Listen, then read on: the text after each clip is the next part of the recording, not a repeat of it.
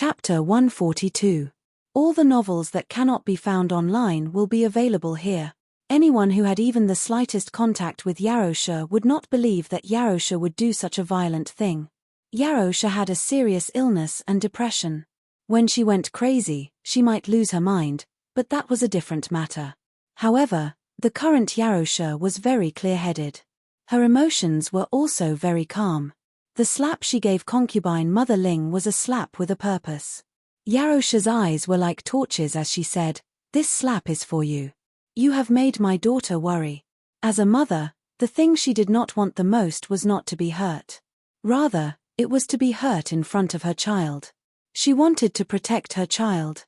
She did not want their bodies to be hurt, nor did she want their hearts to be hurt. Concubine Mother Ling's mouth was bleeding from the slap. It could be seen just how much force Yarosha had used in this slap. Concubine Mother Ling used her finger to wipe the corner of her mouth. She then looked at the blood on her fingertip and laughed at herself. "Madam, what are you saying? I do not understand." Yarosha coldly said, "In front of me, do you have the right to call me that?" Concubine Mother Ling's gaze became cold. It seemed that she could not be bothered to continue pretending. She coldly smiled and said, "Has Madam gone crazy? After serving the old madam for an entire morning, you think that you are the head wife of the manor?" Yarosha said with a stern expression, "I do not think so. I am the official wife of the Marquis Manor. You, on the other hand, believe that you are infallible, but in the end, you are just a concubine. Hitting you is setting the rules for you. If you have the guts, go and complain." Concubine Mother Ling smiled mockingly and said, "Does Madam believe that I do not dare?" Yarosha looked into her eyes without blinking. "If you dare, I also dare. What you have done to me, you know best in your heart." For the first time, concubine Mother Ling was unable to look at Yarosha. She coldly snorted and looked away. "I do not understand Madam's words." Yarosha stared at her face. "It's fine if you pretend to be deaf and mute. The days are long. I will let you see clearly that me not fighting with you is not because I cannot beat you. It's because I am too lazy to fight with you." Concubine Ling suddenly laughed. "Oh, you don't care about these things, do you? Status, fame, and fortune are all worldly possessions. This is what you said yourself, Madam." Yarosha took a step forward and stared at concubine Mother Ling. "I do not want it, but if you want it, I will not give it to you." "You," concubine Ling choked. It had to be said that Yarosha's last words had hit concubine Mother Ling's weak spot. The position of madam that Yarosha did not care about was something she had always dreamed of. Marquis Gu's favor that Yarosha did not care about was something she had always dreamed of grabbing. Even Yarosha's appearance and Yarosha's indifference to worldly affairs were things that concubine Mother Ling could not obtain. Concubine Ling clenched her fists and began to change the topic. "How noble can you be compared with me? Back then, my elder sister didn't despise your family's decline, nor did she despise your young age. She treated you as a close sister, but you stole her husband." Yarosha did not believe that concubine Mother Ling did not understand the truth of the matter. She was infuriating her. Yarosha would no longer be led by the nose like in the past. Yarosha faintly smiled and said, "At least I managed to steal him. What about you? In the 10 years that I wasn't in the manor, you were unable to steal this man for a full 10 years. You only have this bit of ability." Yarosha's words stabbed concubine Mother Ling's heart. Concubine Mother Ling was so angry that she almost vomited blood. She had never been in such a sorry state in front of Yarosha. Compared to Yarosha's words that stabbed her heart, that slap was nothing. Yarosha saw that concubine Mother Ling had used up all of her fighting strength. She coldly glanced at her and proudly walked away. When she walked far away, concubine Mother Ling's maidservant finally dared to go forward and say with concern, "Concubine Mother, are you all right? Madam is too excessive. How could she hit you? Let's go tell the old madam and have the old madam punish her." Concubine Mother Ling touched her swollen cheek and coldly said, "Just because of a slap.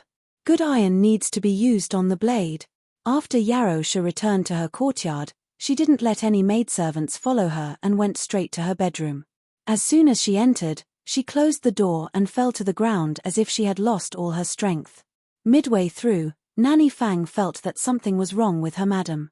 After Yarosha entered the room, she also pushed the door open and walked in. As a result, she saw Yarosha sitting on the ground in a sorry state. So it wasn't that she wasn't afraid, she was just holding it in. Nanny Fang was Yarosha's attendant. She was 10 years older than Yarosha. When she was in the Yarrow Manor, she had served Yarosha. It could be said that she had watched Yarosha walk step by step to where she was today. She knew Yarosha's personality very well. She didn't cause trouble, and was a little afraid of trouble. Otherwise, she wouldn't have been forced to move to the farmstead. When Yarosha boasted to the eldest miss, Nanny Fang didn't have much hope. She only thought that she was just saying it. Who would have thought that she would rudely hit concubine Mother Ling? This was under the condition that she didn't have an illness. To be honest, Nanny Fang was quite surprised by this madam. Nanny. Yarosha looked at Nanny Fang with grievance. Nanny Fang laughed and knelt down to fix Yarosha's hair ornament. Madam did very well. Madam is very brave. In the future, just be like this and put on the airs of the main wife. If you're afraid, don't show it in front of others. Don't let those vile people look down on you. If we don't fight, others won't believe us. Since that's the case, then fight openly and let them understand how fierce we can be when we fight. Yarosha's emotions calmed down little by little. She nodded. I was naive in the past. I thought that if I didn't fight, they would let me and Yang go. I won't be so stupid in the future. There were too many things to do in the Ministry of Works, so Marquis Gu couldn't return home last night. Tonight, he dragged his tired body back home. Without saying anything, he went to Yarosha's room. It was so late, but Yarosha didn't sleep. She even left a lamp in the room for him. Marquis Gu was moved. Sure enough, after living in the farmstead for more than half a year, his relationship with his madam was much better than before. Marquis Gu's tiredness was swept away. He opened the door with a refreshed expression. Madam, I'm back. As soon as he finished speaking, a washing machine fell in front of him with a bang. Marquis Gu raised an eyebrow strangely.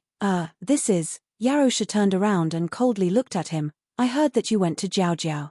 Marquis Gu's heart skipped a beat. He straightened his back and said, which bastard said that? Huang Zhong. Yarosha faintly said. Huang Zhong slowly walked out from behind the pillar with his head drooped. Marquis Gu's expression immediately changed. You traitor. Huang Zhong's head drooped even lower. What did it mean when the gods fought, the little devils suffered? This was it. You created this mess yourself. Go clean it up yourself. I can't handle it anymore. Yarosha had Huang Zhong leave. Marquis Gu approached Yarosha and cleared his throat. He went to grab Yarosha's hand, but his hand was slapped away by Yarosha. Marquis Gu awkwardly said, You're talking about that time at the farmstead, right? I didn't do it on purpose. I swear. At that time. I thought she was trying to harm you. Yarosha said, How could she harm me? I am her mother. How is that not possible? I am her father, yet she still beat me. And not just once. She even kicked me into the water, scooped me up, and hung me up a tree. It's so tragic. Even when I didn't do anything wrong, she would still beat me for no reason. It's like she was just playing with me. Marquis Gu thought of the beating he had received outside the county government during the provincial examination. Even now, he still could not calm down.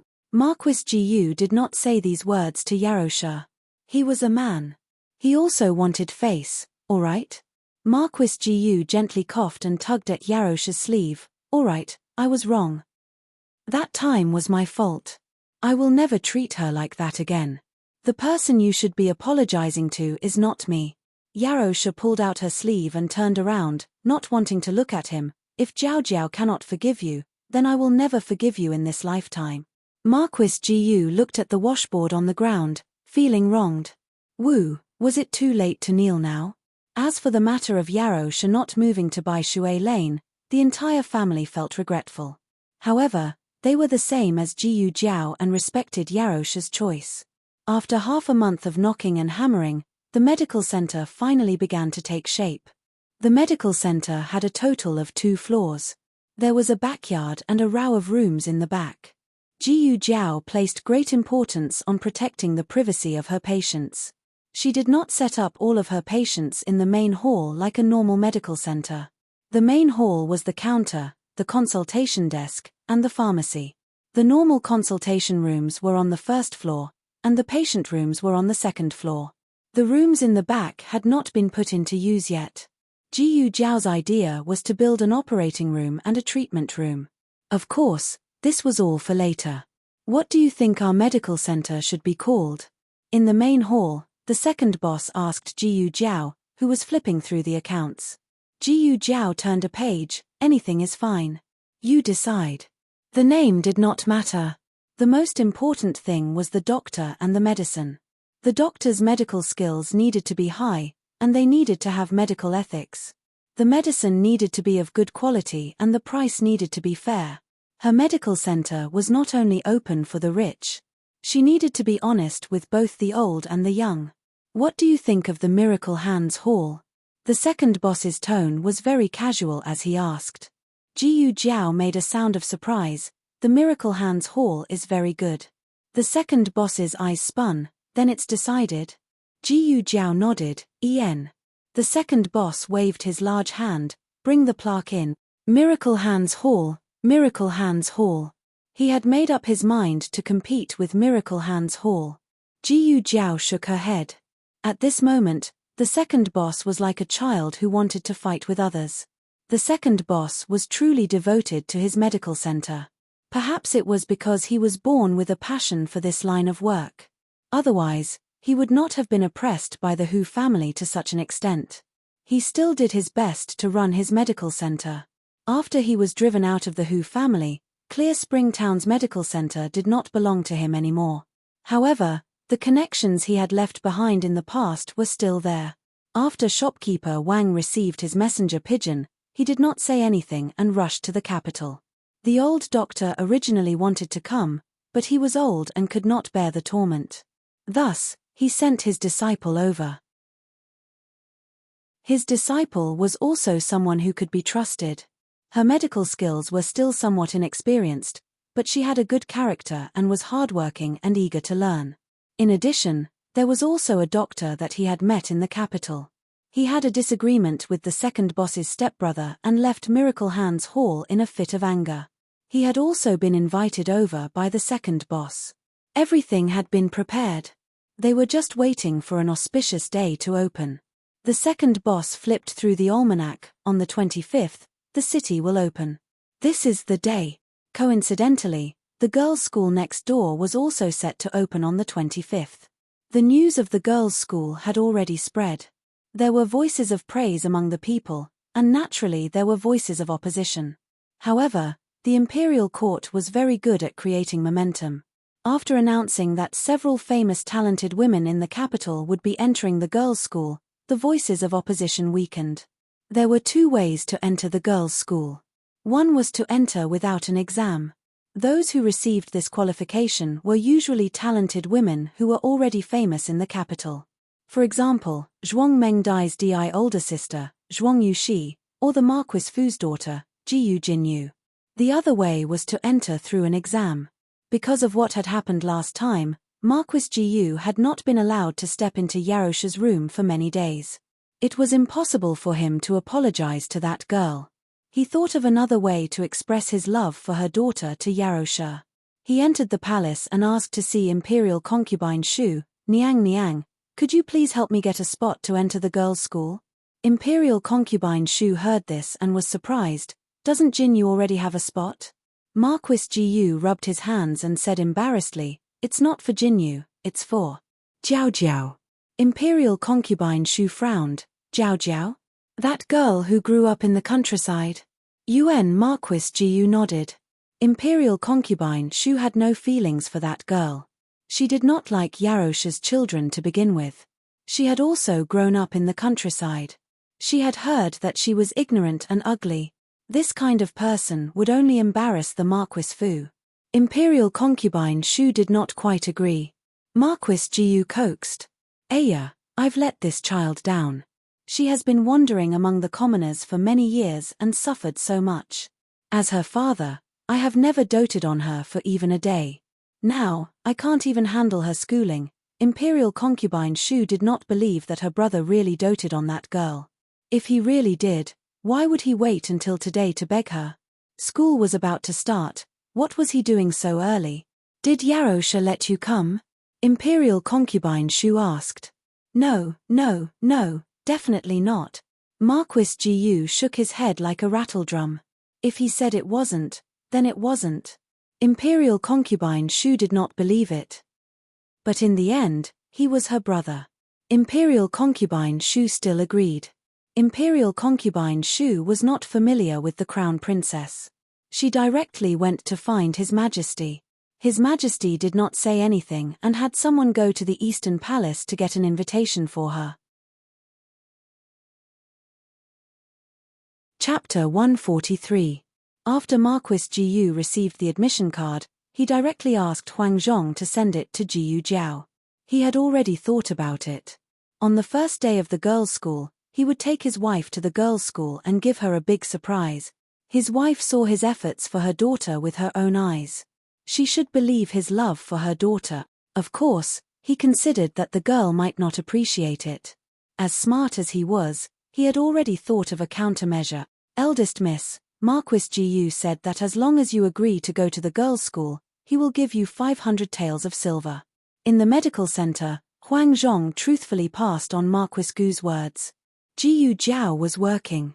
When she heard this, she put down the herbs in her hands. Are you sure? Huang Zhong said, I'm sure. I even brought the banknotes. Jiyu Jiao said, give the money with one hand and receive the admission card with the other. Huang Zhong, why does this sound a bit wrong? Huang Zhong said seriously, eldest miss, you have to swear. Jiyu Jiao pointed her finger, okay, I swear, I agree to go to the girls' school. Huang Zhong nodded with satisfaction and gave the admission card and the banknotes to Jiyu Jiao. What Huang Zhong didn't know was that as soon as he left, Jiyu Jiao put up the admission card on the door of the medical center. Admission card for sale, 100 taels of silver for one. The second boss opened his mouth in shock. This also wants to be sold? This also meant that before Huang Zhong arrived, someone had already sent an invitation to the school. This person was no other than Prince En, who Jiyu Jiao had met twice in the county. Prince En asked Imperial concubine Zhuang for the admission card. He didn't even bear to give it to Zhuang Mengdai and directly sent someone to send it to Jiyu Jiao. Jiyu Jiao put it up for sale without saying anything. And it was already sold. Jiyu Jiao said nonchalantly, yes, sell it. Why wouldn't I sell it? Then what did you two talk about just now? The second boss was very clear that Jiyu Jiao would not go to the girls' school. Jiyu Jiao said, he asked me to agree, and I've already agreed. Is there a problem? The second boss's jaw dropped. So the main point was to agree to this segment. Weren't the girls going to the girls' school? This works. At the very least, the second master knew a little about the relationship between the father and daughter. He really sympathized with Marquis Jiyu now. You've been tricked by your daughter so many times, why don't you learn your lesson? The person who came to buy the second card soon appeared. It was also an acquaintance, an unexpected acquaintance. Do you really have the admission cards for the girls' school next door? A young lady dressed in luxurious clothes walked in arrogantly. Xiao Liuzi felt that he couldn't receive this person, so he quickly called the second boss over. The second boss had never seen her before. Seeing that she was not dressed like an ordinary noble lady, he didn't dare to neglect her. He politely cupped his hands and said, we have it here. Miss, do you want to buy it? The young lady arrogantly asked, how do I know if your admission cards are real or not? The second boss smiled and said, Miss, you look like a person with status. With such a big medical center opened here, the monk can run away, but the temple can't run away. If it's fake, you can just send people to smash my medical center. The young lady looked up at the brand new plaque above her head and felt that the other party's words were not without reason. Their family's power was monstrous. If they really dared to deceive her, she would smash this shop and send everyone to jail. The young lady took out a 100 tael banknote. The second boss was about to take it in his hands. At this time, Xiao Liuzi hurriedly walked over and whispered something in the second boss's ear. The second boss's eyebrows jumped and his hand that was about to take the banknote stopped. "What's wrong?" the young lady asked. The second boss smiled and said, "The admission card. 200 taels. Didn't it say 100 taels? That was the previous price. You're still raising the price? Aya, are you buying or not? If you're not buying, then I'll buy." Behind the young lady came another person who wanted to buy the admission card. This person was not the medical center's shill, but was sincerely looking to buy. The young lady fiercely glared at her. "Who said I'm not buying? How much is it?" The second boss smiled and showed 2 fingers. The young lady sucked in a breath of cold air. She was about to say that they were going to double the price when she saw the second boss show the remaining fingers, 500 taels. The second boss wanted to cry. Miss Gu, why are you cheating me like this? Aren't you afraid that this rich young lady will smash our medical center in anger?" The young lady was really angry. "Do you believe that I won't smash your shop? If you can't afford it, then get out of the way, I'll buy." The domineering woman behind her said. 500 taels could buy an admission card to a women's school. Although it was painful to be able to gather together with all the talented women in the capital, for people like them who could not pass the exam, it was the only way out. "Who said I can't afford it?" The young lady clenched her teeth and took out 4 banknotes from her purse. She used the sky-high price of 500 taels to buy the admission card that her brother had asked for. The second boss looked at the 500 taels in his hand and felt that it was not real. He took the banknotes to the consultation room behind the medicine cabinet and asked Jiyu Jiao, "Who is that young lady? Do you know her?" Jiyu Jiao lightly said, "I know her. She is the Zhuang family's young lady, Zhuang Mengdai." The second boss sucked in a breath of cold air. Which Zhuang family? Could it be the imperial tutor's Zhuang family? Jiyu Jiao seriously thought for a moment. "Oh, it seems so." "What do you mean it seems so?" The second boss's legs went soft. "My young lady, do you know who you are cheating? That is the imperial tutor's granddaughter, the Empress Dowager's grandniece. Dongdong's fingers can crush our medical center. It's fine if we didn't hand over the admission card, but we raised the price and cheated them of 500 taels." The second boss grabbed his philtrum again and fell down magnificently. The news of the admission cards being sold quickly spread to the women's school. The main reason was that Zhuang Mengdai, this simple-minded person, said to everyone that she met that she also had an admission card. Even though she did not say that she had spent money to buy it, based on her uneducated reputation, everyone could guess that something was fishy. It was a coincidence that the crown princess was traveling incognito today. When she passed by the women's school on her way back, she heard the commotion. She had the female official go investigate. The female official returned to the carriage and reported, "Crown Princess, there are people openly selling admission cards for the women's school."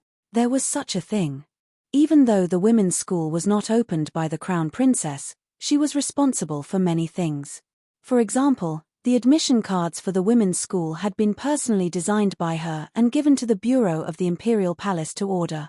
She knew how many had been given out.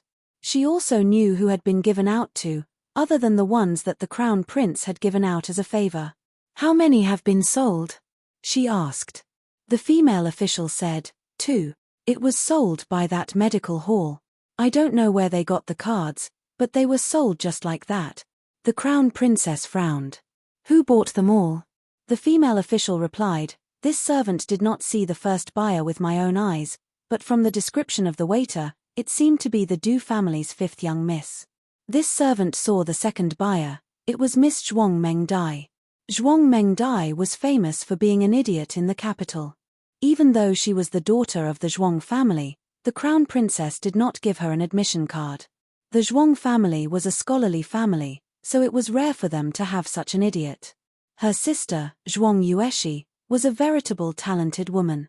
However, when the crown princess gave Zhuang Yueshi an admission card, some people once guessed that Zhuang Yueshi would give the card to her sister and enter the school herself.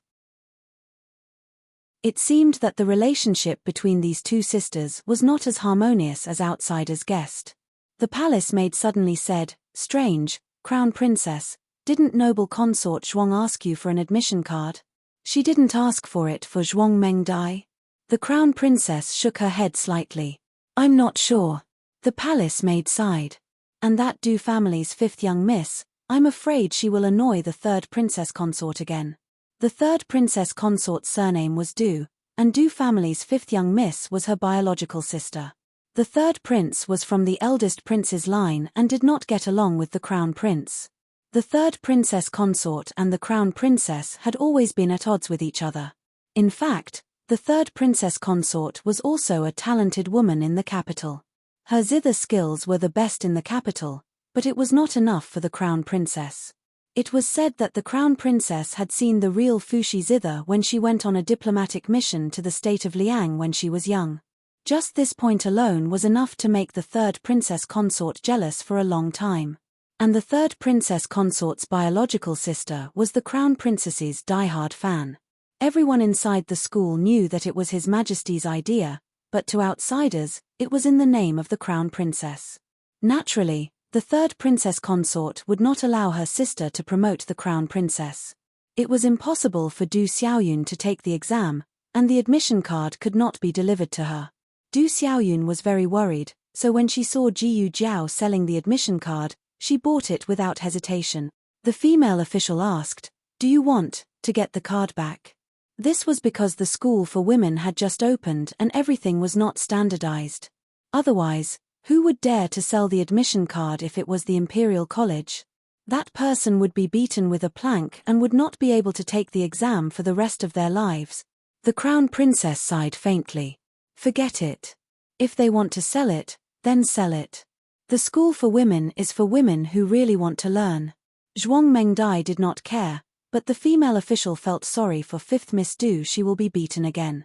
That's right. When the third princess consort found out that her biological sister had found someone to buy an admission card to the school for women, she was so angry that she went on a rampage. Disregarding her identity as the imperial consort, she rushed back to her maternal family that very night and ruthlessly taught Du Xiaoyun a lesson.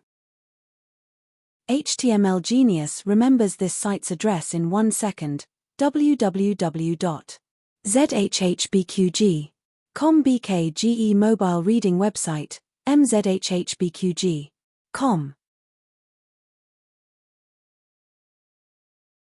Chapter 144. Du Xiaoyun howled from the beating and ran around the room. Look at you, so crude. How are you an imperial consort? The crown prince consort won't be like you, you should learn from him. Little wench, you're rebelling. The third imperial consort angrily threw down her ruler and took off her shoe. She used the sole of her shoe to slap her younger sister. The person that the third imperial consort hated the most in this life was the crown prince consort. In reality, in terms of family background, the third imperial consort was stronger than the crown prince consort. The third imperial consort's mother was the legitimate daughter of Duke Luo's Fu. Of the 4 major families in the capital, Marquis Xian Ping Fu ranked first, followed by Duke Luo Fu. The crown prince consort's maternal family wasn't very powerful. She relied on her own talent to get to where she was today. The third imperial consort was the same age as the crown prince consort. She entered the palace as a study companion for the princesses. The two were compared almost from a young age. The crown prince consort was better than her in every aspect. Not only was she smarter and prettier than her, she was also more liked by the princes and princesses. The only thing that the third imperial consort was better at was the zither.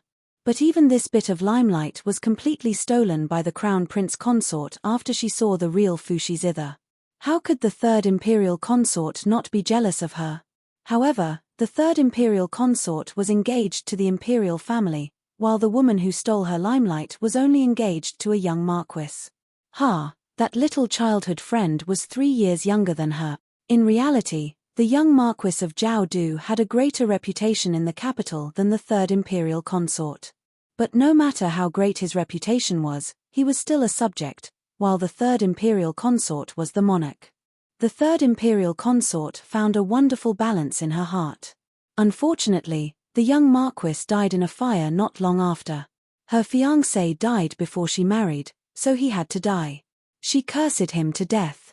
The third imperial consort was waiting to see her archenemy make a fool of herself. Who knew that after the mourning period, she married the crown prince and successfully became her imperial sister-in-law. The crown prince consort was the future empress. She was just a consort that would be sent to a fief. Even more tragic was that she had to bow to her archenemy. That was what everyone in Beijing said. Ever since she was young, the crown princess has been more outstanding than the third princess consort. No wonder the crown princess is a head taller than her when she marries. The entire Jing city loved the crown princess. As long as the crown princess existed, no one would see the third imperial consort. She couldn't control other people, but she could at least control her biological sister. The third princess consort was still angry after beating her sister. She said fiercely, "If you dare to go to a girls' school, I will break your legs." Du Xiaoyun's stubborn temper was exactly the same as the third princess consort's. "Hit me. If you have the ability, then fight right now. Even if you break it, I'll crawl over you." The third princess consort was furious. She threw away her shoes and picked up the broom beside her. Seeing that her younger daughter was about to be beaten to death by her elder daughter, Mrs. Du hurried to mediate. "Well, you two sisters should stop arguing. Isn't it just studying? Just let her study. It's not like you don't know how much she loved studying since she was young." The third princess consort said angrily, "Does she love studying? She is trying to curry favor with the crown prince consort." Du Xiaoyun stared at Bird's Nest hair and face full of bumps and snorted, "Yes, I want to curry favor with her. Who told her to be so outstanding? She is proficient in zither, chess, calligraphy, and painting. She is way better than you." The third princess consort had a good relationship with her maternal family and never put on airs in front of them. Otherwise, Du Xiaoyun would have been dragged out and beaten to death 100 times for offending her superior like this. "Shut up." Mrs. Du scolded her younger daughter fiercely. However, everyone knew that it was fine if she didn't get the invitation. But once she got it, she wouldn't give up going to a girls' school so easily. The third princess consort was so angry that she sat on the carriage back to the mansion with a dark face. The third prince's mansion was on Vermilion Bird Avenue, which was quite far from here. On the way back, the third princess consort was upset and felt that the carriage was even more bumpy than usual. "That stinky girl, I'm so angry. I'm so angry. Is there no one better than the crown prince consort in the world? I'm her biological sister. Look at how she is helping an outsider." As the third princess consort scolded, she felt that her stomach was hurting from anger. The two accompanying maids obediently sat on both sides of her and didn't even dare to breathe loudly. "Say something," the third princess consort said with a frown. The two maids trembled and looked at each other. Maid Shu said, "But third princess consort, is it really okay for you to beat fifth miss like that? She's your biological sister. If this spreads out..." What Maid Shu really wanted to say was that your reputation is no longer as good as the crown prince consort's. If it gets any worse, there won't be any place to criticize you. The third princess consort gritted her teeth and said, "Does she have any awareness of her biological sister? Which family's younger sister would always speak up for outsiders? I asked her to learn the Guqin from me, but she refused and said that I can't play as well as the crown prince consort. What a joke, can she understand?" As soon as she finished speaking, the third princess consort felt that her stomach hurt even more. It was all because of that girl. The third princess consort held her stomach and frowned tightly. The two maids sensed that something was wrong. Maid Shu asked, "Master, are you okay?" "Ouch." The third princess consort couldn't help but groan. She rubbed her stomach and held onto the corner of the table, saying, "Hurry back to the estate and slow down the carriage." The two maids were stunned. Did they want the carriage to be slow or fast? The third princess consort was in so much pain that she broke out in a cold sweat. She wanted nothing more than to return to the estate immediately, but with every violent jolt, she would hurt even more. Seeing that her face had turned pale, the two maids didn't know if she was angered by fifth miss or really felt uncomfortable somewhere. "I'm not." The third princess consort was about to say that she was fine when she felt a sharp pain in her stomach. She lost her balance and fell straight onto the floor of the carriage. This frightened the two maids. Maid Shu shouted, "Stop the carriage. Stop the carriage now." The carriage driver stopped the carriage. Although the jolts were no longer jolting, the third princess consort's symptoms didn't ease at all. She was still in so much pain that she wanted to die. "What should we do, Sister Shu?" Maid Liu asked with trepidation. Maid Shu knelt beside the third princess consort. She was also frightened when she saw the other party rolling around in pain. The third princess consort probably couldn't hold on until they returned to the estate. She lifted the curtain and asked the carriage driver, "Is there a clinic nearby?" The carriage driver thought for a moment and said, "The girls' school is just up ahead. I remember that there's a clinic next to the girls' school." Maid Shu hurriedly said, "Why aren't you going?" "Yes." The carriage driver drove the carriage to the clinic. Maid Shu hurriedly jumped off the carriage. "Doctor. Is there a doctor?" The second boss walked out and said, "Miss, our clinic hasn't opened yet." "Are you inside the carriage?" The third princess consort screamed in pain. The second boss's heart skipped a beat. He knew that it wasn't a minor illness, so it wasn't good to ask someone to find another clinic. He hurriedly went to the second floor and found Jiyu Jiao, who was cleaning the side room. "There's a patient." "It's a woman." Jiyu Jiao put down the broom, took off her overcoat, and went downstairs. "Where's the doctor?" Maid Shu asked. "This is the doctor." The second boss pointed at Jiyu Jiao and said, "A female doctor?" Maid Shu frowned. There were doctors in Jiao country, so there were naturally female doctors. However, the female doctors' medical skills weren't as good as the doctors', so their status was very low. In the imperial palace, the female doctors were assistants to the imperial physicians. They couldn't treat the concubines alone. Maid Shu said sternly, "How can a female doctor be enough? Call your doctor out." Jiyu Jiao wouldn't allow anyone to be fierce to her people. She stood in front of the second boss and said, "I'm the doctor. If you want to see, then see. If you don't, then get lost." Maid Shu choked. The third princess consort was in even more pain. Maid Liu lifted the curtain and said in a choked voice, "Sister Shu, hurry up and let her in. Third Madam seems to be dying." Maid Shu's heart skipped a beat. Jiyu Jiao got into the carriage. The sky was a bit dark, so there wasn't much light in the carriage. "Light all the oil lamps," she said. Female official Liu lit up all the spare oil lamps. Jiyu Jiao carefully looked at the third princess consort. She saw that she was holding the right side of her stomach. Jiyu Jiao knelt down and took away her hand. She found the lower right side of her stomach and pressed on the spot where the my point was. "Does it hurt here?" "Yes." The third princess consort was in so much pain that she almost fainted. Jiyu Jiao let go of her hand and said, "It's acute appendicitis. You need immediate surgery." Need what?" Maid Liu didn't understand Jiyu Jiao's words. Jiyu Jiao looked at the third princess consort who was in pain and said seriously, "Surgery. I want to cut open your stomach and take out the inflamed appendix." Maid Liu was so shocked that she stuttered and stammered, You want to cut open the third madam's stomach?" The third princess consort looked at Jiyu Jiao with a pale face. She seemed to be waiting for her explanation. Jiyu Jiao looked into the third princess consort's eyes without blinking. "Your situation is very urgent. The medicine can't control it. If you don't do as I say, you will die soon." The terrible thing about acute appendicitis was that if it wasn't treated in time, it could cause perforation of the appendix and cause peritonitis. The death rate was very high. A trace of panic flashed through the third princess consort's eyes. "No." Maid Shu got on the carriage and stood in front of the third princess consort. "You are just a little female doctor. How dare you try to cut open my madam's stomach? I think you are just an alarmist. Say it. How much money do you want?"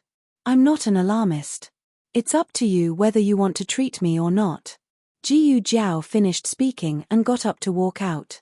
She had just walked a few steps when her wrist was caught by a cold hand. The third princess consort held it tightly. She almost used all her strength. "Can you really save me?" "Madam." The two female officers' faces changed color. Was the third princess consort for real? Was she really going to let this female doctor cut open her stomach? She was crazy. This female doctor was crazy. The third princess consort was also crazy. Maid Shu said, "Madam, don't listen to her. I'll go get the imperial doctor now." Jiyu Jiao said calmly, "Go ahead." "No." The third princess consort held Jiyu Jiao's wrist tightly. She had seen this disease before. Before she got married, her wet nurse was in pain here. The pain was exactly the same as hers, and the symptoms were the same. She asked the imperial doctor to treat her, but the imperial doctor couldn't cure her. Her wet nurse was in so much pain that she died. She was going to die too. Maid Shu said, "Madam, you can't." As a princess consort, she couldn't have a knife wound on her body. When she entered the palace, if there was a small flaw on her body, she would be eliminated. Although she was married now, she was still a princess consort. Her body didn't belong to her. It belonged to the third prince. Without the third prince's consent, she couldn't abuse her body at will. She was in so much pain that she couldn't speak, but Jiyu Jiao understood from her eyes. Jiyu Jiao carried the third princess consort down from the carriage. The two maids couldn't stop Jiyu Jiao. Maid Shu said to the coachman, "Hurry back to the manor and inform His Highness." "Yes." The coachman rushed back to the manor without stopping. Jiyu Jiao carried the third princess consort into the side room and put her on the temporary operating table. The third princess consort looked at her in fear. Jiyu Jiao wasn't good at sensing her family's emotions, but she understood the patients. She said, "Don't worry. I'm confident. I've done many surgeries. I'm not an ordinary female doctor. My medical skills are very good. Your surgery isn't complicated, and it won't hurt. I'll give you anesthetics. You won't feel anything during the entire process." She said a lot in one breath to calm the patient's emotions. The third princess consort's eyes turned red. Not only was she afraid of death and pain, but she was also afraid of many things. Her life didn't belong to her. It belonged to the entire royal family. Her body didn't belong to her either. It belonged to the third prince. Without her husband's permission, she let others hurt her body. She would be reviled by others. Jiyu Jiao looked at her steadily. "Nothing is more important than your life. Your body is your own. You don't need anyone to make decisions for you. If you're criticized and reviled by others because of your treatment, then it's not your fault. It's the whole world's fault." The third princess consort burst into tears. The surgery went smoothly. There was a new anesthetics in the small medicine box. The third princess consort reacted well to the anesthetics. She fell asleep during the surgery. When she woke up, she had changed into dry clothes and was lying on the bed in the side room. "Does it still hurt?" Jiyu Jiao asked. The third princess consort shook her head. "It didn't hurt that much. After the anesthetics wear off, the wound will hurt, but it should be tolerable," Jiyu Jiao said. Then she told her some things to pay attention to after the surgery. The third princess consort wasn't very popular in the capital. She didn't fit in. Others didn't like her, and she didn't like others either. But this little girl was different from most of the people she had met. The third princess consort opened her mouth weakly. "What's your name?" "Jiyu Jiao."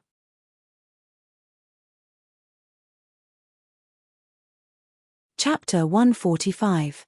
There are all kinds of novels that can't be found on the internet. Soon, people from the third prince's mansion came to the door. The third prince was in the royal study. The coachman didn't see him, so he had to call the guards from the mansion. It was said that the situation was very serious. More than a dozen guards came, as well as an accompanying doctor from the mansion. When Maid Shu saw them, her hope was ignited. She ran out of the clinic with her dress in hand. She pointed at the second master and said, "Just in time. They kidnapped the third princess consort. The third princess consort is locked up by them. Go in and save her." When the second master saw so many guards rushing in, he thought that he was not afraid of the emperor. They opened a clinic and practiced medicine. It was reasonable for them to go to the government office. But when he heard the words "the third princess consort," his legs went soft. Was there a mistake? The patient inside was the third princess consort? The daughter-in-law of the emperor? His little Gu cut the belly of the third princess consort. The second master pinched his philtrum and fainted again. The clinic was still in the preparation stage. There were many people in the lobby, including shopkeeper Wang, Little Six, the apprentices of the old doctor, and some newly recruited workers. Everyone was controlled by the guards of the third prince's mansion. The leading guard was about to rush into the wing room to save the third princess consort when the door of the wing room creaked open. The third princess consort grabbed Jiyu Jiao's hand and walked out with difficulty. Her other hand instinctively covered the wound. Her face was still pale, but she was much better than when she was half dead in the carriage. The guards saw her and bowed to her apologetically. The third princess consort glanced at the crowd coldly. She said weakly but with the same vigor, "Are you all against me? Why aren't you releasing him?" The guards looked at each other. The effect of the anesthetic was slowly wearing off. The third princess consort felt the pain from the wound. But as Jiyu Jiao said, it was bearable. She could clearly feel that she had narrowly escaped death. She looked at the guards in the room coldly. "What? My words don't work, do they? Who gave you the guts? When I get back, I'd like to ask His Highness if he was the one who told you to look down on me. This subordinate dares not." The leader of the guards sheathed his sword and made a gesture to the others. Everyone let go of the people from the medical center and sheathed their swords. Maid Shu walked over worriedly. "Third princess, are you okay?" The third princess consort leaned on Jiyu Jiao weakly. "I don't have the strength to hit you now. I'll deal with you when we get back." If not for the fact that the operation was over, this girl would have killed her by barging in with her men. Of course, Jiyu Jiao had considered this, so she ended the operation as soon as possible. The third princess consort didn't know about Jiyu Jiao's thoughtfulness, but she was grateful for her actions tonight. Jiyu Jiao not only saved her life, but also her dignity. "Miss Jiyu, goodbye," she said weakly. Jiyu Jiao said, "Take out the stitches in 7 days." The third princess consort nodded with difficulty. "Okay, I'll keep it in mind." She was about to collapse at any moment.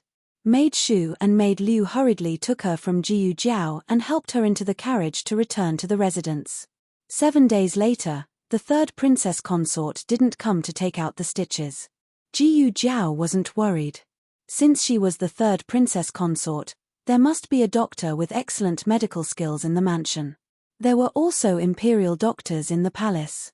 Taking out the stitches wasn't a problem for them. On a sunny morning, the medical center opened for business. The whole family got up early to support the medical center. Even the old lady who always stayed in bed until late in the morning got up. However, because the Imperial College and the Qinghe Academy weren't on holiday today, Jiyu Jiao refused the four people's request for leave. She appreciated their kindness. The four people thought, "Why is it so difficult to skip class?" The four brothers went to the Imperial College and the Academy with their bags of books in their arms. The old lady didn't have anything to do, so she got into the carriage sent by the second boss and went to the medical center together. The signboard of the Miracle Hands Hall had already been hung up. They were just waiting for Jiyu Jiao to take off the red cloth. Jiyu Jiao didn't pretend to be pretentious. She lifted her hand and took off the red cloth. On the simple and elegant signboard, there were 3 large golden words, Miracle Hands Hall. The second boss was very happy. Although he didn't have Rejuvenation Hall, he still had the Miracle Hands Hall. He was still the second boss in name. Jiyu Jiao was also very happy. The capital's expenses were so high. It wasn't good to just sit around and eat until it ran out. With the medical center, they could start making money. With money, they could send the 4 men in the family to more books and better schools. The 4 people who were suffering in the classroom sneezed in unison. On the first day of the medical center's opening, all patients were treated for free. All herbs were 20% off, and all supplements were 50% off. In addition, a bowl of secret longan and red date tea was given for free. This tea was made with high-quality dried red dates and longan meat. It also had wolfberries. It could replenish the qi, nourish the blood, and beautify the skin. More importantly, it had a lot of sugar. It was delicious. The old lady stayed by the stove and slurped down bowl after bowl of soup. Not many customers came, but the soup was already half gone. The girls' school was also starting today. Jiyu Jinyu also woke up very early. When she dressed up and went to pay her respects to her parents, she saw that the Marquis Jiyu and Yarosha had also gotten ready. They were dressed appropriately and looked like they were about to go out. Jiyu Jinyu was slightly taken aback. "Father, mother, you are," the Marquis Jiyu smiled. "Isn't the girls' school starting today?" Jiyu Jinyu understood. "Father, mother, are you sending me to the girls' school?" Recently, the relationship between her parents seemed to have become tense. Her mother seemed to have changed into a different person. She started to fight with concubine Ling in all sorts of ways, causing her to show less concern for her. She couldn't help but show a happy expression. "Father, mother, you're so nice." The Marquis Jiyu patted his daughter's hand dotingly. "All right, it's getting late. We should set off." "Don't be late." If they were late, they wouldn't be able to see the famous scene of that brat entering the girls' school. He must let his wife see with her own eyes how hard he worked for that brat. Hurry, hurry, madam. If they were late, the surprise would be gone. He had been telling Yarosha about the surprise since last night. Yarosha had thought it was something big. So it was to send Jinyu to school? On the way, Yarosha's mood was not very high. As Jinyu's mother, logically speaking, she should be excited about Jinyu entering the school. But for some reason, she wasn't that excited. It wasn't that Jinyu didn't sense her mother's emotions. But her mother had been fighting with concubine Ling recently and had always looked so deep. She didn't take it to heart. The carriage quickly arrived at the girls' school. The Marquis Jiyu was already imagining the touching scene of his wife meeting that brat in his mind. Yarosha excitedly held her daughter's hand. "Jiao Jiao, why are you here?" Jiao Jiao gently said, "I'm here to attend school." Yarosha was shocked. You also entered the girls' school? How did you get in? Did you enter on your own?" Jiao Jiao shyly lowered her head. "How could that be? I grew up in the countryside and didn't know a single word. It's all thanks to father. It was father who painstakingly helped me get a school invitation. Father is really too good to me. Mother, don't be angry at father." Yarosha looked at him in shame and took his hand. "Marquis Jiyu, I wronged you in the past. So you're the father who dotes on your daughter the most in the world. Let's mend our relationship. Come to my room tonight." "Ha ha ha, ha ha ha, ha ha ha ha ha." Marquis Jiyu put his hands on his hips and imagined. He laughed like a fool in the carriage. Yarosha and Jiyu Jinyu looked at him in shock. Until Yarosha lifted the curtain and saw Jiyu Jiao Jiao. Jiao Jiao. Yarosha lifted the curtain and quickly got out of the carriage. She excitedly walked toward her daughter and held her daughter's hand. Marquis Jiyu immediately returned to his senses. It's here, it's here. The moment that belonged to him had arrived. He was finally going to wash away his shame and change his ways. He was going to reach the pinnacle of his life. Jiyu Jinyu's expression darkened. Her mother had been listless early in the morning. She had thought that she was tired. After seeing her biological daughter, her face instantly glowed. Clearly, she was the one who should have received the most attention today. "Jiao Jiao, why are you here?" Yarosha asked. "Marquis Jiyu, tell me. I'm here to go to school." Jiyu Jiao Jiao said, "I'm here to work." Marquis Jiyu. Yarosha also did not understand why her daughter had come here to work. Jiyu Jiao Jiao pointed at the medical center behind her and said, "The medical center is open for business." Yarosha did not know that her daughter had partnered with the second boss to open a medical center.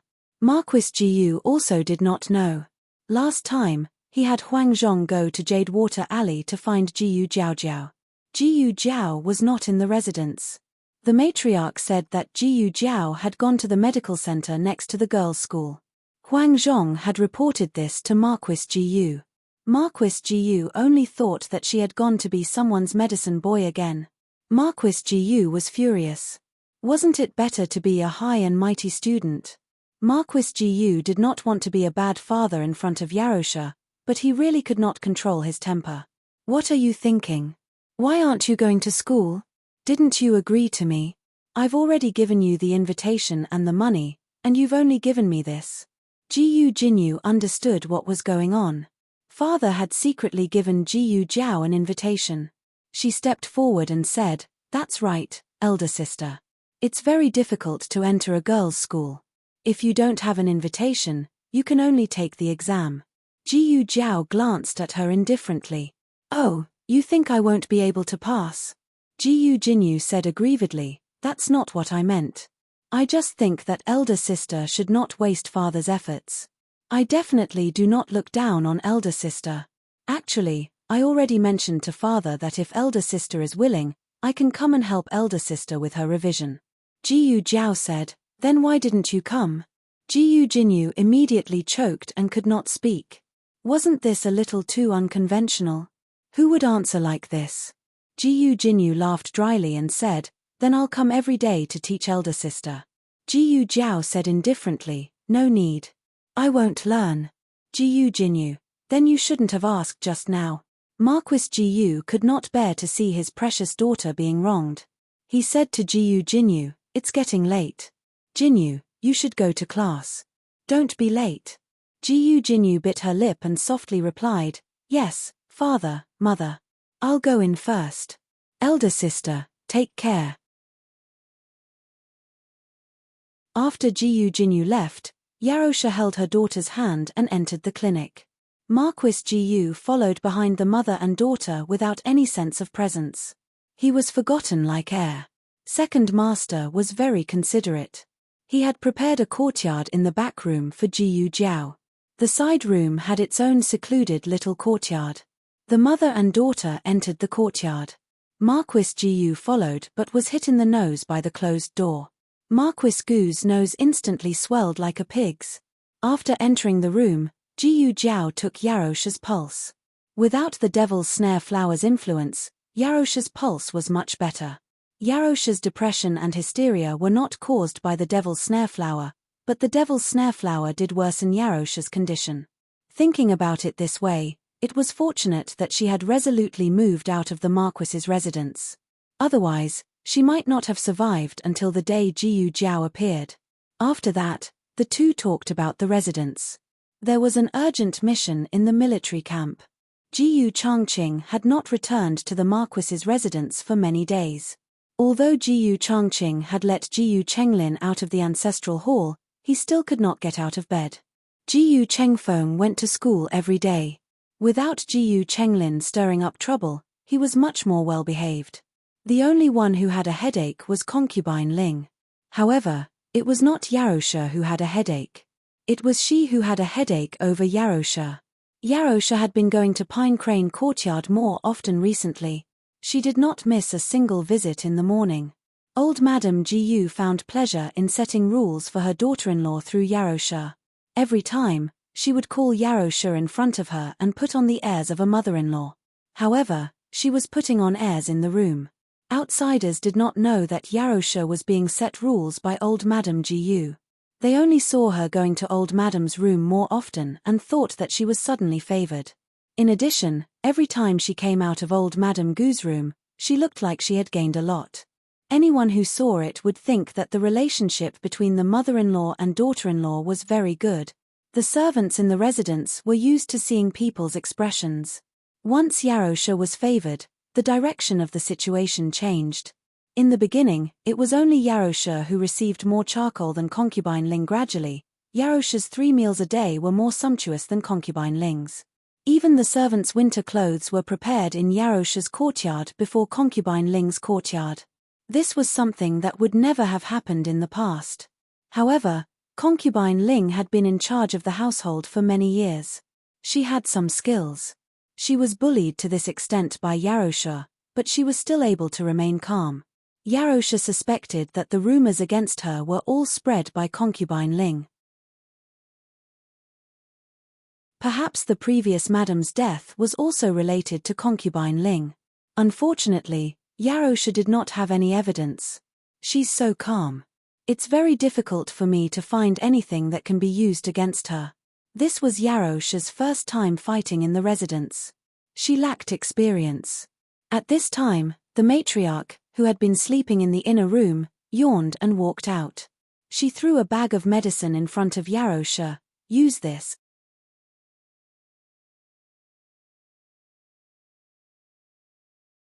Chapter 146. The mother and daughter looked strangely at the bag of medicine on the table. For a while, they did not know what the matriarch had given them. What is this? Yarosha asked. The matriarch stretched and lazily sat down in a chair. Arsenic. Yarosha choked. Jiyu Jiao also nearly choked. If she did not remember incorrectly, the matriarch had casually taken it out of her pocket, right? Were all the matriarchs these days so hardcore? She even carried arsenic with her. Where did you get the arsenic? Jiyu Jiao looked at the matriarch and asked. The matriarch felt a little guilty from being stared at. She gently coughed and said, It's that rat medicine. She vaguely said the word but Jiyu Jiao still understood. She said it was for sale. A few days ago, Jiyu Jiao found that there were rats in the house, so she used the arsenic to make some rat medicine. The rat medicine was gone, and the rats did not appear again. She thought that the rat medicine had all been eaten by the rats. It turned out that the matriarch had taken it and sold it. Selling the wound medicine could no longer satisfy your needs, right? You're even selling rat medicine now? The matriarch cleared her throat. The medicine is quite effective. Everyone in the neighborhood has a bag. Jiyu Jiao, you've already made it so that everyone in the alley has a bag. The corners of Jiyu Jiao's mouth twitched. Aya, it smells so good. Is it time to cook? I'm going to the kitchen to take a look. The matriarch slipped away. Yarosha stood up. That's right, it smells so good. I'm also going to take a look. Jiyu Jiao's gaze fell on the bag of medicine in her hand. Bringing arsenic into the kitchen was very scary, all right? Yarosha awkwardly smiled. Holding the bag of medicine in her hand, she said, I threw it away. Oh. Jiyu Jiao pretended to believe her. Yarosha chased after the matriarch, and the two went to a secluded corner. Yarosha raised the bag of medicine and humbly asked for advice. My child's grandaunt, how exactly do you use this? The matriarch first gestured to give the medicine, then gestured to raise her head to drink. She winked at Yarosha. Go through the motions, do you understand? With only the two of you, she won't be able to explain herself. Yarosha seemed to understand, but how do we get rid of those maidservants? Concubine Ling always had her trusted maid by her side. Of course, you can't get rid of her maidservant. Get rid of her yourself. As the matriarch spoke, she leaned close to Yarosha and whispered into her ear, Do you understand? Yarosha suddenly realized, brilliant, truly brilliant. After Yarosha came up with a plan, she impatiently left. Watching Yarosha excitedly leave, the matriarch sank into deep confusion. What exactly did I do in the past? Why are you so full of evil tricks? Yarosha took the arsenic and returned to the manor. It was her first time doing something like this, so she was quite nervous. However, when she thought of the grievances and scapegoats she had suffered all these years, she felt that it was nothing more than this. She first carried out the first step of her plan, lure the snake out of its hole. Concubine Ling was a very cautious person. It was not likely that she would come out alone unless Concubine Ling was doing something shameful. For example, seducing Marquis Jiyu. Yarosha first released the news that Marquis Jiyu was in the back mountains. In order to make the news reliable, Yarosha tricked Marquis Jiyu into going to the back mountains. When Concubine Ling heard that Marquis Jiyu was in the back mountains, she immediately dressed up and went alone to create a romantic chance encounter with Marquis Jiyu. However, the person she met was not Marquis Jiyu. Instead, it was Yarosha, who had been waiting in the back mountains. Madam. Concubine Ling was startled and quickly pulled up her slightly slippery clothes. Yarosha looked at her figure that was about to be revealed and faintly smiled.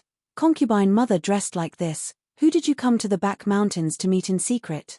Concubine Ling quickly wrapped her cloak tightly around herself. Suppressing her guilty conscience, she said, I just came for a walk. If there's nothing else, I'll be leaving first. Yarosha smiled and said, since you're already here, why don't you go in and sit for a while? After the Marquis finishes picking fruit, he will come find me. With Yarosha present, concubine Ling could not use any of her skills, but she did not want to leave like this. After all, she had dressed up very beautifully. If the Marquis did not see her, she would not be satisfied. Concubine Ling and Yarosha went to a small wooden hut nearby. Marquis Jiyu would occasionally come to the back mountains to practice his swordsmanship. Jiyu Chengfeng and Jiyu Chenglin would also occasionally come to the back mountains to pick fruit. This small wooden hut was prepared for them to rest in. It did not look big, but it had everything that should be there. The two sat down across from each other. Yarosha poured a cup of tea for Concubine Ling. While Concubine Ling was not paying attention, she grabbed the bag of medicine. The matriarch's plan was to have Yarosha use the trick of injuring herself to gain sympathy. She would put poison in her own cup and pretend to take a sip to pretend that she had been poisoned. In reality, all she needed to do was sprinkle it on her body. Then, she would accuse Concubine Ling of poisoning her. Either way, there was no third person, so Concubine Ling would not be able to explain herself. But it was clear that Yarosha had misunderstood the matriarch's intentions. She took advantage of her unpreparedness and put the rat poison in Concubine Ling's cup. How could Concubine Ling have expected that Yarosha would so brazenly poison her?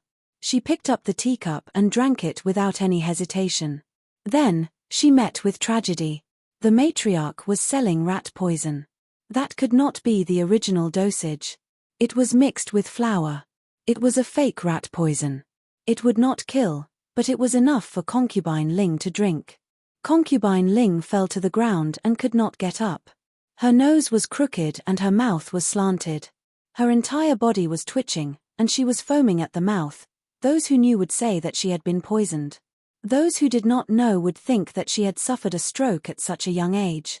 What was even worse was that her sorry state was seen by Marquis Jiyu, who had come to find Yarosha. Concubine Ling wanted to pretend that she had died. What happened? What happened to her? Marquis Jiyu asked with a face full of shock. I don't know. Yarosha played dumb. Marquis Jiyu immediately called for servants to send Concubine Ling back to her courtyard. He also called for the manners doctor to treat Concubine Ling. The doctor diagnosed that Concubine Ling had been poisoned and quickly urged Concubine Ling to vomit. This was what Yarosha had suffered in the past. However, the doctor's medical skills were not as good as Jiyu Jiao's. The medicine was also not as advanced as Jiyu Jiao's. Concubine Ling suffered more than Yarosha. After a total of 4 hours, Concubine Ling was finally able to speak. She was almost half dead. The first thing she said was to accuse Yarosha. She poisoned me. Marquis Jiyu frowned. Don't talk nonsense. How could Madame poison you? Not only did Marquis Jiyu not believe it, even old Madame Jiyu and Jiyu Chengfeng did not believe it. The three of them did not like Yarosha. However, disliking her was one thing. Whether or not they believed that Yarosha had the guts was another thing. If Yarosha really had such means, why would she be forced out of the manor by them? Jiyu Chenglin came to see her in a wheelchair. He dismissed the servants and asked in a low voice, Concubine Niang, are you trying to trick me? Concubine Ling felt wronged. I am not. Old Madame Jiyu also came to question her. What were you thinking? How could you do such a stupid thing? Didn't she just stay in the manor for a few more days? Even if you want to force her out, you should think of a better way, aunt. Concubine Ling was so wronged that she even called her mother's name. She admitted that she had harmed Yarosha before, but this time it was not her. It was really her who harmed me, aunt. Old Madame Jiyu glared at her. She harmed you by using arsenic mixed with flour? The doctor had already said that as long as the treatment was timely, that level of arsenic would not kill anyone. I know what you are thinking. There is no need to lie in front of me. Do you take me for a fool? Do you think I can't see through it? Old Madame Jiyu was very angry. She was not angry at Concubine Ling for doing such a stupid thing. She was angry that concubine Ling did such a stupid thing and did not admit it. Old Madam Jiyu originally wanted to make a decision for concubine Ling, but now she changed her mind. You should reflect on yourself, Old Madam Jiyu said and left with a flick of her sleeves. Concubine Ling, even I can see the flaw in this method. If you want to deal with that woman in the future, don't use such a small trick. Jiyu Chenglin said awkwardly and went back to his courtyard. Concubine Ling was about to break down. She had been dealing with that woman for more than 10 years, but this time she did not. No one doubted her when she harmed others, but when she did nothing, no one in the manor believed her. Concubine Ling was so angry that her head hurt. Jiyu Changqing stayed in the military camp for a few days. At night, he finally dragged his tired face back to the manor. As soon as he entered the manor, his personal servant reported the matter of concubine Ling being poisoned to Jiyu Changqing. I really didn't expect concubine Ling to be so cruel to herself. In order to frame Madam, she did not hesitate to poison herself. Isn't she afraid of poisoning herself to death? Jiyu Changqing was deep in thought and did not speak. The servant chattered on a lot. He probably did not expect concubine Ling to be so vicious to harm Madam. To be honest, concubine Ling was a good person in the manor.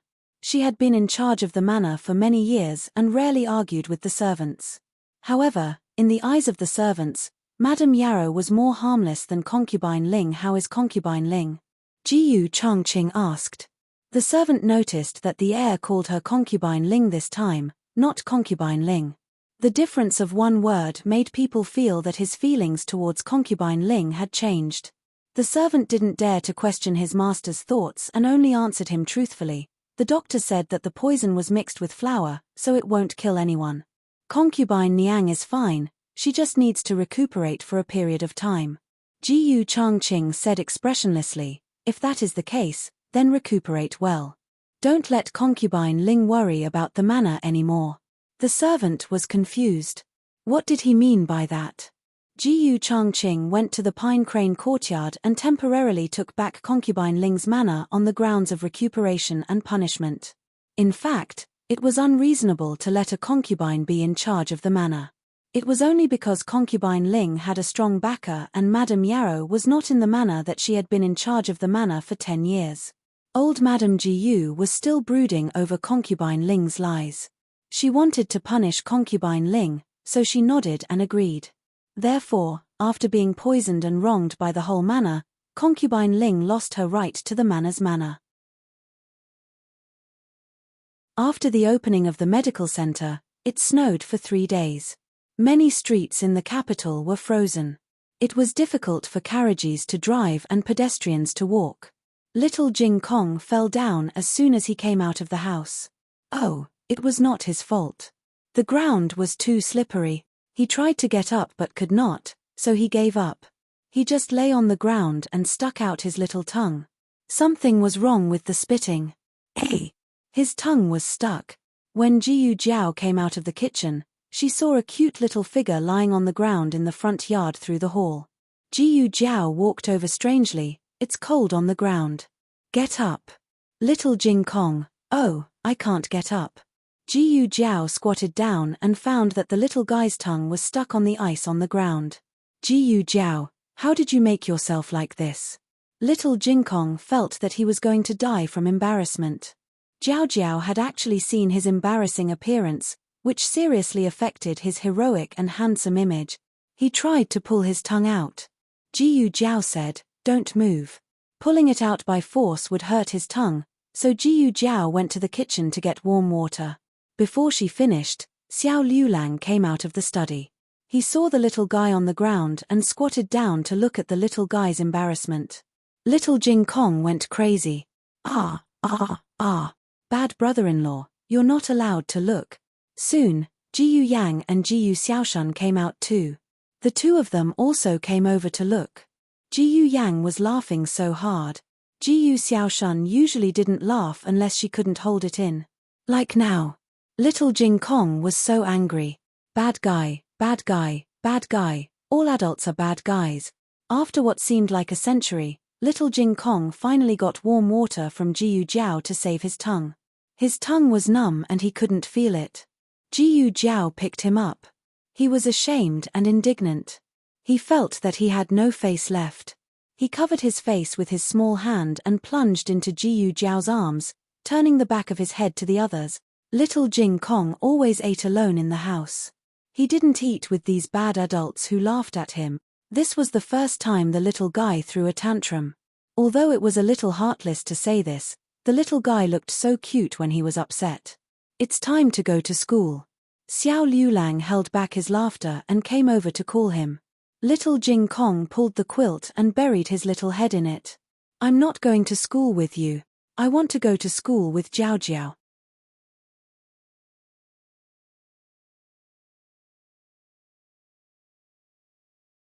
Chapter 147. Little Jing Kong was very determined. Xiao Liulang had no choice but to go to the Imperial College by himself. Little Jing Kong closed the door tightly. Jiyu Jiao knocked on the door. Can you go to school now? Little Jing Kong asked from behind the door. Have they all left? Jiyu Jiao said softly, yes. Little Jing Kong snorted. Bad brother-in-law has left. Brother Yang and brother Xiaoshan have also left. Jiyu Jiao nodded. Yes, they have all left. Little Jing Kong opened the door slightly, but he didn't come out immediately. Instead, he stuck his head out of the door and looked around. After making sure that no one was around, he walked out with his school bag. Probably because she was still shy, her little face was flushed red. In order to cover up his embarrassment, he tried his best to look serious and mature. He walked in front with a domineering aura, looking cute and fierce. It was very slippery all the way. In order to prevent the little guy from falling again, Jiyu Jiao carried him all the way to the entrance of the Imperial College. Aya! Little Jing Kong's face was completely red. He was a mature child. He could be hugged at home, but not outside. However, he really liked Jiao Jiao's hugs and couldn't bear to reject it. Jiyu Jiao carried him to the entrance before putting him down. Little Jing Kong was intoxicated. Although he made the three adults angry early in the morning, he was still very happy to go to school with Jiao Jiao. We're here. Jiyu Jiao rubbed his little face. Okay. Little Jing Kong nodded reluctantly. Then I'll go in. Jiyu Jiao bent down and looked at him at eye level. She tidied his clothes. Be good and listen to the teacher. Little Jing Kong patted his chest and promised. I will. These were not words to show off. The teachers of the Imperial College were much better than the teachers of the county town's private schools, especially the teachers of the gifted class. They were all quite talented. Indeed, most of the content they taught was new knowledge that Little Jing Kong had not learned before. Little Jing Kong learned it quite seriously. Go in. Jiyu Jiao patted him on the shoulder. Jiao Jiao, goodbye. Little Jing Kong waved at Jiyu Jiao. Jiyu Jiao watched him enter the Imperial College with a smile. He was the youngest student in the entire Imperial College. If not for the Imperial College uniform, no one would dare to believe that he was a student of the prodigy class. Jiyu Jiao didn't turn around and leave until she couldn't see him anymore. The Imperial College was divided into two large areas. The main area was the Imperial College's 6 halls, while the auxiliary area was the Imperial College's elementary school. After entering the gate, one went to the left and the other to the right. The gifted class was the innermost area of the Imperial College's elementary school. Little Jing Kong was a little late in the morning because he was throwing a tantrum. He quickened his pace a little. Unexpectedly, when he just passed by a rockery, a child suddenly jumped out from behind the rockery. It was unclear who bumped into who first, but in short, both of them fell down. Little Jing Kong fell on his butt. He was small, so he didn't feel any pain. However, the other person cried out in pain. Little Jing Kong was simply stunned by the cry.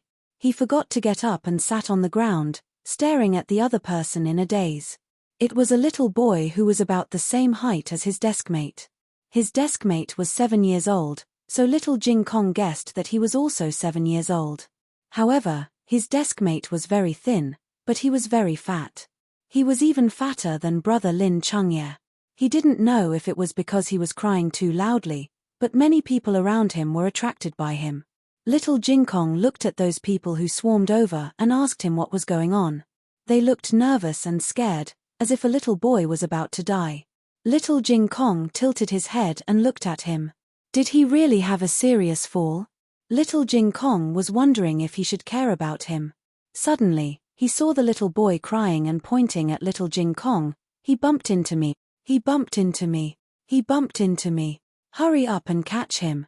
The group of people surrounding the little boy looked at little Jingkong. One of the older men. Well, little Jingkong didn't think he was a man, but he was obviously not a woman. He was quite confused. He smiled and said to little Jingkong in a pleasant manner, "Did you bump into my little master?" He was smiling, but little Jingkong didn't feel his kindness. Little Jingkong got up by himself, thought seriously, and corrected him. I didn't look at the road, but he didn't look at the road either. If he saw me, he would avoid me. I didn't walk fast. So, you can't say that I bumped into him, we bumped into each other. The older man smiled faintly. Then it was you who bumped into my family's young master. Don't be afraid, my family's young master is not an unreasonable person. Go over and apologize to my family's young master, and this matter will be over. Children were easy to coax. After apologizing, the little master would regain his dignity, and everything would be fine. Little Jingkong didn't want to do that. He looked at the older man in shock. He bumped into me too. Why do I have to apologize to him? Will he apologize to me after I apologize to him? The older man choked. The little boy kicked his legs on the ground and cried, I don't want to apologize to him. Catch him. Catch him. Catch him. I want to punish him. Little Jingkong's ears were about to go deaf. How could there be such a crying child? The commotion was too loud, and it attracted a lot of onlookers. A few teachers also heard the commotion and came over. The teachers called their students back to their classes, leaving only Teacher Jiang in the prodigy class. Teacher Jiang received the news last night that a new student would be joining the prodigy class. This student didn't pass the entrance exam, but he had an extraordinary status, and the directorate couldn't reject him. Teacher Jiang understood the situation from the two little boys. The little boy said loudly, he bumped into me. Little Jingkong said seriously, no, we bumped into each other. Teacher Jiang didn't side with the little boy, and he didn't ask little Jingkong to apologize to him. Based on Teacher Jiang's understanding of little Jingkong, he wouldn't deny it if he was the one who bumped into him. In fact, it was a very small matter. He just needed to reason with the two students, shake hands, and make peace. Little Jingkong was a reasonable child. If the other party was willing to make peace, he wouldn't harp on it. But the little boy didn't agree. He had never been wronged like this in his entire life. I don't care, I don't care, I don't care. He didn't kowtow to me. I'm going to arrest him. He was so anxious that the little fatty jumped up and down. Little Jingkong felt the ground tremble. What happened? Zheng Xie walked over with a dignified expression. Teacher Jiang bowed to him. Lord Zheng. The young chancellor was dead, and the old chancellor had resigned. Zheng Xie had become the highest official in the directorate. A few days ago, with the help of Grand Tutor Zhuang, he temporarily took over the position of chancellor. If nothing went wrong, he would officially become the next chancellor of the directorate next year. He put on airs, but the moment he saw the little boy, he lowered his head and cupped his hands in greeting. Little Jingkong knew that only juniors bowed to their elders, and students bowed to their teachers. This little boy was obviously neither Zheng Xie's elder nor his teacher. Then why did Zheng Xie bow to him? Excuse me, what happened? Zheng Xie asked with a smile. The little boy stomped his feet. How many times have I told you? He bumped into me. He knocked me down. Little Jingkong frowned. I've told you many times, we bumped into each other. How dare you? Who gave you the guts to speak like that? You didn't look where you were going, and you still want to blame. Zheng Xie was about to call him that, but he remembered that he entered the directorate as a commoner. He quickly changed his words and said, Students of the directorate must be honest. Where are your etiquette, justice, integrity, and shame? Where are all the rules you learned? Little Jing Kong was very angry. He shouted, "I'm not being dishonest. I'm not being disrespectful. I'm not being disrespectful." The two of us bumped into each other. I didn't bump into him, and he didn't bump into me. We bumped into each other at the same time. Why didn't anyone listen to him properly? Wasn't his voice loud enough? Wasn't his height tall enough? Why? He wasn't a child who didn't want to admit his mistakes, but he couldn't admit mistakes that didn't belong to him. Teacher Jiang also felt that Zheng Xie didn't do the right thing. If the two chancellors were still here, they wouldn't have allowed this to happen. "Lord Zheng," he said. Zheng Xie interrupted him coldly, "Shut up. So this is the student that you taught?" Little Jing Kong clenched his fists, stretched his arms back, and refuted, "Teacher Jiang didn't do anything wrong. The student he taught is very outstanding. I'm very outstanding. You're the one who should shut up. There are still two people to be interrogated, and you didn't even ask me. You're not fair at all. You don't deserve to be my teacher." Little Jing Kong was also anxious, which was why he said so many ruthless words. In the few years when he was growing up, neither the abbot nor his teacher ever asked him to shut up just because they couldn't win an argument. Whoever had the right to speak had the right to speak. Jiu Jiao was the same. Zheng Xie's face turned red from being insulted by a 3-year-old child. However, he was Xie after all. He wouldn't be defeated by a child so quickly. He said angrily, "Fine, fine, fine. I think you need to be punished for not respecting your teacher. Guards, bring me a ruler." Hearing that little Jing Kong was going to be punished with a ruler, the little boy smiled triumphantly. At this moment, a thin figure walked over. Although he was holding a walking stick, he was like a pine tree in the snow, emitting an awe-inspiring and powerful aura. Everyone was stunned, first because of his aura, and second because of his appearance. This person looked too. Zheng Xie was shocked when he first saw Xiao Liulang and Shi Yi, but now he was used to it. There were many people who looked alike in the world. He had investigated all 8 generations of his ancestors, and he was just a bumpkin from a county with a family. He had nothing to do with the little Marquis of Jiaodu.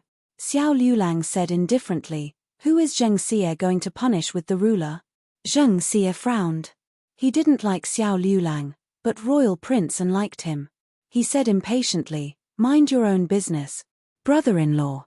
Little Jing Kong didn't feel wronged at first, but when he saw Xiao Liulang, he felt wronged. He rushed over and hugged Xiao Liulang's thigh, his eyes red.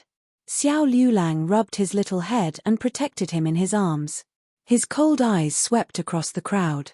When he saw the little boy, there was no change in his eyes. A country has its own laws, and a family has its own rules. You want to punish you, but who are you to punish him? If he's just a student of the Imperial College, then you don't have the right to punish him. Why don't you tell me who you are, and whether you have the right to punish him? The little boy choked. He couldn't say. If he said it, he would be going against the imperial order. The little boy immediately wilted. He restrained the person with the highest status first, and the group of servants didn't dare to make a sound. Xiao Liulang then looked coldly at Zheng Xie. He doesn't respect his teacher, but if someone doesn't respect his teacher, how can he respect his teacher? Zheng Xie choked. "You," Xiao Liulang said sarcastically, "Speaking of rules, Zheng Xie, your actions today have violated the 78th rule of the Imperial College. Next time, before you raise your ruler, you might as well think about whose body it should land on first." What was 77, 78? He didn't even remember that he was Xie, so who did this brat think he was? The Chancellor of the Imperial College? He even dared to set up rules with him. Zheng Xie was embarrassed by a new student in front of an important figure, so he couldn't keep his face. "You, make a trip to Minghui Hall." He wanted to dampen this brat's spirit. Xiao Liulang looked at him fearlessly. "Minghui Hall is a place that only the Chancellor has the right to enter. Is Lord Xie already the Chancellor?"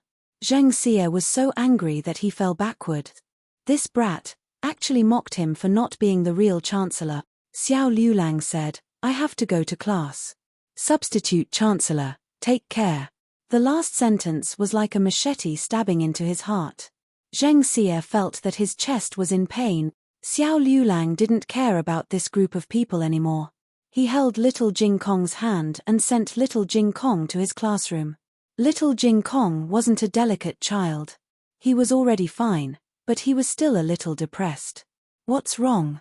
Xiao Liulang asked. Little Jing Kong raised his head and asked seriously, "Why didn't they listen to me properly? Am I too young and they can't hear me?" Xiao Liulang didn't deliberately create a beautiful world. He said, "It's not that you're young, it's that you're not standing high enough." Little Jing Kong thought for a moment. He was indeed standing on a relatively low-level ground just now. He said, "Then next time I'll step on a stool when I speak." Xiao Liulang didn't explain that this was not the case. He patted the little guy's shoulder and said, "Go in." Little Jing Kong hesitated. He took out a small stone from his pocket and muttered, "My little stone said that it doesn't want to go to class today." Xiao Liulang heartlessly confiscated the stone. "If it doesn't want to go, you go." Little Jing Kong, who failed to play truant, was speechless.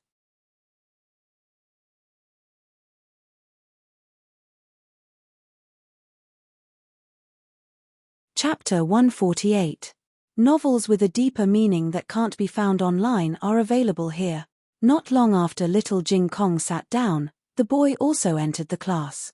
Teacher Jiang arranged for him to sit in the middle row. Little Jing Kong was small, so he sat in the first row. Maybe Xiao Liulang hit his soft spot, or maybe they were far apart, but the first day passed peacefully. Teacher Jiang introduced the new student as Chuyu. In fact, his name was Qin Chuyu. Qin Chuyu spent a torturous day in the Imperial College. He couldn't understand Teacher Jiang's class at all, and he couldn't even sit still. When school was finally over, he didn't even take his school bag with him and rushed out of the Imperial College. He came to school with a hidden identity, so the people who came to pick him up also came in disguise. "Your Highness." The coachman greeted him in a small voice. "Your Highness." So annoying. Qin Chuyu frowned impatiently and got into the carriage. Inside the carriage, the crown princess, who was wearing a golden gauze dress, was sitting on the couch reading a book. She looked dignified, elegant, and beautiful. Seeing the angry Qin Chuyu, she put down the book in her hand and looked at him gently. "What's wrong? Who bullied little Qi?" Qin Chuyu sat down beside the crown princess and said angrily, "Sister-in-law lied to me.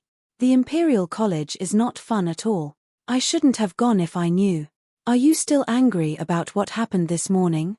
The crown princess had been waiting here for a long time, so naturally, someone reported to her about Qin Chuyu's situation. "I heard that it was a 3-year-old child. You're a prince. Don't you have any tolerance?" "Who said I didn't?" Qin Chuyu put his hands on his hips. The crown princess smiled. "I knew little Qi was the most obedient. He wouldn't argue with ordinary people." Of course, Qin Chuyu didn't expect to be praised so highly. He couldn't take it off. However, he still didn't want to go to school. The classes at the Imperial College were too difficult. The students weren't allowed to be distracted or take breaks. After a whole day, his neck was aching. However, he couldn't say that he didn't understand. That would be too embarrassing. He suddenly thought of that 3-year-old kid. Why did he seem to understand? He's so young. Has he been weaned? Humph. Seeing that he was still throwing a tantrum, the crown princess took out a food box and gently opened the lid. A milky fragrance wafted out and filled the entire carriage. Qin Chuyu's attention was immediately attracted, and he began to drool. The fact that he was able to grow into a little fatty was enough to show that his resistance to food was weaker than that of ordinary people. He looked at the mutton milk cake in the box and swallowed his saliva.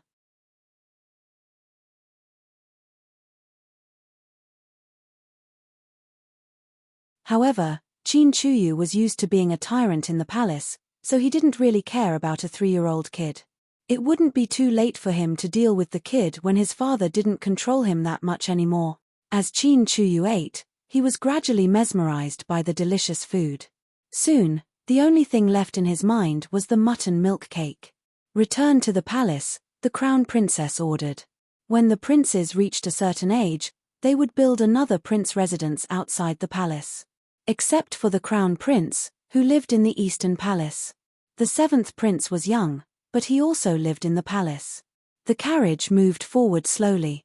As it drove away from the imperial college, the crown princess inadvertently glanced at it. Coincidentally, Xiao Liulang came out of the imperial college with little Jing Kong. The crown princess's pupils contracted when she saw that familiar handsome face. She pulled open the curtain of the carriage window and looked at the white-clothed young man in the crowd with shining eyes. She murmured in disbelief, "How can it be, Jiao Jiao?" Accompanied by a crisp call from little Jing Kong, a young girl in green clothes with a small basket on her back walked over. The young girl didn't wear a veil. Her clothes were simple and plain. It wasn't shabby, but it wasn't noble either. Her long hair reached her waist and was as black as satin.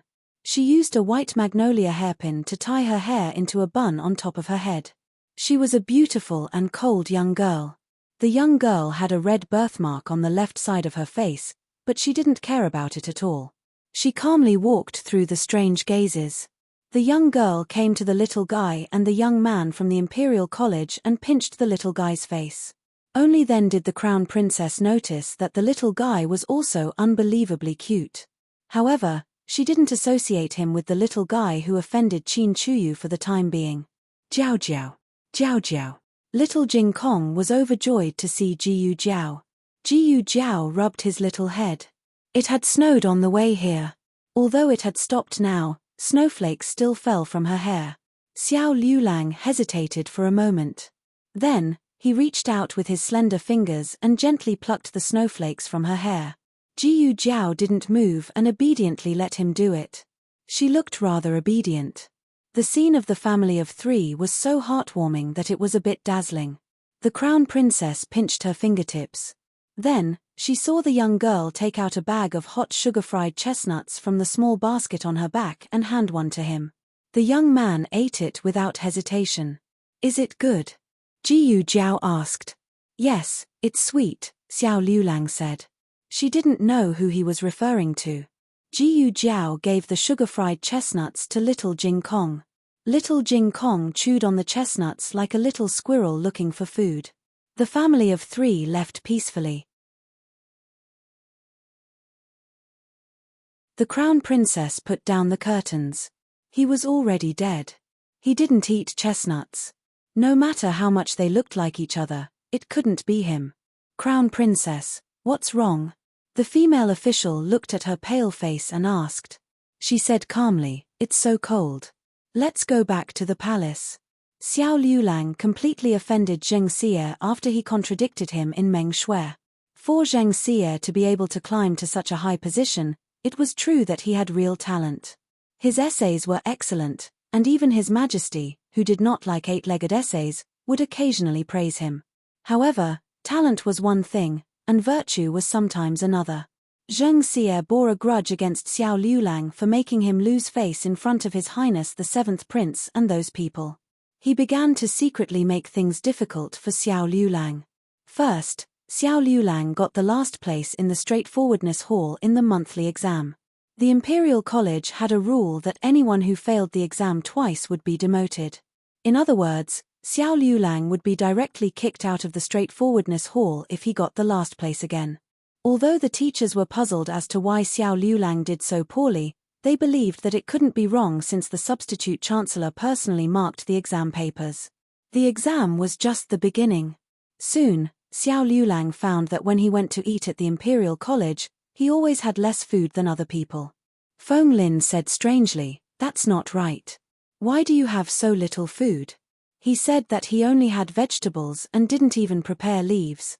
It was just a single vegetable leaf mixed with a big bowl of soup. After that, there would always be people who would inexplicably bump into Xiao Liulang.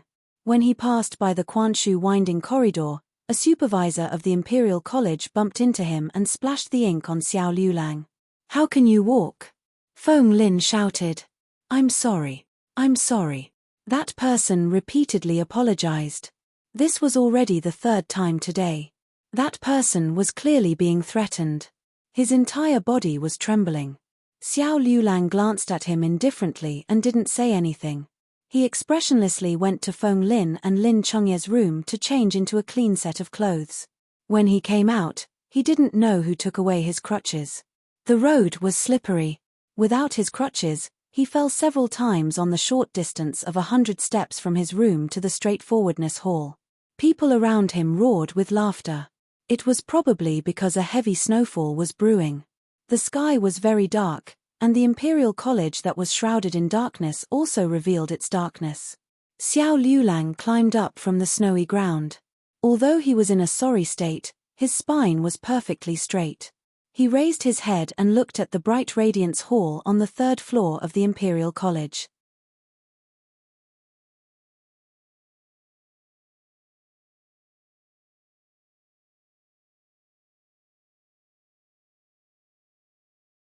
Chapter 149.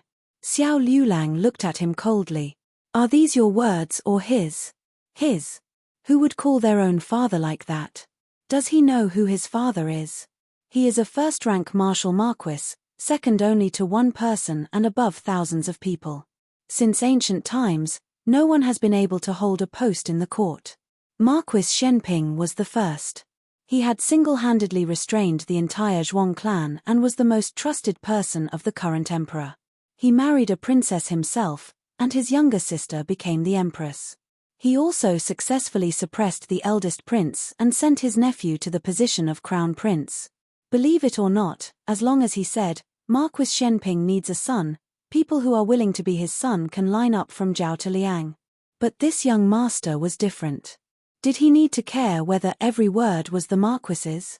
Wouldn't it be better to obediently return to the residence and be a powerful young master? Steward Liu smiled and said, if the marquis didn't want to take you back, do you think I would dare? This was the truth. As for how to take him back and whether he would take any measures during the process, it was Steward Liu's job. Most people wouldn't think of this, but Steward Liu always felt that every word he said was true and false was seen through by the young man in front of him. This feeling was not good. Steward Liu frowned and then smiled and said, young master, it's the 12th lunar month. Are you really not going to consider going back to the marquis's residence for the new year? Xiao Liulang ignored him and turned towards the direction of Jadewater Alley. Today was a holiday. Little Jing Kong didn't come to the Imperial College, so he went home alone. He had found his walking stick and changed his clothes. There was no sign that he had been bullied in the Imperial College. Looking at his stubborn back, the servant asked, Steward Liu, are we really not going to help the young master and just watch him be bullied by the Imperial College? Steward Liu hesitated for a moment. Every time he thought he could control the other party always escaped from his control. The servant said, Steward Liu, why don't we? Steward Liu raised his hand and stopped him from continuing. Let's wait a little longer. I don't believe that he can still be as stubborn as before when he enters the Imperial College. The capital wasn't a county, and Zheng Xie wasn't a mere county magistrate. Did he think that this was all he could do to make things difficult for him? There were many people like Zheng Xie. One day, he would not be able to hold on. The manservant reminded, Steward Liu, young master is too stubborn. Why don't we think of another way? You promised the Marquis that you would bring the young master back for the new year. There's only 1 month left. At the mention of this, Steward Liu frowned. At first, he didn't think it was a difficult task and even boasted in front of Master Hu. When he went to the county town, it was not yet summer. He felt that he had enough time and was not in a hurry. Who knew that half a year would pass in the blink of an eye? But what other way was there to do it? That. The page boy said embarrassedly, isn't young master married? Perhaps that young madam is willing to become the young madam of the Marquis's estate? Steward Liu narrowed his eyes. You mean that Ding and Marquis Fu's daughter who has wandered among the common people? Since she was his young master's wife, how could Steward Liu not investigate her identity? Moreover, Ding and Marquis Fu did not hide it very well. It was very easy to find out that she was the real daughter and that Jiyu Jinyu was the fake daughter that was brought home. Steward Liu did not pay too much attention to this daughter. Because he did not care, He did not pay attention and did not think of investigating her.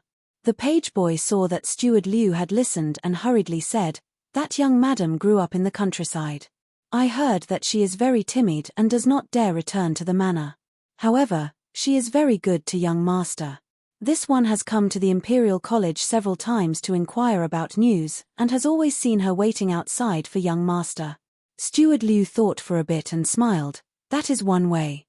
Steward Liu did not know that Jiyu Jiao had opened a medical clinic with someone else. He directly went to Jade Water Alley. The matriarch was happily playing cards with several neighbors and did not have time to pay attention to him. "If you want to see a doctor, go to Miracle Hand Hall." "What did she say?" Steward Liu asked from inside the carriage. The page boy scratched his head. "It seems she wants us to go to Miracle Hand Hall." "What is Miracle Hand Hall?" Steward Liu had never heard of it. The page boy thought for a while and said with uncertainty, "It seems to be a newly opened medical clinic next to the girls' school." At this time, Jiyu Jiao did not know that she was being remembered by someone. In the girls' school, a girl fell from the back of a horse and dislocated her arm. She had just been brought in. She was crying so hard that she was unrecognizable. "What is your name?" Jiyu Jiao asked. My name is Ua." She cried until she hiccuped. Jiyu Jiao reached out to look at her arm. She was afraid of pain and howled like a pig being slaughtered. "Don't touch me." Jiyu Jiao said, "I won't touch you. The back of your hand is bruised. I will clean your wound and will not touch your arm." Really? She looked at Jiyu Jiao with a face of disbelief. "Really?" Jiyu Jiao gently held her hand in her palm and avoided her dislocated arm. "Your hand is so beautiful. What do you usually use to wash it?" Everyone liked to be praised. She sniffled and said, "Rose water." "Ua." "After washing." "Ua." "I use vanishing cream." "Ua." Jiyu Jiao said, "I see other people use it, but their skin is not as good as yours." She said, "Isn't that because I was born beautiful?" Before she could finish speaking, Jiyu Jiao had already reconnected her arm. The beautiful girl looked at herself in the bronze mirror and was so scared that she trembled and almost fainted. Where did this crazy woman come from? So ugly. What kind of doctor was this? How could he continue to praise her when she was in such a state? The medical clinic had been open for many days, but there was not much business. Because of the riding and shooting class, the girls' school contributed to the medical clinic's monthly sales. After that little girl, there were a few people who were slightly injured or frightened. Jiyu Jiao was so busy that her feet didn't touch the ground. After sending away another patient with a slight injury, the wooden door of the treatment room was pushed open again. "What's wrong?" Jiyu Jiao buried her head in arranging the medicine on the table and asked. The other person didn't speak. Jiyu Jiao raised her head strangely and saw a woman in a lake blue short coat and a white flowing dress standing at the door with a smile. Unlike last time when she was weak and pale, her face was much rosier. "Do you still remember me, Miss Jiyu?" she asked with a smile. Jiyu Jiao nodded. "Third princess consort."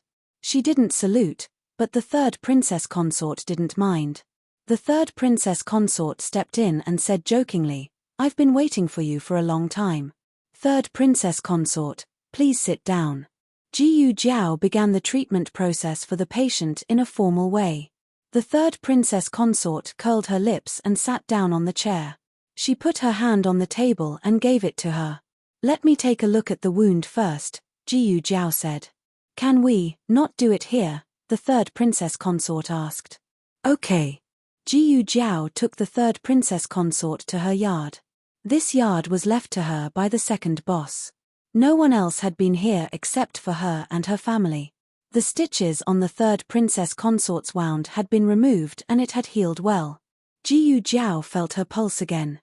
It was also very stable. "It's okay. Third princess consort, don't worry," she said. "Well." The third princess consort hesitated and said softly, "Do you have any medicine that won't leave a scar?" She could use scar ointment and scar paste, but she didn't have these two medicines in her medicine box yet. Moreover, she couldn't use the medicine now. She had to wait until the wound healed completely. Jiyu Jiao paused and said, I don't have any special medicine now. Come back in 3 days. Okay, the third princess consort agreed. Seeing that she was cold, Jiyu Jiao took the kettle from the stove and poured a cup of hot tea for her. Thank you. The third princess consort picked up the teacup and took a sip. Her body finally warmed up. She looked at the furnishings in the room and couldn't help but ask, Do you live in the clinic? Jiyu Jiao said, No, I live nearby. The third princess consort had only met Jiyu Jiao twice and there was a big gap between their identities. But somehow, she felt that Jiyu Jiao was very close to her. The third princess consort looked at Jiyu Jiao. You don't sound like someone from the capital. Jiyu Jiao said, I'm from the county town. The third princess consort nodded. How old are you? Jiyu Jiao said, 15. The third princess consort smiled. I'm a few years older than you. My surname is Du. Jiyu Jiao wasn't good at talking. She always answered whatever the third princess consort asked. But since she was willing to answer, it meant that she had a good impression of the third princess consort. Hey, what is that? The third princess consort was a zither fanatic.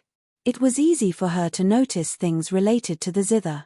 Jiyu Jiao looked at the box on the table and said, Guqin. It was a zither that little Jing Kong gave her. She made a zither box to store it. It was different from the ones sold on the market. Because of this, the third princess consort did not recognize it at a glance. Can I see it? The third princess consort asked. En. Jiyu Jiao nodded. The third princess consort put down her teacup and walked behind the table. She carefully opened the zither box. A charred ancient zither caught her eye. Just from its appearance, there was nothing special about this zither. It was the style of the Fuxi zither. Was it another imitation zither? The third princess consort was a bit disappointed. Everyone on the market would be proud of getting a better imitation Fuxi zither. The third princess consort would rather use a normal zither than an imitation Fuxi zither. When the country of Chen offered the moon shadow Fuxi zither as a tribute, it was the best imitation zither. His Majesty originally wanted to give it to her, but she refused. It was rumored that not long after, it was awarded to the daughter of Marquis Ding and Fu. The third princess consort originally wanted to play a song, but now she did not have the desire to play. She touched the end of the zither and politely praised it a few times before closing the lid. Then, she saw a token placed on the table. Little Jingkong had been here to play with it, but he had forgotten to put it back. The smart and clever little Jingkong had a big weakness, which was that he didn't know how to tidy things up. This token was too familiar. The third princess consort picked it up and asked in astonishment, Miss Jiyu, how did you get this? Jiyu Jiao calmly said, I picked it up. The third princess consort secretly let out a sigh of relief and said, This is Marquis Shen Ping Fu's token. It's an old token. Don't let other people see it to avoid unnecessary trouble.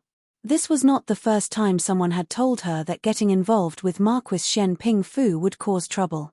What is an old token? Jiyu Jiao asked. The third princess consort pointed at the totem on the token. This is a picture from over 10 years ago. Later on, they felt that the meaning was not clear, so they removed the vine from here. That vine was only a small one. Normal people would not be able to see it. She was a prince consort. She had to be familiar with all the pictures related to the imperial family. This token looked quite old, but Jiyu Jiao did not expect it to be this old. The two spoke for a while more before the third princess consort bid farewell. On the other side, the girls' school was also dismissed. The medical center was now mainly used for girls' school business. Now that they had returned home, the business for the day was basically over. The second boss left Song He to stand guard at the medical center. Jiyu Jiao carried her basket and returned home. Just as she turned the corner, a carriage stopped in front of her. A middle-aged man dressed in luxurious clothes walked down from the carriage. He had a broad heart and a fat body. He looked honest and had a good temper, but his shrewd eyes seemed to be able to see through people's hearts. Excuse me, are you Ding and Marquis Fu's Miss Jiyu? The middle-aged man cupped his hands in a pleasant manner.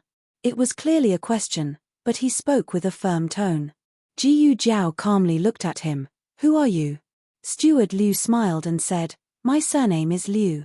I wonder if the young master has ever mentioned me to you. Which young master? Jiyu Jiao asked. Steward Liu was a little surprised. Were the two of them so distant? He had come so many times, but the young master had never mentioned him to her. He reminded her, I even sent someone to your home to deliver a New Year's gift. Unfortunately, the young master did not accept it. Oh. Saying this, Jiyu Jiao had an impression. Not long ago, someone had come with a cart of silver charcoal. Xiao Liulang did not even think about it and rejected it. Your young master, my husband? Jiyu Jiao asked. Steward Liu beamed with joy. That is correct. Jiyu Jiao paused then asked, From Xianping Marquis Fu? Steward Liu was startled. Since the young master had never mentioned him to her, how did she know that the young master was from Xianping Marquis Fu? The newest chapter of this book is not finished.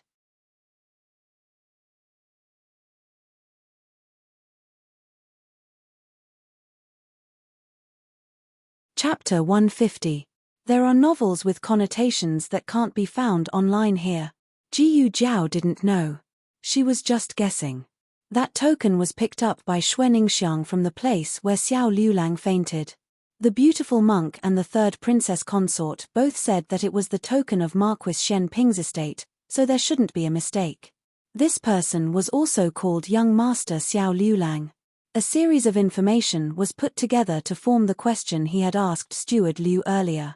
Steward Liu came to find her this time to use her to persuade the young master to return to the estate. He didn't plan to hide his identity, so he answered truthfully, That's right, the young master is the young master of Marquis Xianping's estate. Jiyu Jiao digested it for a moment. Oh. Steward Liu was puzzled. This isn't the first time you've heard of it, right? This reaction was too calm. Jiyu Jiao wasn't someone who cared about status. Whether Xiao Liulang was the master of Marquis Xianping's estate or a servant didn't make a difference to her. However, there was one thing she didn't understand. Since he's the young master of Marquis Xianping's estate, why isn't he willing to go back with you? She wasn't deliberately inquiring about each other's secrets, but they came to find her. She couldn't sell out her own husband without knowing anything. Steward Liu sighed. It's a long story. If young madam isn't in a hurry, can we go to a tea house? There was a tea house next to them. Jiyu Jiao didn't refuse and went with Steward Liu. Steward Liu secretly thought that this young madam's brain wasn't working well. She just left with a stranger like this. Didn't she look at his token or something? If Steward Liu knew Jiyu Jiao's ability, he should be worried about himself. Steward Liu didn't care about Jiyu Jiao, but he didn't have any malice. He also didn't want to do anything to separate the young couple. He believed that the Marquis wouldn't do that either. The Marquis himself was powerful enough. He didn't need to rely on his son's marriage to consolidate the relationship between Marquis Xianping's estate and the various aristocratic families. As for whether her status was worthy or not, although she grew up in the countryside, she was still a legitimate daughter of the Marquis's estate. Matched with this young master, it was barely enough. Steward Liu asked for a room on the second floor. Facing the street, one could see the endless stream of Black Tortoise Street through the window. The two of them sat down facing each other. Steward Liu asked, Does young madam prefer Biluo Chun or Longjing tea? It doesn't matter, Jiyu Jiao said. Steward Liu smiled and brewed a pot of Longjing tea. This is this year's new tea. Jiyu Jiao was not interested in tea. She mixed it with cold water and drank it all. She was indeed thirsty. Steward Liu was dumbfounded. The young master was a weirdo, but the young madam he married was not to be outdone. Let's get down to business, Jiyu Jiao said calmly. Hey. Steward Liu came back to his senses and sighed. He explained Xiao Liulang's background. Actually, young master is the Marquis' illegitimate son. This matter started from 18 or 19 years ago when Marquis Jiyu went to Jiangnan to control the flood. That year, there was a flood in Jiangnan, causing thousands of acres of farmland to be destroyed and the people to become homeless. The cause was not only a natural disaster, but also a man-made disaster. The silver used by the imperial court to build the dam was embezzled by the local officials. They cut corners on the construction of the dam and failed to stop the flood, causing irreparable damage. At that time, the Marquis was not as powerful as he was now. His Majesty sent him to Jiangnan to investigate the truth of the dam. The local tyrants tried to bribe the Marquis to hide the truth. The Marquis did not want to be with them. As a result, they retaliated.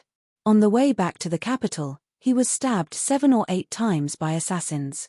I remember it was near Song County, Steward Liu recalled. Steward Liu had followed the Marquis of Shenping since he was young. He was one of the few people who fought with him for half of the country. However, he was sent to other places by the Marquis for more than 10 years. He was only summoned back by the Marquis last year. There was no medical center there. After the Marquis was injured, he found a doctor nearby. Because of his serious injury, he had to live in the doctor's house. The doctor's medical skills were not very good. Although he saved his life, it left the Marquis with an illness. Of course, this was a story for later. When the Marquis was recuperating in the doctor's house, there was a family of 3 living next door. The male owner was a gambler and drunkard. The youngest son was only a few years old. The Marquis could hear the sound of the man beating and scolding the woman and the child almost every day.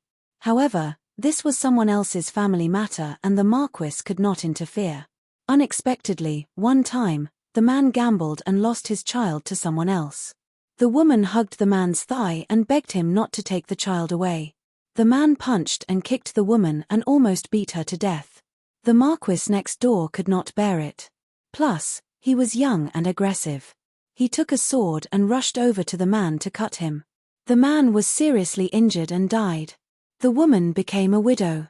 The Marquis pitied her and gave her some silver. Coincidentally, the doctor's relatives were victims of the flood. They brought their families to the doctor.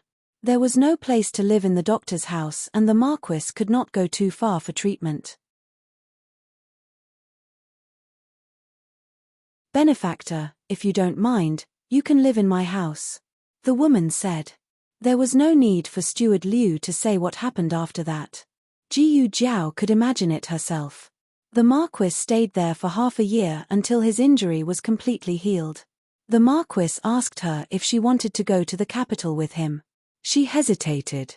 The Marquis did not like to force people, so he gave her a token and told her that if she thought it through, she could go to the capital to find him at any time. Steward Liu sighed. Oh, the Marquis still doesn't understand women. Jiyu Jiao was not the person involved, so she did not comment.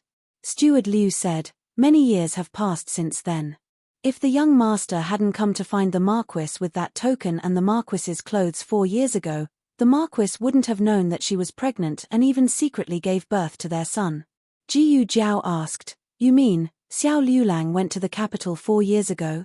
Steward Liu, yes. Jiyu Jiao, did he live in the capital for a long time?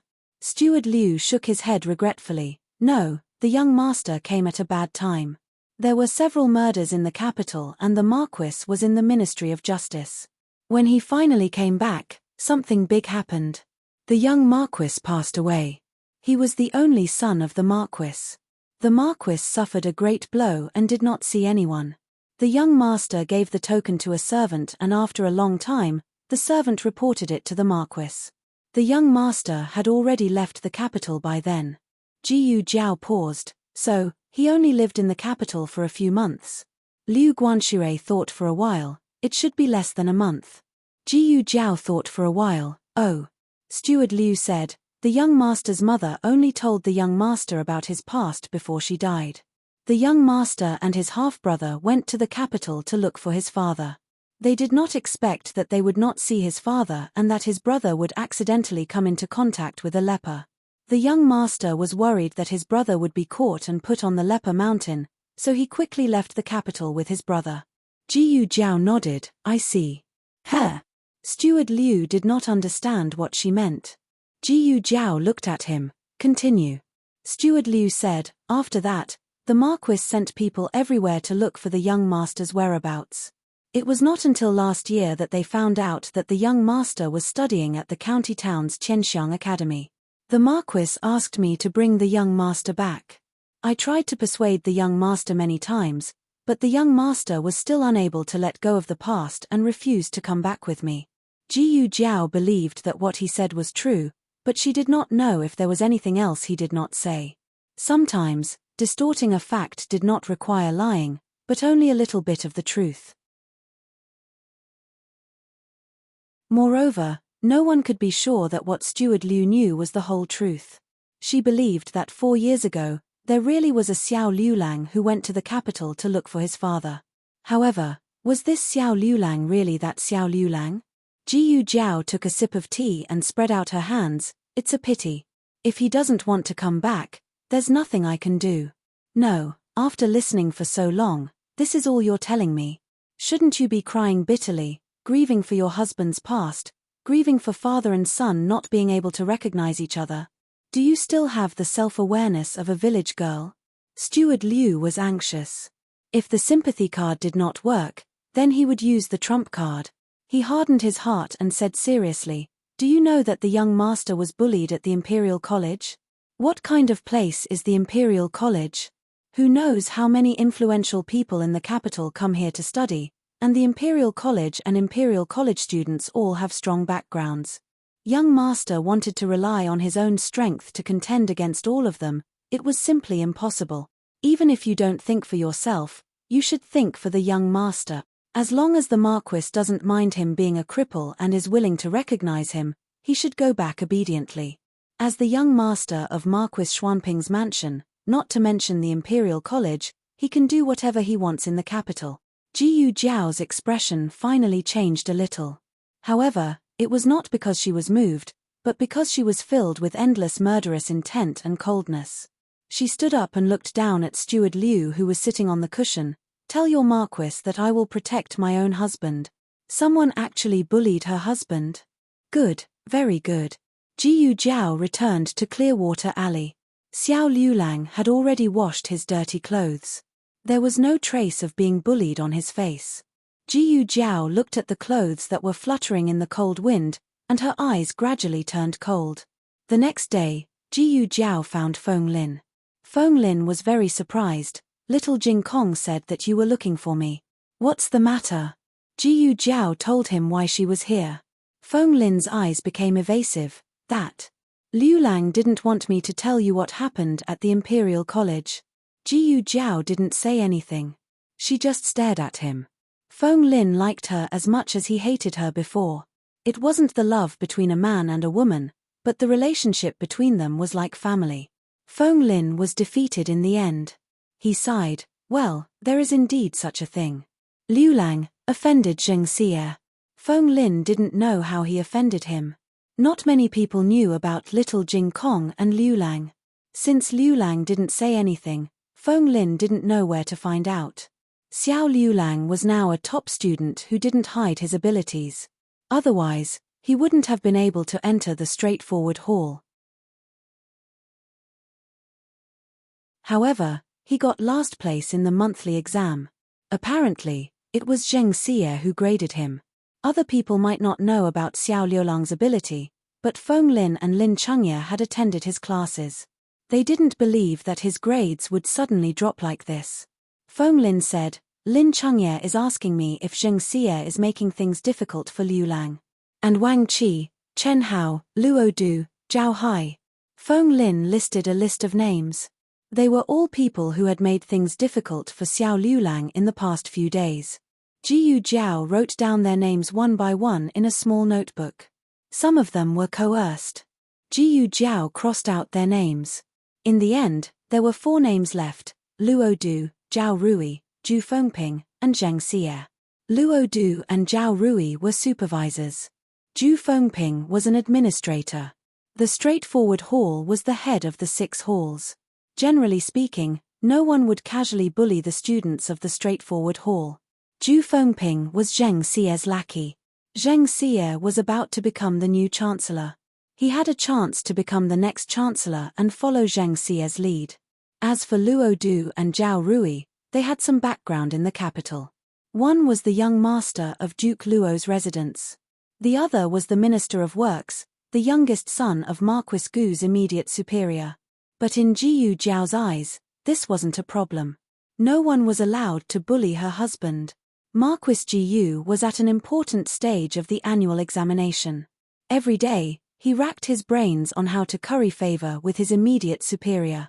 But what he didn't know was that right after he gave a generous gift to someone, his daughter had beaten that person's youngest son into a pig's head. And it was the kind that even her parents didn't recognize. On the way back to the residence, Marquis Jiyu looked at the sky with a puzzled expression. Why did he feel uneasy after giving so many gifts? Instead, he had a feeling that disaster was about to befall him. This feeling became stronger after Jiyu Zhao beat up the young master of Duke Luo's residence. Marquis Jiyu felt a chill down his spine. He didn't do anything, but why did he feel like he was about to be finished? After Jiyu Zhao beat up the directorate's prefect, Zhu Fengping, Marquis Jiyu was drinking water in the residence. His heart was in a panic, a complete panic. In a dark alley, Jiyu Zhao took out a small notebook and crossed out the third name, Zhu Fengping. When her gaze fell on the last name, the black-clothed Jiyu Zhao's lips curled into a sinister smile. ComBKGE mobile reading website, mzhhbqg.com.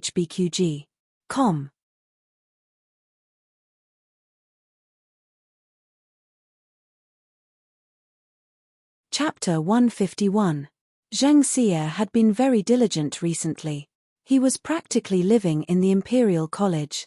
After all, he was a substitute chancellor and would soon become a true chancellor. There was nothing wrong with putting on an act. Ever since Xiao Liulang ridiculed him for not having the right to enter Minghui Hall, he had coaxed and pestered Grand Tutor Zhuang. Grand Tutor Zhuang had also put in a good word for him in front of the emperor. Now, he had his own place in Minghui Hall. However, it was only the outer hall.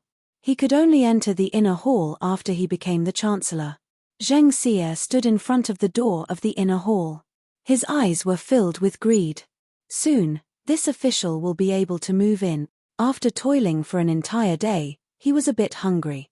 He wanted someone to send food over, but there was no place to eat in the outer hall. Only the inner hall had food. He could only walk out of Minghui Hall. The attendant outside the door walked over and asked him, "Sir, are you hungry? Do you want to return to Minghui Hall to eat something? What do you want to eat? This one will have someone make it for you."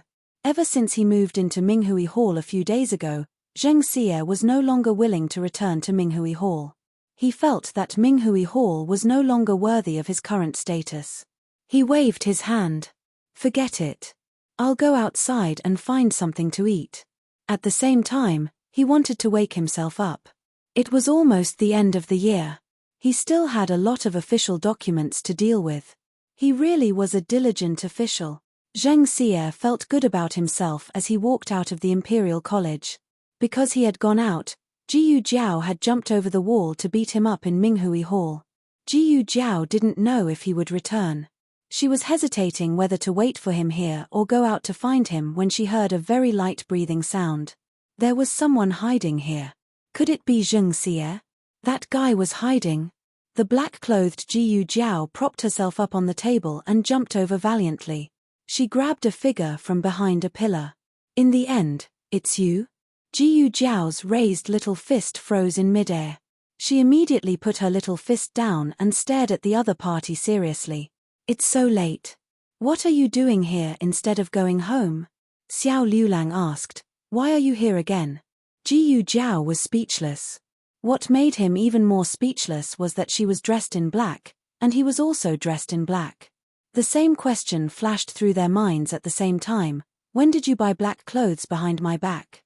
In her previous life, Jiyu Zhao liked to dress in gaudy ways, but after coming here, her taste had changed. She mostly wore green clothes, while Xiao Liulang wore the white prison uniform of the Imperial College, or he usually wore white or blue clothes. In short, their clothes rarely clashed. "Jiyu Zhao, I didn't expect that our first time wearing couple outfits would be at such an occasion. Jiyu Jiao said seriously, I asked first. You go first. Xiao Liulang's expression didn't change. I'm here to meet someone, and to get something. Jiyu Jiao said seriously, what a coincidence. Me too. Would anyone believe that a man who went home after school came to the teacher's office in the middle of the night without his wife's knowledge? Oh, someone would believe that a little girl from outside came to the Imperial College? The young couple looked at each other with a serious face. They were the epitome of lying without batting an eyelid. Xiao Liulang opened his mouth. Someone's coming. Jiyu Jiao suddenly raised her hand to cover his mouth and frowned vigilantly. Xiao Liulang was covered by her soft little hand and almost couldn't breathe. He patted her shoulder. Jiyu Jiao put her index finger on her lips. Sure, Xiao Liulang pointed at her hand. It's enough that you covered my mouth. Why did you cover my nose as well? I can't breathe. Oh, I'm sorry. Jiyu Jiao removed her hand and hid behind a pillar with him. Jiyu Jiao was thinking that if it was Zheng Xie who came, she would first knock her husband out with a palm strike and teach him a lesson. Then, she would carry her husband back. Unfortunately, it wasn't Zheng Xie who came. It was Li Xie. He was the deputy minister, and his position was slightly lower than Zheng Xie's. He was an upright official. Xiao Liulang didn't want to hurt him. Jiyu Jiao also didn't want to hurt anyone who wasn't on the list. The two of them held their breaths at the same time. Sir, it's already so late. Why don't you come back tomorrow? How can that be? I have something urgent to report to Zheng Xie. If I wait until tomorrow, it might be too late. If something happens, will you take responsibility? Hearing him say this, the two servants didn't dare to stop him and let him enter Minghui Hall. Minghui Hall was always guarded. Jiyu Jiao could enter because she was a secret agent in her previous life. She had done this kind of thing many times. But how did Xiao Liulang get in? Jiyu Jiao looked at him strangely. Xiao Liulang pretended not to see her little gaze. Li Xie entered the outer hall of Minghui Hall. You two go down and guard. Don't let anyone barge in. I'll wait here for Zheng Xie. Li Xie had a good reputation in the Imperial College. He was an upright and honest person. The two servants didn't suspect him and hurriedly went to guard the main door. Xiao Liulang and Jiyu Jiao thought that he was here to find Zheng Xie. Who would have thought that as soon as the two servants left, Li Xie would start rummaging through Minghui Hall? This was the outer hall. It wasn't very big, but it wasn't small either. He rummaged furtively through the items at a very fast speed.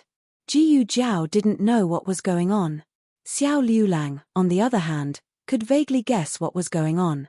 As Li Xie searched, he arrived in front of the third row of bookshelves. On the right was the pillar where Xiao Liulang and Jiyu Jiao were hiding. The two of them held their breaths and tried their best to shrink back.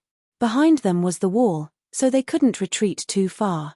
The two of them stood face to face. They were so close that their breaths intertwined. The pillar was only a foot thick. It was also at this time that Xiao Liulang realized that Jiyu Jiao had grown taller again. Jiyu Jiao had grown taller, but because he was also growing, he didn't feel much of a difference in height. But her feminine figure. Xiao Liulang tried his best not to touch anything he shouldn't. Jiyu Jiao also tried her best to stick herself to the wall behind her. There's nothing. It can't be. The more Li Xie searched, the closer he got to the pillar. Xiao Liulang's clothes were exposed outside the pillar. Jiyu Jiao stretched out her hand, intending to hug him, but Xiao Liulang was one step ahead of her. He reached out and hugged her slender waist. With a turn of his body, he pressed himself against the cold wall. He pulled her soft body into his embrace. This was the first time he had taken the initiative.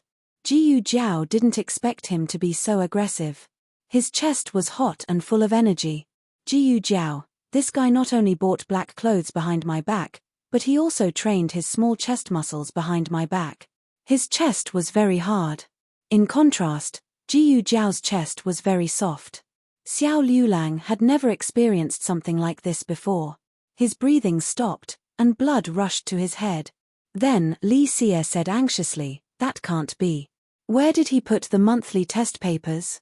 Seeing that Li Xie had finished searching this row of bookshelves and was about to walk past the pillar to look for the next row of bookshelves, the sound of footsteps came from the corridor.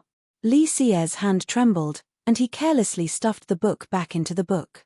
He hurriedly walked to the center of the hall and straightened his clothes, pretending that nothing had happened. Zheng Xie entered the hall and looked at Li Xie suspiciously. I heard that Li Xie has an urgent matter to discuss with this official. Li Xie pretended to be calm and said, "It's like this. There's a riding and shooting class tomorrow. I heard that a few days ago, a lot of girls fell and got injured during the riding and shooting class. I was wondering if we should temporarily cancel the riding and shooting class." "This is the urgent matter you were talking about." Zheng Xie frowned impatiently. "If you want to cancel it, then cancel it. In the future, you can decide on such small matters yourself. There's no need to ask me." "Yes." Li Xie cupped his hands. "Is there anything else?" Zheng Xie asked.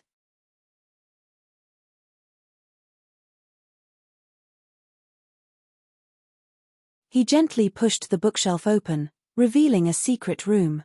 Xiao Liulang went into the secret room and took out a booklet. "What's this?" Jiyu Jiao asked. Xiao Liulang showed her the booklet. Jiyu Jiao's mouth twitched when she finished reading. "You're really ruthless. Let's go," Xiao Liulang said. The door was locked. Jiyu Jiao wanted to pry open the door, but Xiao Liulang pushed open another secret room and led her out of the Imperial College. Jiyu Jiao was stunned.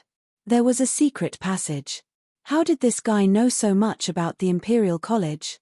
Although they didn't manage to beat Zheng Xie up, they had obtained evidence that could make Zheng Xie suffer. It was a fruitful trip. When the two returned home, their families were all asleep. Before Xiao Liulang left, he carried little Jing Kong to Jiyu Yang's room. Only now did he bring the sleeping little Jing Kong back. He took a quick shower. When he came out to get some water, he bumped into Jiyu Jiao. Jiyu Jiao was surprised. "You're so fast." "I just took a shower. How could I not be fast?" However, when he realized what Jiyu Jiao meant by fast, Xiao Liulang felt terrible. In the next few days, two major events happened at the Imperial College. The first was that the monthly exam papers of the Candid Nature Hall were leaked.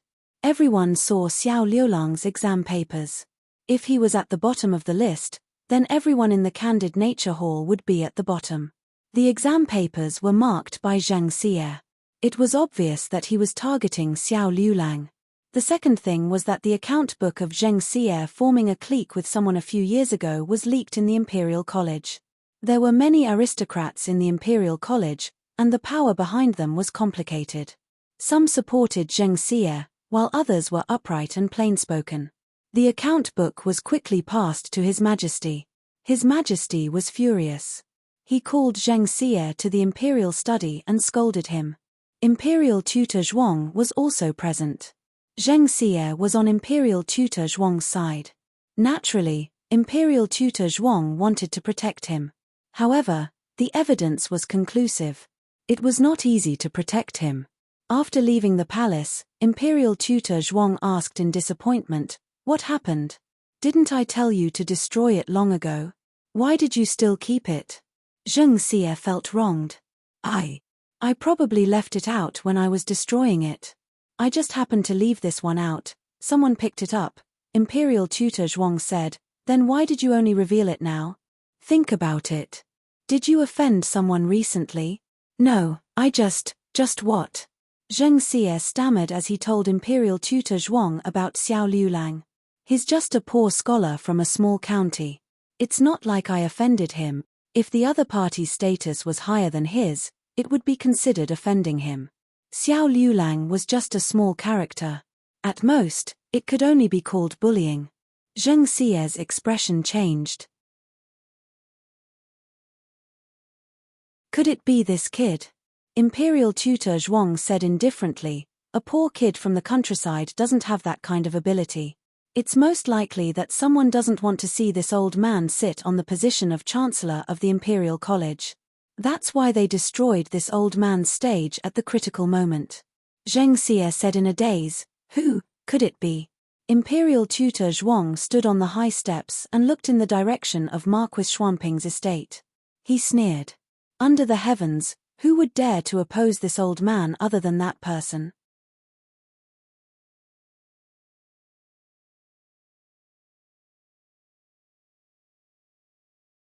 Chapter 152.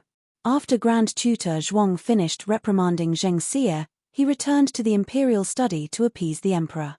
His strategy was to never deny Zheng Xie's wrongdoings, but as the saying goes, when the water is too clear, there are no fish. Something that can be seen is always better than something that can't be seen. Moreover, this was an old debt from a few years ago. Since Zheng Xie didn't do anything similar again, it proved that he was remorseful. He begged the emperor to give him a chance to turn over a new leaf. Moreover, the imperial college was in an awkward state where there was no one more suitable than Zheng Xie to be the chancellor. Li Xie was still young and didn't have enough experience. His methods were also inexperienced, so he couldn't control the group of stubborn old men. Sometimes, people like Zheng Xie, who were both cunning and capable, could become a sharper knife that could cut through thorns for the emperor. Why else would Grand Tutor Zhuang be called capable? Normal people wouldn't dare to say this when analyzing a problem. But the emperor felt that these words were sincere. He also hoped that the imperial court of Zhao country would be clean and honest. But just as Grand Tutor Zhuang said, a knife that was too honest was too blunt and not easy to use. A knife that was too sharp would only scratch the hand a little. It was too difficult to find a knife that was sharp and wouldn't hurt oneself. If only the old chancellor was here. In the end, the emperor was appeased. He kept Zheng Xie's official position and made him the chancellor of the imperial college in a few days. He only fined him half a year's salary as a warning to others. To outsiders, the account book was actually forged to slander Zheng Xie. Zheng Xie stood guard outside the palace. When he saw Grand Tutor Zhuang come out, he sincerely bowed. Grand Tutor Zhuang has given me a new life. In the future, I will go through water and tread on fire for Grand Tutor Zhuang. Grand Tutor Zhuang coldly said, "Don't think that you can sit back and relax just because the emperor won't pursue this matter. In the future, don't be willful and act rashly and let others have something to use against you." Zheng Xie broke out in a cold sweat. He bowed and said, "Yes, I will remember." Grand Tutor Zhuang then said, "There's also the matter of the monthly exam. You have to think of a way to cover it up." Yes. Zheng Xie returned to the imperial college with a toothache. Xiao Liulang was sitting under the shade of a tree, tutoring Lin Changye. When he saw Zheng Xie rushing over angrily, he glanced at him indifferently. Zheng Xie suddenly had an intuition that this was Xiao Liulang's doing. But it was strange, wasn't it? The monthly exam papers were hidden in the secret compartment behind the murals, and the account books were hidden in the secret chamber of Minghui Hall. How did Xiao Liulang have the ability to know so many of his secrets? How did he get past the guards and sneak into Minghui Hall without being discovered? Zheng Xie's heart was like a ball of fire, burning him to the point that he couldn't go up or down. Xiao Liulang casually shifted his gaze away. It was too much to look at him. Zheng Xie was infuriated. Regardless of whether it was this brat or not, he hated this brat to the core. However, he couldn't do anything to this brat. Ah, Zheng Xie. Lin Changye discovered the other party. Xiao Liulang handed the completed exam papers to Lin Changye, circling the areas that he hadn't written carefully enough. Then Xiao Liulang indifferently looked at Zheng Xie. "Zheng Xie, are you here to apologize?" "Apologize? Apologize for what?" Zheng Xie was stunned. Xiao Liulang indifferently brushed his wide sleeves and leisurely said, "My exam paper. I didn't seem to get a single question wrong. How did Zheng Xie determine my grade? Could it be that the rumors are true? That Zheng Xie is deliberately targeting me? Yes, so what if I'm targeting you? If you have the ability, bite me." Zheng Xie dared to say this 2 hours ago, but now he couldn't. Zheng Xie said with a fake smile, "I clearly told them that I was in first place. I don't know how they misheard and made you first from the bottom." "Oh." Xiao Liulang raised his eyebrows. "Then I'll have to trouble Zheng Xie to change my grade." Zheng Xie clenched his fists so tightly that his knuckles cracked and the veins on his forehead bulged. Change it immediately. Not only did Zheng Xie have to change Xiao Liulang's grade, but he also had to publicly apologize to Xiao Liulang. This was an order that Grand Tutor Zhuang had given him. If he couldn't even endure this much humiliation, then he didn't deserve to be Grand Tutor Zhuang's weapon. Zheng Xie felt so good when he bullied Xiao Liulang that his apology would be as loud as a slap in the face. Zheng Xie tightly clenched his fists. Just you wait. One day, when I become the Chancellor of the Imperial College, you'll get it. Meng School ended earlier than the Imperial College, so little Jing Kong would usually stay in the classroom to do his homework and wait for Xiao Liulang to pick him up. Today, the last class in Candid Classroom was self-study, so he didn't have to go. Xiao Liulang went to the Meng School to pick up little Jing Kong. You're skipping class again. Little Jing Kong looked at him with his hands on his hips. I don't have class, Xiao Liulang said. Little Jing Kong crossed his arms and looked serious. Isn't self-study a class? Xiao Liulang, are you the parent or am I the parent? Let's go. Xiao Liulang grabbed his school bag and asked him to carry it. Little Jing Kong didn't understand the adult's confusing behavior, but he really wanted to Jiao Jiao, so he carried the school bag that Jiao Jiao made for him and followed his bad brother-in-law out of the Imperial College. People came and went on the streets of Chang'an. Today, the young man who sold Candid Haws changed his location and happened to be not far from where they lived. Xiao Liulang looked at the shiny Candid Haws nearby and asked little Jing Kong, do you want to eat Candid Haws? Little Jing Kong, yes. Xiao Liulang, I'm not buying it for you. Little Jing Kong, this was the second type of confusing behavior that little Jing Kong didn't understand. But he wasn't easy to bully. He stopped, put his hands on his hips, and said fiercely, I'm going to increase your rent. Xiao Liulang, you know how to increase rent. Little Jing Kong didn't get to eat his Candid Haws in the end because his bad brother-in-law dilly-dallied, and the last one was sold out. Little Jing Kong went crazy. Aya, I'm really annoyed.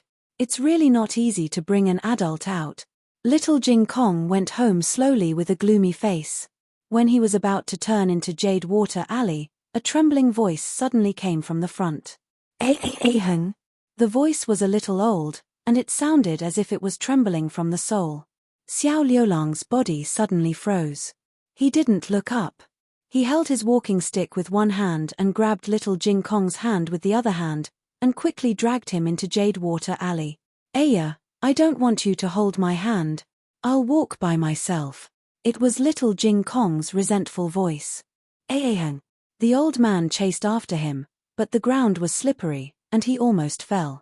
Fortunately, Liu Quan, who was standing at the side, held him up in time. Master, be careful. It's snowing in the capital these days, and the roads are frozen. Don't fall. The old man was so excited that his whole body was trembling. Did you see it just now? See who? Liu Quan asked. Aheng. The old man said. Young Master Aheng. Young Chancellor. Master, are your eyes playing tricks on you? Young Chancellor has already passed away. Liu Quan was the old man's servant. Although he had been with the old man for many years, he had always been helping the old man to take care of the family affairs. He had never been to the Imperial College, and he had never seen the rumored young Chancellor. Aheng. The old man looked at the empty Jade Water Alley, and felt disappointed. Liu Quan said sadly, Master, maybe it's just someone who looks similar. The old man shook his head. If it really was a stranger, then when he heard someone calling him, he would definitely raise his head to take a look. It definitely would not be the reaction he had just now. He clearly recognized his own voice. He was caught off guard, so he did not have time to hide. In order to not let the old man notice his abnormality, he ran away. It's Aheng. It's him. The old man was unable to calm down for a long time. He tried his best to recall. He seemed to be wearing the uniform of the Imperial College. Liu Quan said, that's even more impossible, right? How did the young Chancellor become the Imperial College's supervisor? He was the young Chancellor personally conferred by His Majesty. The old man also felt that it was strange, but no matter how strange it was, seeing was believing. Anyway, go and ask around. Also, I saw him using a crutch. His leg seems to be injured. Yes, master. Liu Quan helplessly agreed. There were many students in the Imperial College. It was not easy to find out about a supervisor, but it was not difficult to find out about a crippled supervisor. Especially because of the matter with Zheng Xie, Xiao Liulang became famous in the Imperial College. In just half a day, Liu Quan was able to find out everything about Xiao Liulang. Liu Quan, speaking of which, this supervisor is quite fated with us. He studied at Tianxiong Academy. He lives in our young benefactor's village. The old man, what's his name? Liu Quan, Xiao Liulang. The old man was shocked. It's him. Of course, the old man had heard of this name. When he was staying at Tianxiong Academy, Headmaster Li had called Xiao Liulang to Zhongzheng Hall more than once. He had also read Xiao Liulang's essays. He felt that this child was too vicious and was not suitable to be taken in as a disciple. He had always been behind the screen and did not specially come out to examine the other party's appearance. If he had come out to take a look, would he have discovered that he was Aheng long ago? He did not recognize his voice because the 17-year-old youth had already changed his voice. But what about his handwriting and writing style? That young man who used to be as gentle as jade seemed to have turned into a cold and ruthless person overnight. He even changed his identity. What exactly did his Aheng go through? After little Jing Kong was dragged home by his brother-in-law, he silently rated this as the third confusing behavior of an adult. Why did you run away? He looked up and asked. I didn't run away. I just walked faster. Xiao Liulang said without changing his expression. Little Jing Kong asked, why did you suddenly walk faster? Don't you know that you will fall if you walk faster? The two of us are the ones who fall the most easily in the family. How fast could he walk? Did he not know? Little Jing Kong said again, that grandpa just now called you Aheng. Which hung is that? Hung as in tyrannical? Or hung as in frowning coldly? Xiao Liulang said, these two are the same hung. Also, you heard wrong. He did not call me Aheng. Oh. Little Jing Kong was disappointed. He did not get it. Xiao Liulang changed the topic, stop nagging. Today we will learn Chen language. Have you finished the homework that I gave you yesterday? Ever since little Jing Kong scored low in the entrance exam, he started to cram in foreign languages after school every day. Little Jing Kong's attention was successfully diverted. He took out his homework from his bag. Of course I finished it. Do you think I am like you? You will only move if someone pokes you. If I don't spur you, you will still be last in the exam. Xiao Liulang, he could not get over the fact that he was last in the exam, right? Xiao Liulang checked his homework. There were no mistakes. They were both teaching, but it had to be said that teaching little Jing Kong was much easier than teaching Lin Chengye. Aheng. Little Jing Kong suddenly imitated those old ladies outside. He raised his little orchid fingers and called Xiao Liulang with a tone. Xiao Liulang trembled from head to toe. He was so shocked that he was charred on the outside and tender on the inside. He should go and teach Lin Chengye. After the old man saw Xiao Liulang with his own eyes, he could not calm down for a long time. His intuition told him that he was his Aheng, but all the information about Xiao Liulang showed that he was a complete stranger. In order to find out the truth, the old man decided to visit him personally. He remembered that the two disappeared in by Shui Alley that day. As for the house inside, he had to go to each house to find it. He found a day when the Imperial College was off. Qinghe Academy was also off today. But the four men in the house were not idle. They all went to buy supplies for the new year. Therefore, when the old man came to their house, it was empty. The door was not closed. This door was left open by the old lady for her mahjong friends. Excuse me, is Xiao Liulang here? The old man asked politely. No one answered. The old man guessed that someone was behind him. After thinking for a while, he walked in. I'm looking for Xiao Liulang. Is he at home? The old lady was sitting in the backyard and eating melon seeds. Hearing the noise, She thought that her mahjong friend had come and looked back. Huh! An old man. A new mahjong friend. Looking for a game? The old man also saw the old lady clearly. His reaction was much better than the old lady's. Empress Dowager? His legs went soft and he knelt down. Old lady. That's not necessary.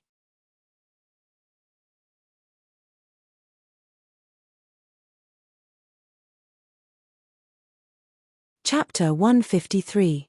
Are you here to play cards? The old lady asked. The old man was stunned. Play cards? The old lady cracked the melon seeds and said, we're not playing leaf cards today. Pai Gao, starting at 50 copper coins. What was the Empress Dowager saying? What leaf cards? What Pai Gao? The old man looked at the Empress Dowager and slowly stood up from the ground. He found that although the person in front of him looked like the Empress Dowager, her clothes and temperament were not like the Empress Dowager. What are you looking at? The old lady asked impatiently. You don't recognize me? The old man pointed at himself and asked. After hearing what he said, the old lady really started to look at him carefully. He looked like a human. And he looked a bit familiar. Where have I seen him? The old lady couldn't remember the past. She would occasionally recall some, but they were all very fragmented fragments. However, this old man gave her an unusual feeling. Wasn't he unusual?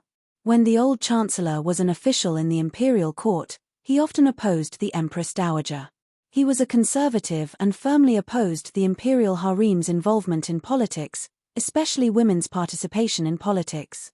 When the former emperor was still alive, the old chancellor had sent many memorials to persuade the former emperor to abolish the empress. In the memorials, he called the virtuous empress a demon. She messed up the imperial harem and her relatives interfered in politics. She was also ruthless and disregarded human life. The virtuous empress was once banished to the cold palace by the former emperor because of the old chancellor. Although she walked out of the cold palace in less than half a year with her excellent skills, she lost half a year's worth of money and also lost a lot of her previous savings. Cutting off her money was like killing her parents. After that, the virtuous empress saw the old chancellor as a thorn in her side. The old chancellor was exiled to the frontier fortress for 5 years and suffered a lot. He was dried up and aged more than 10 years, which was the work of the virtuous empress. The two of them fought until the former emperor passed away. The virtuous empress killed the crown prince and supported the son of concubine Jing to ascend the throne. She became the Empress Dowager with power. The two of them had a temporary winner. The reason why it was temporary was because the old chancellor controlled the Imperial College, and the Imperial College gathered the most talented youths in the entire Zhao country. To exaggerate, the old chancellor controlled the future of Zhao country. Empress Dowager Zhuang deliberately wanted to seize the power of the Imperial College. At that time, Jun Wang was about to return to the country. Empress Dowager Zhuang proposed to the emperor that the position of young chancellor could be added to the Imperial College. Although His Majesty agreed, the one who was conferred the title of young chancellor was not Empress Dowager Zhuang's grandnephew, but the young Marquis of Zhaoju. This young Marquis was the old chancellor's disciple. Empress Dowager Zhuang had 10,000 unspeakable horses galloping through her heart. The old chancellor smiled crookedly. Old chancellor seemed to have won this round. But not long after, on New Year's Eve, the Imperial College suddenly caught fire and the young Marquis of Zhaoju was burned alive. Ever since the old man resigned, he had not thought about the past for a long time. Now that he saw the Empress Dowager, his thoughts were pulled back to the bloody court. Puzzled, the old lady said, "Why aren't you saying anything? Why are you looking at me with such a complicated gaze? Also, after seeing you, my mood seems to have become a little complicated." It was the kind of complicated that couldn't be described. It was as if they were old enemies and she couldn't wait to find a knife to chop him. Wait. Chop him with a knife? The old lady looked at the old man suspiciously. They knew each other. This could be confirmed from his gaze and his words. He was very afraid of her. He didn't dare to look into her eyes. It seemed that he was a little guilty. He even knelt down in front of her. How sorry was he to her? "I know who you are. The old lady's mind flashed and she threw the melon seeds on the table. Are you the heartless man who abandoned me that year, and came back to find me? The old man. Jiyu Jiao and Jiyu Yang came back first. When they walked through the hall, they found that there was one more person in the backyard. Jiyu Jiao felt that she looked familiar. Mainly because there was no big shoe print on her face, so she didn't recognize her immediately. Great aunt. Jiyu Jiao looked at her inquiringly. The old lady glared at a certain heartless man who was shivering and sighed, your great-uncle. Jiyu Jiao, Jiyu Xiaoshan, Xiao Liulang, Jiyu Yang, and little Jing Kong entered the house after them. They were carrying bags of various sizes and there was a horse carriage carrying New Year goods behind them.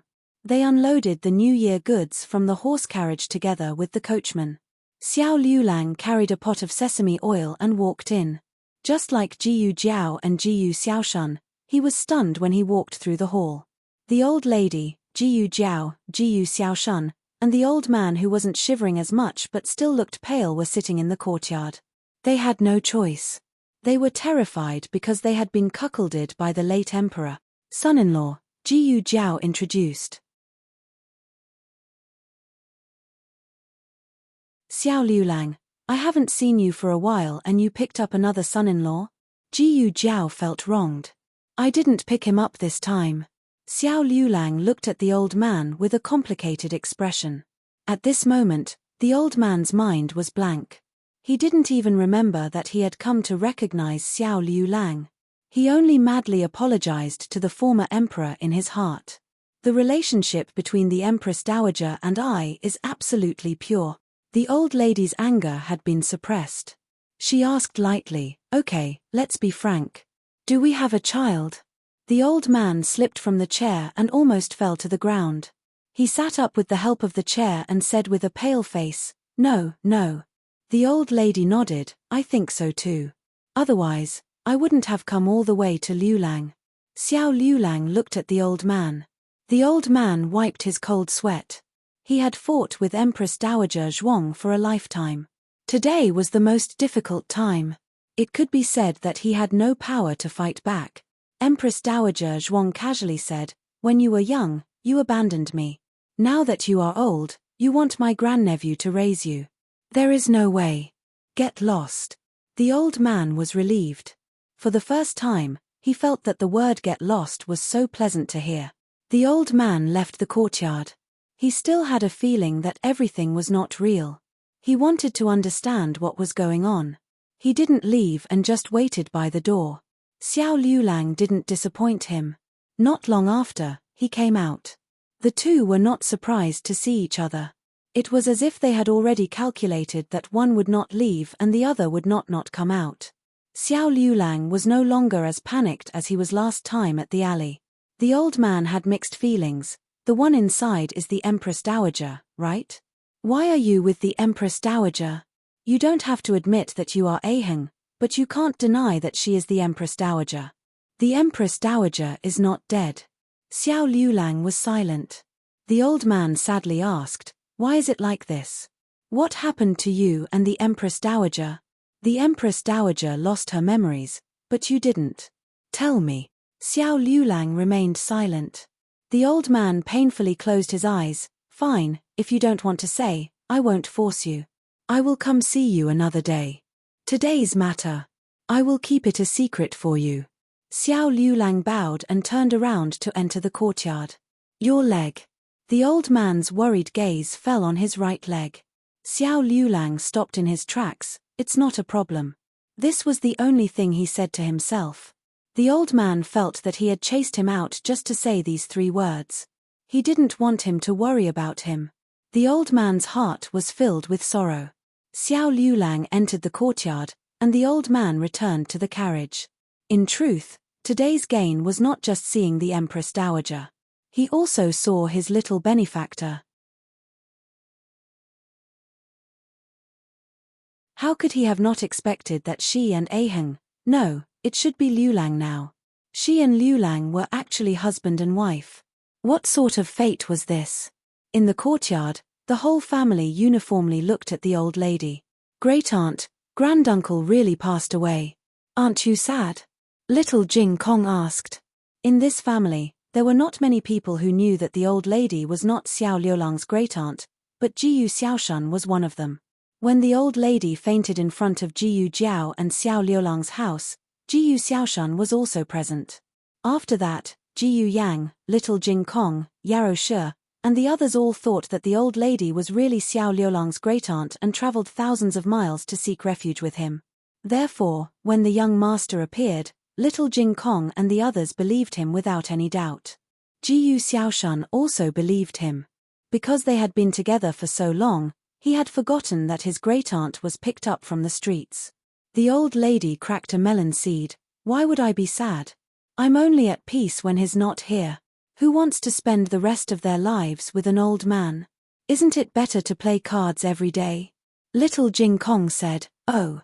When Jiyu Jiao was cooking in the kitchen, little Jing Kong sneaked in and tugged at Jiyu Jiao's clothes, saying, Jiao Jiao, I have something to tell you. What's the matter? Jiyu Jiao asked.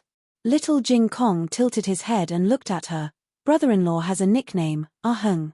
It means hung as in tyrannical. Although brother-in-law did not admit it, he had already decided in his heart that it was hung as in tyrannical. Jiyu Jiao looked at him in amusement. Really? How did you know? Little Jing Kong said, I heard it from granduncle. I saw him that day. Jiyu Jiao said, oh? Little Jing Kong sighed. Brother-in-law and I came back from school. We were at the entrance of the alley.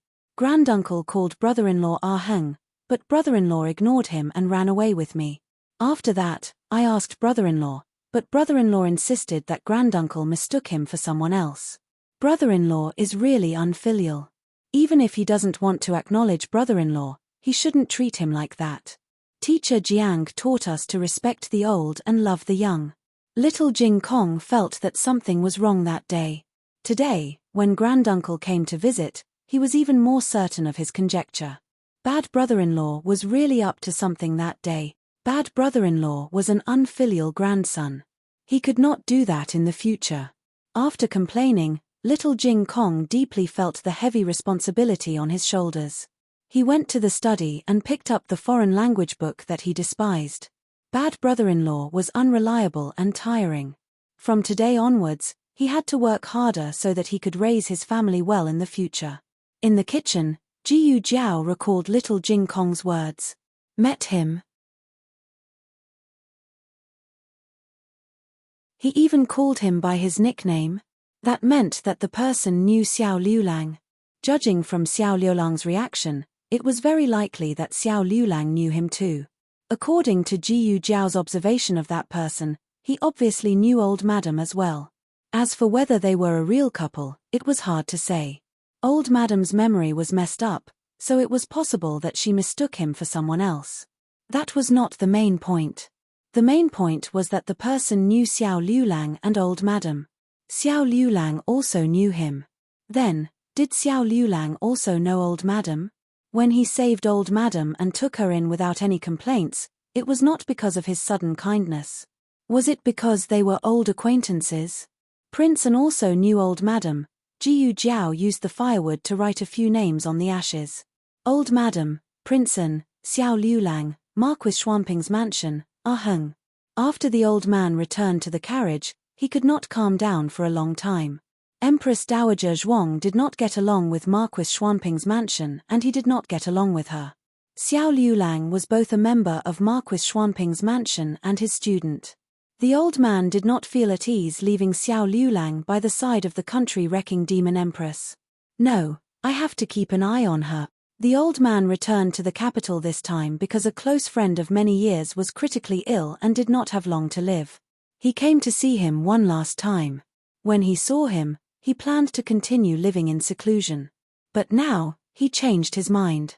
He secretly used the connections that he had not used for many years and rented a small house in Jadewater Alley.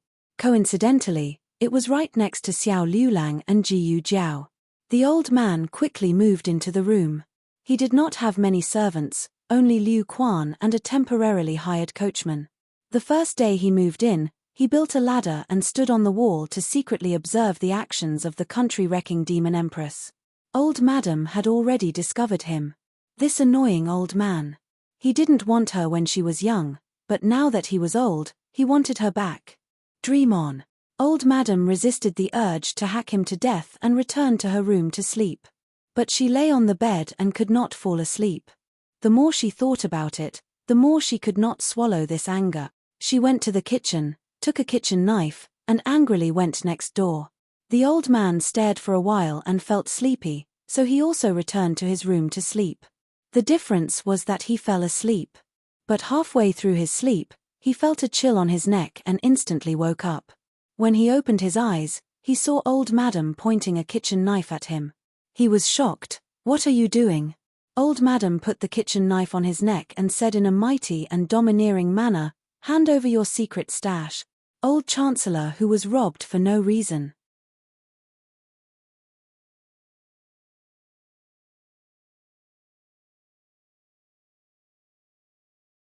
Chapter 154. Early in the morning, Jiyu Jiao went to the clinic. There were a few patients in the morning, but there wasn't much business in the afternoon.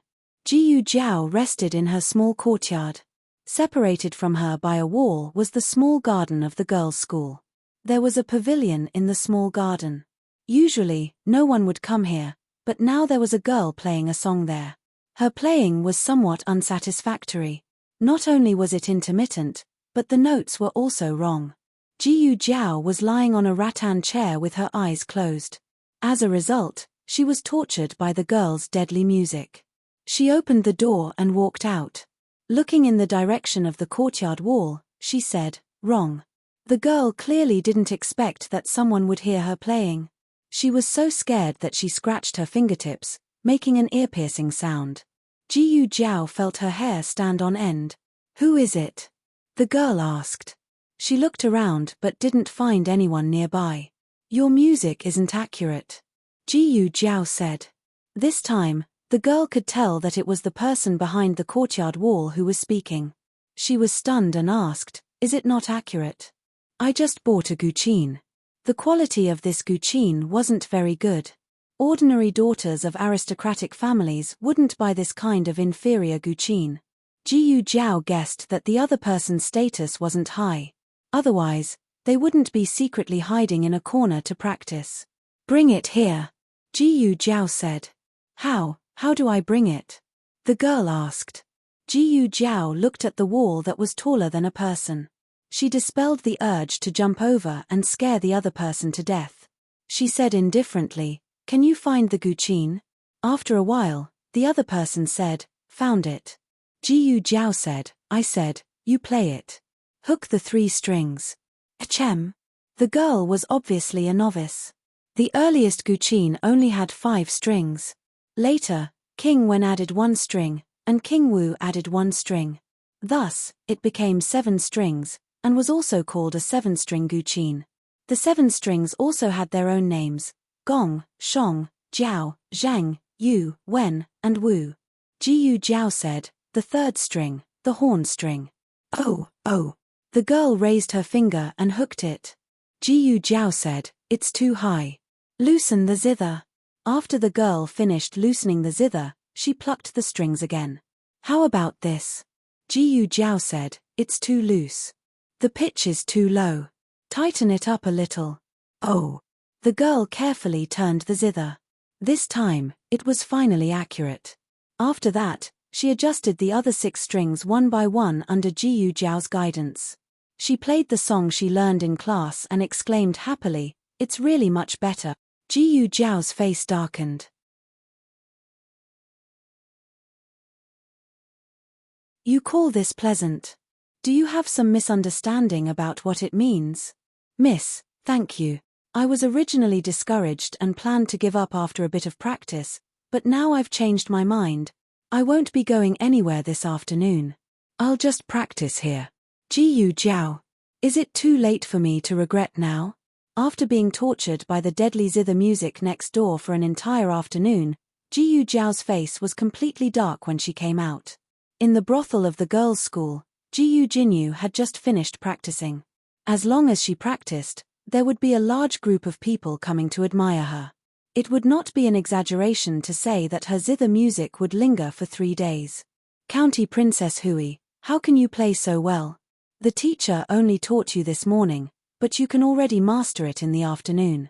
Did you put in a lot of effort to practice? Yes, yes. County Princess Hui, please share your experience with us. The two daughters of the aristocratic families looked at Jiyu Jinyu enviously. Jiyu Jinyu hugged the lunar shadow Fushi zither in her hands and smiled slightly. No need to be so polite. Just call me by my name.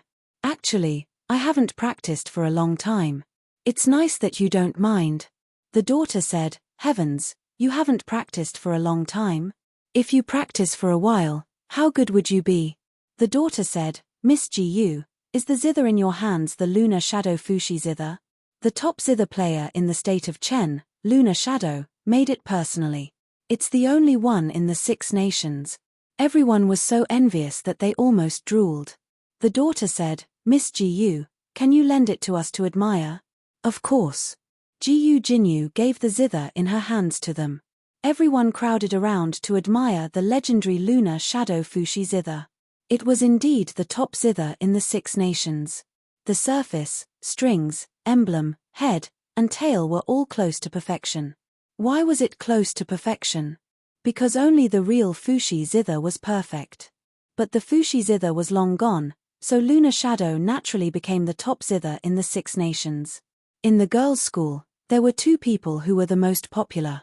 One was the daughter of the Marquis, Jiyu Jinyu, and the other was the granddaughter of Grand Tutor Zhuang, Zhuang Yueshi.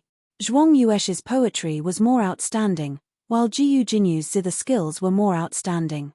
The 2 of them were on par. But in terms of popularity, Zhuang Yueshi, who was arrogant and disdained to make friends with others, could not be compared to the approachable Jiyu Jinyu. At this moment, Zhuang Yueshi came out from another zither room with a zither in her hands. Behind her was Zhuang Mengdai, who was also carrying a zither. Zhuang Mengdai was playing the zither to make up the numbers. She had been dozing off ever since she entered the zither room. She only woke up when it was over.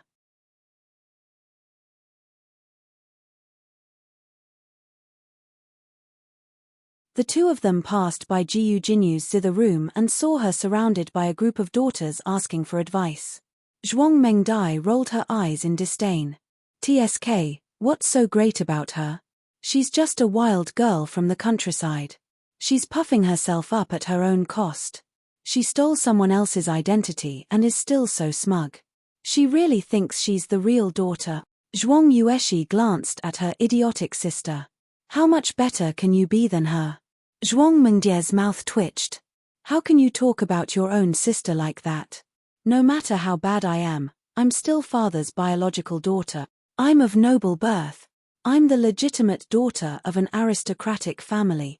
Zhuang Yueshi said coldly, the legitimate daughter of an aristocratic family can't even recite a few poems. Don't tell others that you're the daughter of the Zhuang family. The Zhuang family can't afford to lose face like this. You. Zhuang Mengdai was so angry that she gritted her teeth. Zhuang Yueshi didn't like Jiyu Jinyu and she didn't like Zhuang Mengdai either. She always felt embarrassed to have such an idiotic sister. The 2 sisters went downstairs. Zhuang Mengdai was originally angered to death by her sister. However, when she saw Prince An's carriage by the street, all her worries disappeared. Big brother. She threw the guqin to the servant and ran towards Royal Prince and got down from the carriage. It snowed last night. The streets and eaves were all white. However, he stood in the middle of the snow. It was as if the snow couldn't take away his brilliance. Zhuang Yueshi's face was also filled with joy. Zhuang Mengdai held Prince An's arm. Brother, why are you here? Prince An said gently, I was passing by so I came to see you. Have you finished your lessons today? Yes. Zhuang Yueshi walked over and said. She didn't give the zither to the servant. Prince An saw that she was tired and reached out his hand. Give it to me. Zhuang Yueshi smiled and gave the zither to her brother. Prince An pulled his arm out of Zhuang Mengdie's hand because he wanted to take the zither. Zhuang Yueshi was very satisfied with this. After Prince An took the zither, he didn't rush to bring his 2 sisters into the carriage. Instead, he looked around as if he was waiting for someone. Zhuang Yueshi asked, Brother, who are you looking for? Prince An said calmly, I heard that Miss Jiyu also came to the girls' school. Zhuang Mengdai immediately pursed her lips. You're talking about that Jiyu Jinyu? I hate her to death. Brother, why do you care about her? Zhuang Yueshi looked at Prince An suspiciously. Prince An looked at Zhuang Mengdai and smiled. Isn't she your friend? I was just asking. Zhuang Mengdai sneered. I don't have a friend like her. She's the only one from the Jiyu family. Prince An asked. Zhuang Mengdai snorted. Who else? How could that girl who grew up in the countryside get the admission card? Zhuang Yueshi asked. How did you get it?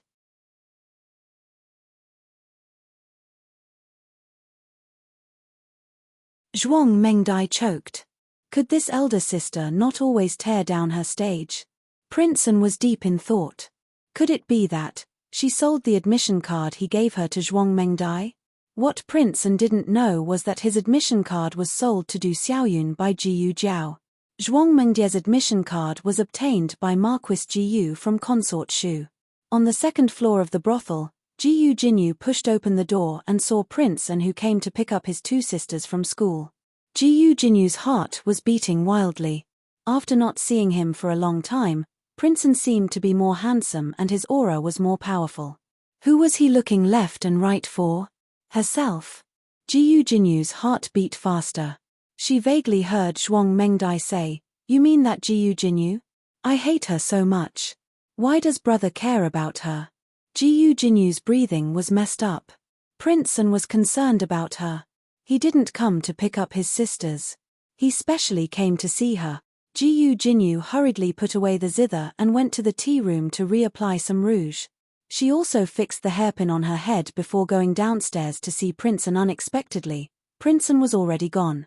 It turned out that Zhuang Mengdai accidentally said, That girl is working as a medicine boy at the clinic next door. I saw her that day. So Prince An went to the clinic. But Prince An didn't go there. Jiyu Jiao couldn't stand the zither music behind the courtyard wall and got off work early. At this time, the four men in the family hadn't finished school yet. Jiyu Jiao went to the kitchen to stew soup. Halfway through, Nanny Fang came. Eldest miss, something strange is growing on Madam's body. Quickly go and take a look. Jiyu Jiao lowered the fire in the stove to let the soup in the pot stay warm. She sat in the carriage with Nanny Fang and went to the Marquis's estate. When Madame Yarrow saw Jiyu Jiao, she reprimanded Nanny Fang. I said I'm fine. Don't look for Jiao Jiao for everything. It's always good to be careful. Jiyu Jiao walked forward and looked at Madame Yarrow. It's eczema. It's fine. Just apply some medicine and it'll be fine. Madame Yarrow looked at Nanny Fang. I said it's fine, right? Look at you making a fuss over nothing. Nanny Fang heaved a long sigh of relief. Isn't it because once bitten, twice shy? Ever since concubine Ling lost her power, she became restless. She frequently went to Jiyu Chengfeng and Jiyu Chenglin's courtyard to make a good impression in front of the two brothers. Now, the two of them wanted to drive Madame Yarrow out of the estate. She didn't do it herself and wanted to use others to do it. Nanny Fang had been guarding against concubine Ling, but she was afraid that she couldn't guard against her. Jiyu Jiao took out a box of eczema ointment from the small medicine box and gave it to Madame Yarrow. If there are any problems in the future, tell me immediately. It was better to be safe than sorry. She didn't care about making a few more trips.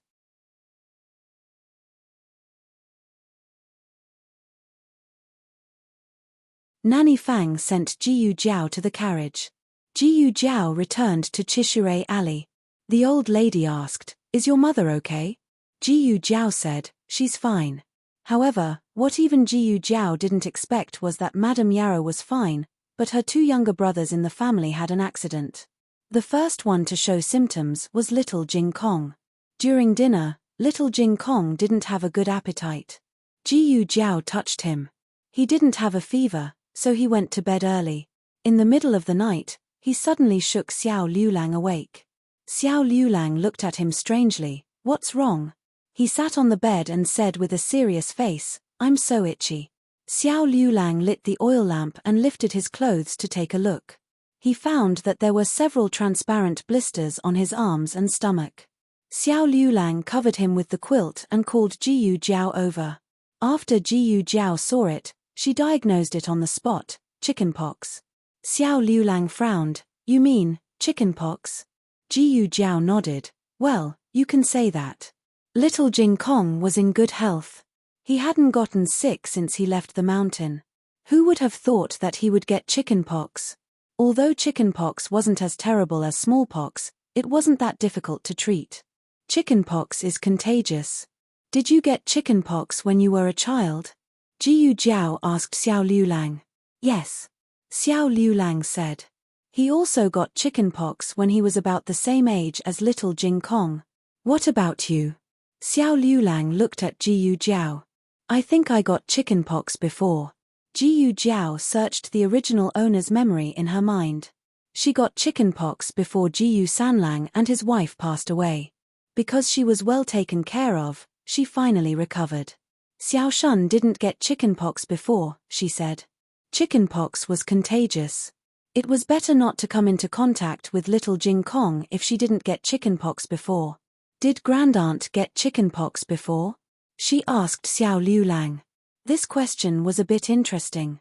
The old lady was just a leprosy patient who was casually rescued. She lost her memory and couldn't remember the past. How could Xiao Liulang know if she had chickenpox before? Unless she was already certain that Xiao Liulang had known her for a long time. Xiao Liulang didn't ask if she knew anything, nor did he deliberately change the topic. He just said calmly, I don't know. He really didn't know. Jiyu Jiao thought about it. It was normal. For example, she didn't know what illness old Master Jiyu had in the past. She said, oh. Then, to be on the safe side, it's better to ask Grandaunt to be careful. The chickenpox this time came fiercely. The next morning, Jiyu Xiaoshun and Jiyu Yang also got chickenpox.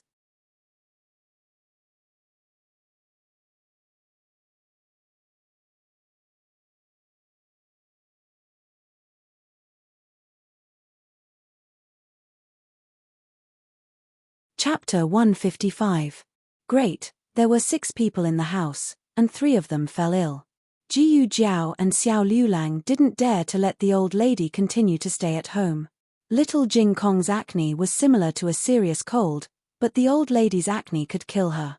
Let the old lady stay next door for a few days. Jiyu Jiao said to Xiao Liulang. Jiyu Jiao already knew that the old man next door was the old man she had treated on the mountain before, mainly because she recognized Liu Quan. Liu Quan had given her and Jiyu Xiaoshun a gift on the first day of the new year, a warm jade pendant. Jiyu Jinyu even mistook that jade pendant for her own, causing a big misunderstanding. No matter if he was the old lady's husband or not, he was someone worthy of trust. Xiao Liulang opened his mouth. Actually, they were old enemies, the kind that would fight to the death. Was it really okay to stay next door?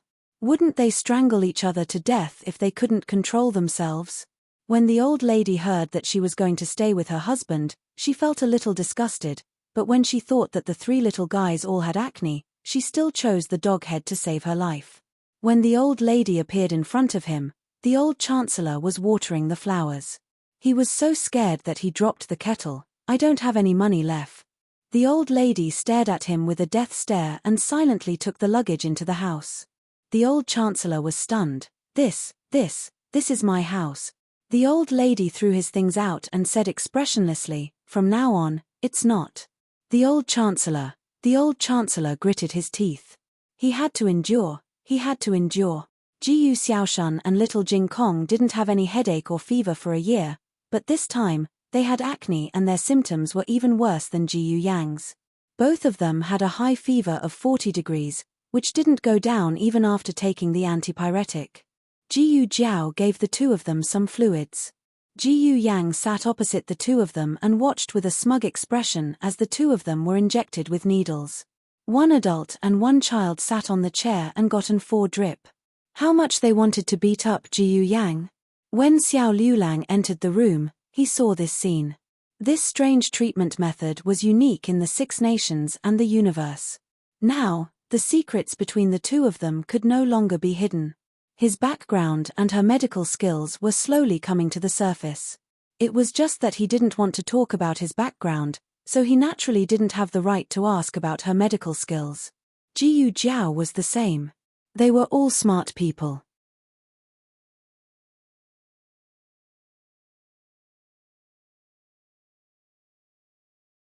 Is there anything I can help you with? Xiao Liulang asked. Jiyu Jiao said, there's no hot water. I'll go cook it. Xiao Liulang turned around and went to the kitchen. Jiyu Jiao stayed behind to observe the three of them. Little Jing Kong was the youngest, so he was the most receptive to new things. He quickly got used to the needles on the back of his hand. Jiyu Xiaoshan was so scared that his whole body trembled. It's okay. Jiyu Jiao comforted him softly. After a while, little Jing Kong started to feel sleepy. Jiyu Jiao carried him over and placed him on her lap.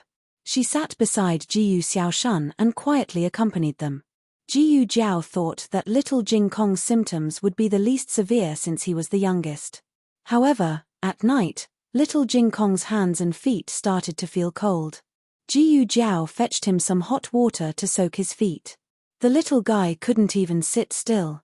Hold him, Xiao Liulang said. Jiyu Jiao sat on the chair and held little Jing Kong. Xiao Liulang squatted on the floor and held a wooden basin for him to soak his feet. This action was tiring for a normal person, let alone him. Jiyu Jiao said, let me do it. No need. Xiao Liulang's forehead was sweating. He said calmly, he doesn't want me to hold him. Little Jing Kong was sleepy. How could he know who was holding him? Jiyu Jiao glanced at him. She raised her hand and wiped the sweat on his forehead with her sleeve. After soaking his feet, little Jing Kong was sweating all over.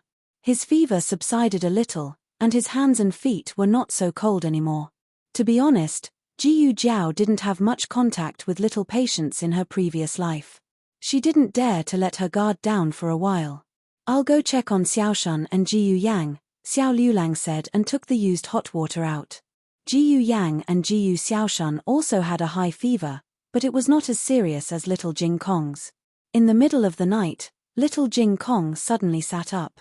He opened his dark eyes and blinked. No one knew what he was looking at. Jiyu Jiao asked, what's the matter? Jiao Jiao, he said. I'm here. Jiyu Jiao held him in her arms and lay down. Little Jing Kong closed his eyes. After a while, he sat up again. His eyes were wide open. Bad brother-in-law, he said. He's here too. Jiyu Jiao called Xiao Liulang in. Go to sleep. Brother-in-law is here too. Little Jing Kong looked at Jiyu Jiao and Xiao Liulang. He fell asleep peacefully. However, he got up again after a while. He was muddle-headed from the fever. Although his eyes were wide open and bright, he looked like he was drunk. He started to recite the poems of the Tang dynasty, one after another. Then, he started to speak the language of the Chen nation. He talked a lot and looked very serious. After he finished speaking the language of the Chen nation, he started to speak the language of the Liang nation. Xiao Liulang just mentioned some sentences casually and did not pay attention to the key points.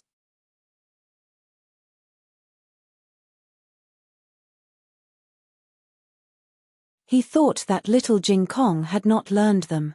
Then, he said a few sentences in the language of the Jin nation. Xiao Liulang had not taught him the language of the Yang nation and the Turkic nation, so little Jing Kong did not speak them. Xiao Liulang had a few words with him out of curiosity. Usually, Xiao Liulang would test him like this. He had not learned for a long time, so he always had to think before he could answer. Sometimes, he would even answer vaguely. After all, he had learned a lot of languages. But tonight, Xiao Liulang seamlessly changed the language of the 4 countries. He did not get a single sentence wrong. It was quite confusing. In the end, he even recited the Buddhist scriptures in Sanskrit. Not only that, he also wanted to wear his little monk robe and knock on his small wooden fish. Jiyu Jiao went to find his things. 15 minutes later, the two of them looked at little Jing Kong, who was sitting on the bed and seriously knocking on the small wooden fish, twirling the small Buddhist prayer beads, and reciting the Buddhist scriptures. For a moment, they were speechless. This was not the scariest thing. Little Jing Kong knocked on the wooden fish. As he knocked on the wooden fish, his head started to itch. He raised his hand and grabbed a handful of hair. He was instantly stunned. Master, why is my hair growing? I can't be a monk anymore. Shave my hair. I want to shave it. He cried very fiercely. It was hard to coax him. Therefore, Jiyu Jiao had to ask his temporary master, Xiao Liulang, to bring a razor over and shave his hair that had been growing for more than half a year. The next day, little Jing Kong woke up and did not remember what he had done at night. He did not realize that his hair was gone. Jiyu Yang was quite smug yesterday because he did not need an injection. But today, he could not be smug. He was even more listless than little Jing Kong. He also coughed uncontrollably and vomited all the medicine that was given to him. The three children all fell ill. Jiyu Jiao finally understood what it meant to be in a terrible fix. It's so itchy. Little Jing Kong cried again. Jiyu Jiao walked into the room. Don't scratch. It will leave a scar. Little Jing Kong was mad. But I can't stand it. Jiyu Jiao had to apply some cooling ointment to stop the itch. Jiyu Changqing had not passed by the Imperial College for a long time. Since he knew the identities of Jiyu Jiao and Jiyu Yang, he deliberately avoided this place and would rather take a long detour. But today, for some reason, he had come here at the behest of gods and devils. The sound of the horse's hooves was very soft and did not alarm anyone. He told himself that he was just passing by, just like any other time. He pulled the reins tightly and walked to the door expressionlessly. Suddenly, he heard a low cough. His expression changed slightly and he subconsciously pulled the reins tighter. The horse did not go fast. He pulled the reins gently and stopped.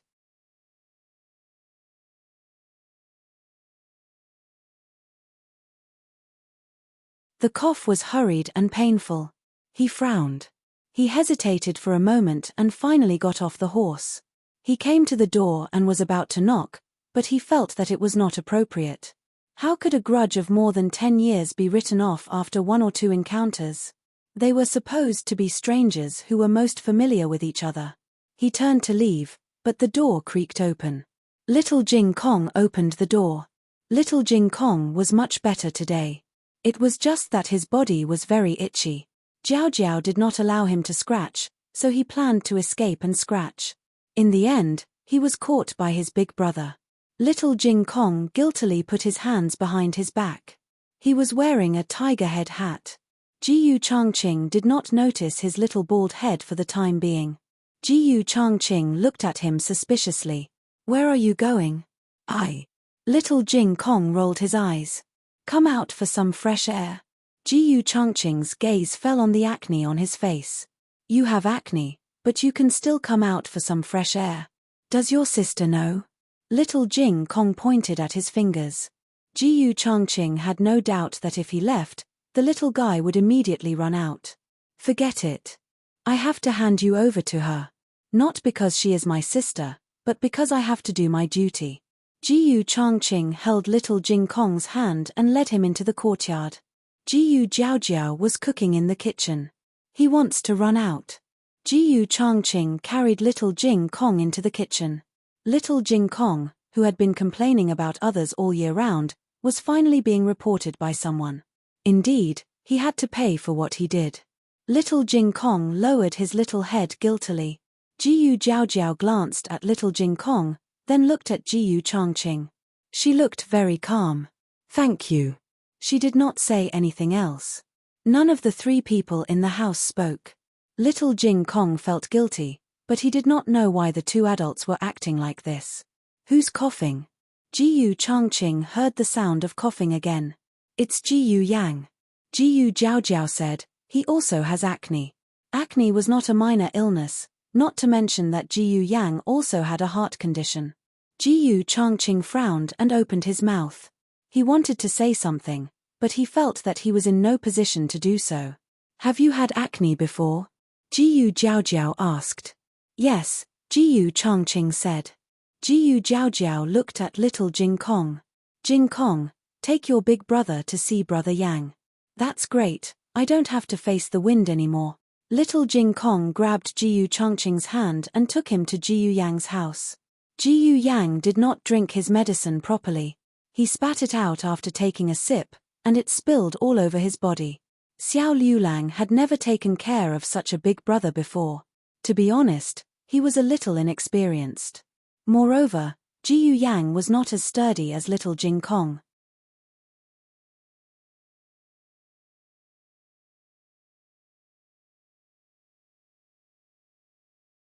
He could do whatever he wanted, but Xiao Liulang was worried that he would make Jiyu Yang disappear if he was not careful. "Give him to me," Jiyu Changqing, who was at the door, suddenly said.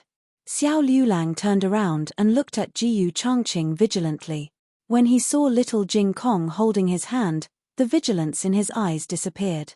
Little Jing Kong said, "Jiao Jiao asked me to bring Big Brother here." After hearing little Jing Kong's words, Xiao Liulang did not hesitate anymore. He stood up and walked out of the house with little Jing Kong. Jiyu Changqing turned around and looked at Xiao Liulang. He had never seen Xiao Liulang before, but he felt that he looked familiar. In addition, the vigilance he showed just now was not something a simple scholar would have. This sister. What kind of man did she marry? No, she was not his sister.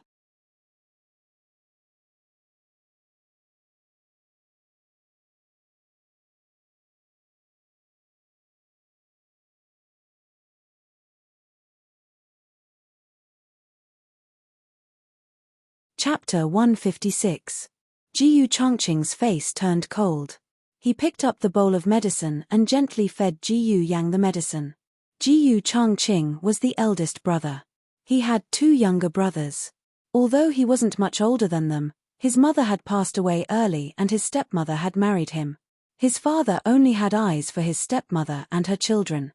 Some things couldn't be given by a servant, so he was experienced in taking care of his 2 younger brothers. Of course, Jiyu Yang was different from Jiyu Chengfeng and Jiyu Chenglin. He was too weak and had to be treated carefully, like a newborn kitten. In a daze, Jiyu Yang tasted something bitter. He pushed the spoon out with his tongue in disgust. He sprinkled a few drops of medicine on the back of Jiyu Changqing's hand. Jiyu Changqing wasn't angry. He sat down by the bed and helped Jiyu Yang up. He took a pillow and placed it behind his back. He scooped another spoonful of medicine and fed it to Jiyu Yang.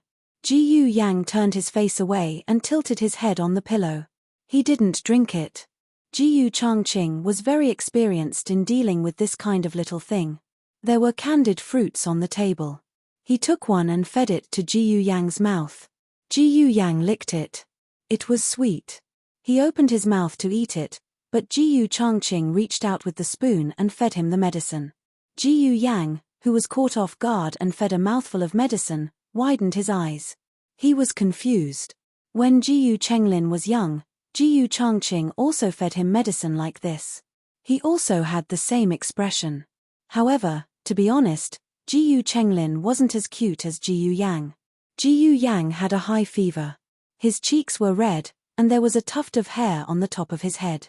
Jiyu Changqing couldn't help but think of the silly roe deer he saw when he went hunting. In the future, he probably wouldn't be able to face a prey like the silly roe deer. Jiyu Yang was a little dazed from the fever. When he saw Jiyu Changqing, he didn't react for a while and thought that he was dreaming. Then, in a daze, he was fed the medicine by Jiyu Changqing. Jiyu Changqing rewarded him with a candied fruit. He didn't eat it but held it in his hand. Jiyu Changqing was puzzled. "Why aren't you eating?" Jiyu Yang felt wronged and said, "If I wake up and the candied plums are still there, I'll know it's not a dream."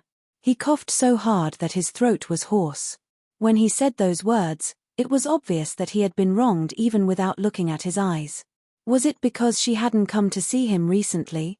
Jiyu Changqing was speechless for a long time. "You don't know anything yet."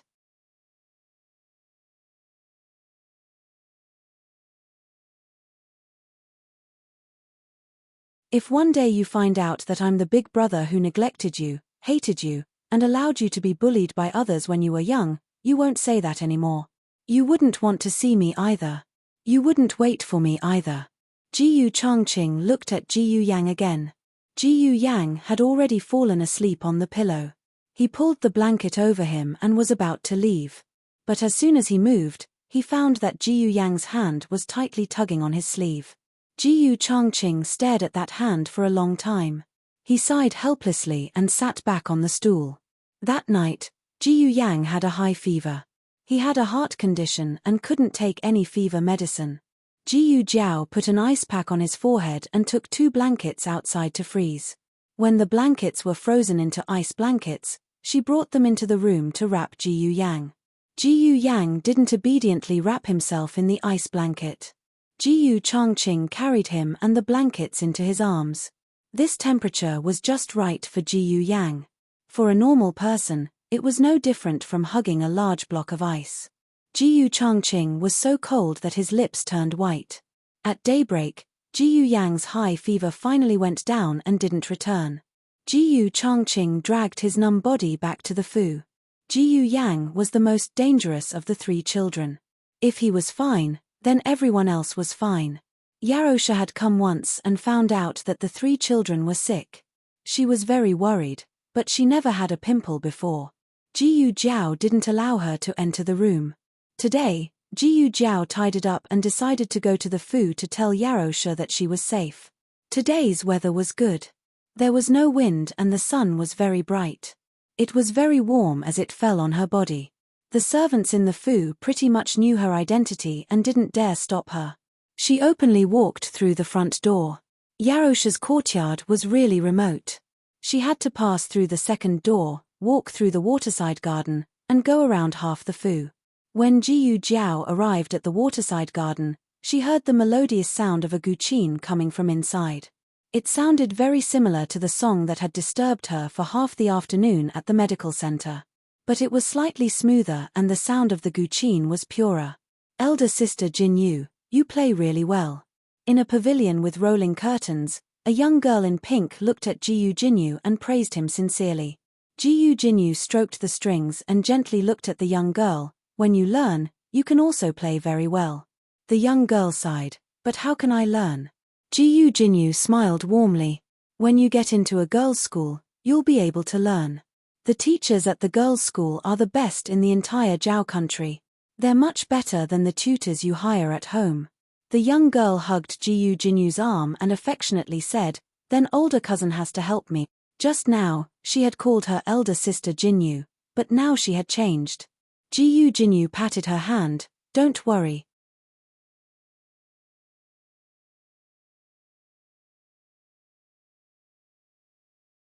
As long as you are willing to learn, I will definitely teach you well. Ji Jiao had no intention of eavesdropping on their conversation. It was too quiet here, and they didn't lower their voices at all. Ji Jiao recognized the young girl. She was called Ling Shuaxian, old Madam Ling's grandniece. She was younger than her and Ji Yang by a month. She had come back to the Fu to stay for a long time. First, she wanted to be filial to old Madam Ji. Second, she wanted to ask Ji Jinyu for advice, hoping that she could help her pass the girls' school entrance exam after the new year. Old Madam Ji doted on this grandniece very much and had the idea of matchmaking her with Ji Changqing, so she agreed to let her stay in the Fu. As for whether she could enter a girls' school, it was not within old Madam Gu's range of worries. But Ji Jinyu tutored her seriously, which was giving old Madam Ji face. Old Madam Ji was very pleased and liked Ji Jinyu even more. Hey, who is that? Ji Jiao had no intention of befriending Ling Shuaxian, but she could not stop Ling Shuaxian from noticing Ji Jiao at a glance. There was no other way. Even if Ji Jiao did not rely on her face, her clear aura was too eye-catching. Ji Jinyu had someone raise the curtain and looked at Ji Jiao, saying, that is my older sister. Your older sister? Ling Shuaxian frowned. Which older sister? How come I don't recognize her? Ji Jinyu smiled bitterly. Yang Er's twin sister. Oh, her. Ling Shuaxian suddenly realized. As the young miss of Marquis Ding and Fu, she had naturally heard of such important gossip.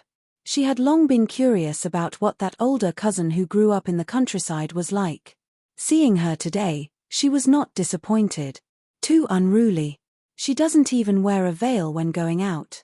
She doesn't mind embarrassing the Marquis Fu by showing her face in public. Daughters of aristocratic families like them were very particular. For example, if she came to her uncle's manor and sat in the pavilion, she would have someone lower the curtain. This was the only way to not damage the girl's reputation. Ji Jinyu smiled. Younger cousin, don't say it like that. Older sister suffered a lot in the countryside. Showing her face in public is also forced by life. Ling Shuaixian suddenly asked, did she really feed pigs? Ah! Ji Jinyu was stunned. Ling Shuaixian said in disdain, how dirty. Ling Shuaixian did not dislike Ji Jiao. She just looked down on Ji Jiao. She had always looked down on Yarosha. Yarosha's child had been raised in the countryside for over 10 years. Who knew what kind of idiot had been raised? And that face, heavens, what a large birthmark. So ugly. Ling Shuaixian mocked. I heard that she used to be an idiot. Is she still an idiot now? Ji Jinyu smiled. Older sister's idiocy has already been cured. Younger cousin, don't say such things in the future. Let's go greet older sister. Ling Shuaixian said in disdain, I'm not going.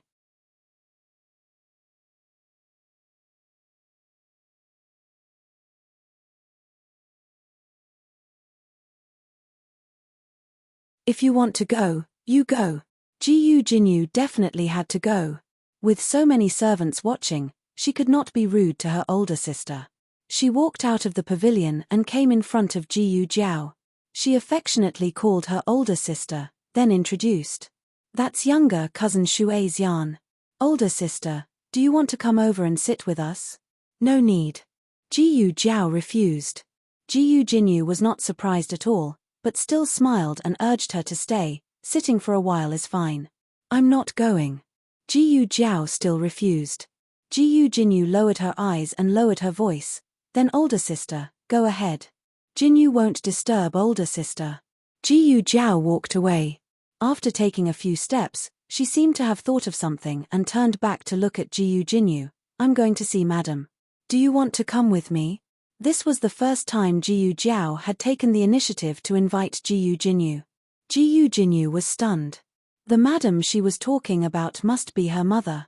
Was that how she addressed her mother? Also, why did she suddenly invite her to come along?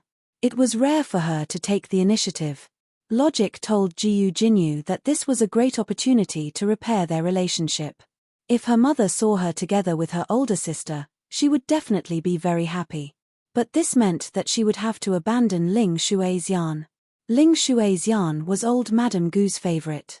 The 3 older brothers in the manor all doted on her. If she was on good terms with her, then old Madame Jiyu and her brothers would also see her in a different light. In the end, Ji Jinyu chose between Yarosha and Ling Shuaixian. Whether or not her mother coaxed her, she would still dote on her. Her brothers, on the other hand, needed her to constantly work hard. I'm sorry, older sister. I just promised younger cousin Shuaixian that I would tutor her. When I'm done, I'll go find you and mother. She said with a sincere expression. Ji Jiao did not say anything and turned to leave. Ji Jinyu returned to the pavilion. Ling Shuaixian asked, what did you talk about with her for so long? Ji Jinyu gently said, she told me to go to mother's place. I was thinking that I would go after I tutor you. Ling Shuaixian was very satisfied that Ji Jinyu had chosen her. Coincidentally, at this moment, old Madame Gu's trusted nanny came over with a food box. She bowed to the 2 of them. Miss Ji, this is the medicine that you instructed the servants to brew for the heir. Do you think, should I deliver it for you, or do you want to deliver it personally? Ji Chongqing was sick. He had always been in good health. However, for some reason, he fell sick 3 days ago.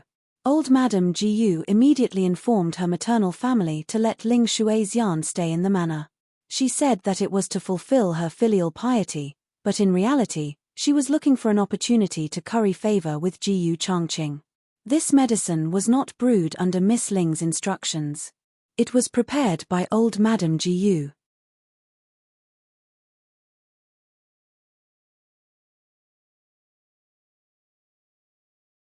The nanny's words were meant to remind Ling Shuaixian to quickly take the medicine and take care of the heir. Ling Shuaixian liked eldest cousin very much.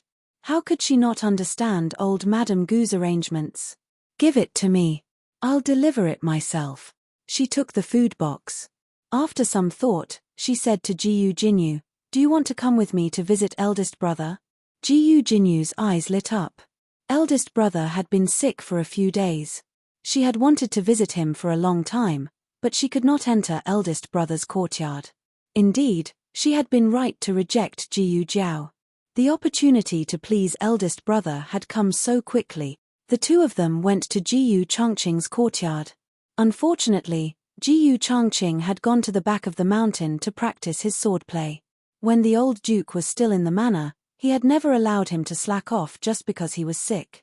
He was an unlucky child who had to practice the horse stance and practice his swordplay even when he had a high fever. Ling Shuixian decided to wait for him in the courtyard. After waiting for a long time and not seeing Jiyu Changqing return, Ling Shuixian gradually could not sit still. She began to wander around the courtyard. She was the cousin of the manor. Old Madam and the three young masters doted on her. The servants did not dare to say anything to her. They only reminded her not to go to the heir's study. But he might as well not have reminded her. Ling Shuixian just had to go. She had just entered when a loud bang came from the study. Jiyu Jinyu's expression changed. She quickly went to the study. Cousin, are you okay? In the courtyard, Yarosha saw her daughter. She pulled her daughter's hand and sat down on the Kang bed in the warm room. You've gotten thinner, she said with heartache. Taking care of three sick people, she did not eat or sleep well.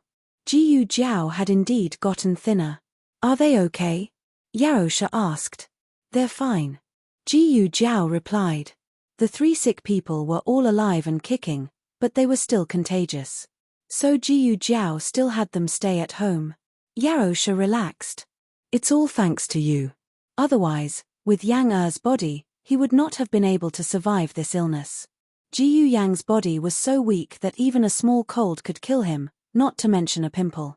Yarosha understood that in a place that she could not see, her daughter had put in countless efforts to allow her son to have a body that was 10 times healthier than before. This time, her daughter must have put in a lot of effort to make her son recover so quickly. Jiyu Jiao wanted to say something but stopped. As the mother and daughter were talking, a young servant girl suddenly rushed in. Madam, eldest young miss, it's not good. Something happened to second young miss.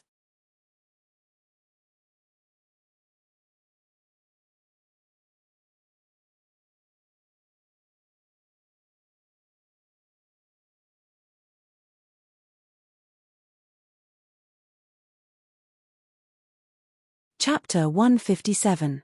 Novels that cannot be found online will all be available here. What happened? Yarosha asked.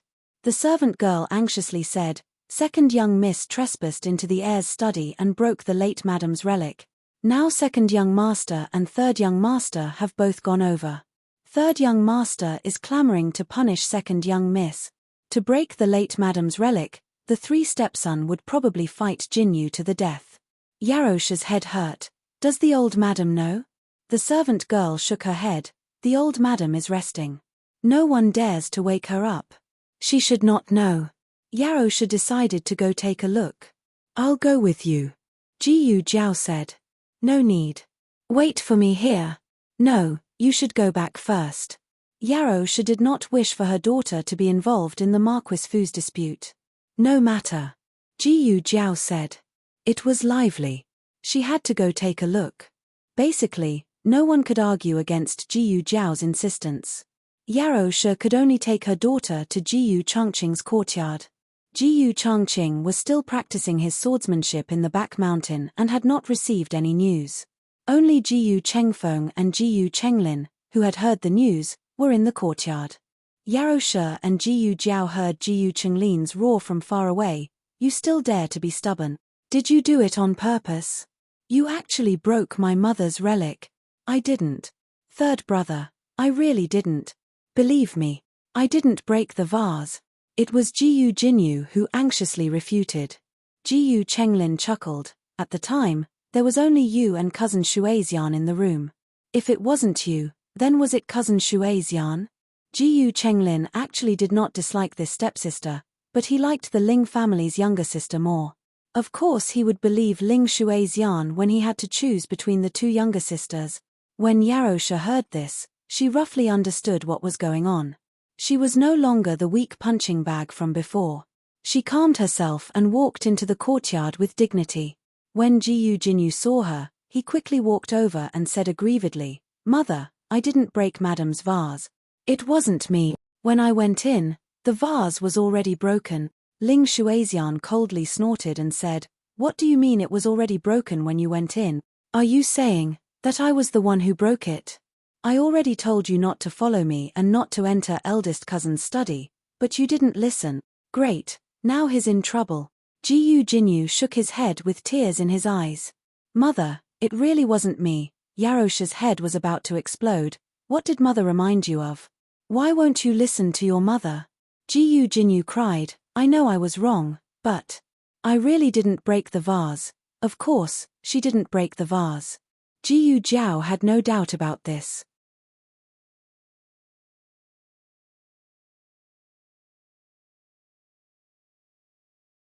In fact, this matter had already appeared in the miserable dream when he returned to his residence. The difference was that the victim was not Jiyu Jinyu, but herself in her dream. After she returned to the Marquis Fu, without the protection of her mother and younger brother, in order to better integrate into the Marquis Fu, she did not hesitate to spend a large sum of money to curry favor with her cousin Ling Shuixian. Ling Shuixian saw that she was so generous and could not bear to ignore her. In a moment of happiness, she brought her to Jiyu Chongqing's courtyard. She originally thought that she could make friends with eldest brother, but who knew that before eldest brother, Ling Shuixian would first frame her.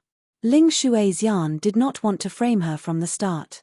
She had accidentally broken something in the study and was afraid that Jiyu Chongqing would hate her, so she lied and said that she was the one who broke it.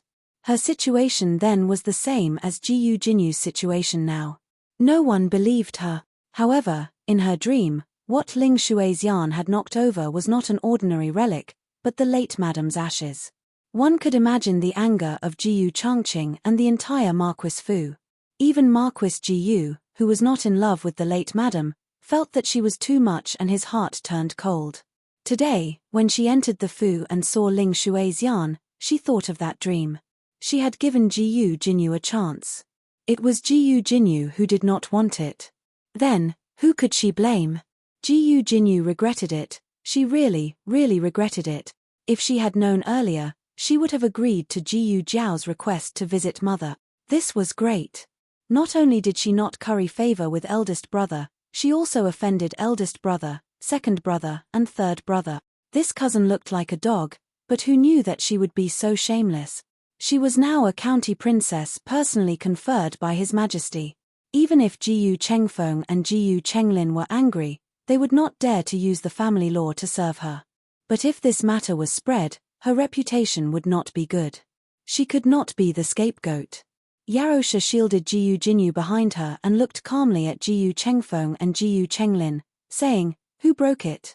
When the Marquis returns, I will have him carefully investigate." Jinyu is not only the daughter of Marquis Ding Fu, she is also a county princess personally conferred by His Majesty. You cannot casually punish her. Jiyu Chenglin became unreasonable. He did not care if she was a county princess or not. He stood up from his wheelchair and rushed at Yarosha with gritted teeth. Yarosha protected Jiyu Jinyu in her arms. Jiyu Jiao calmly walked out and stood in front of Yarosha.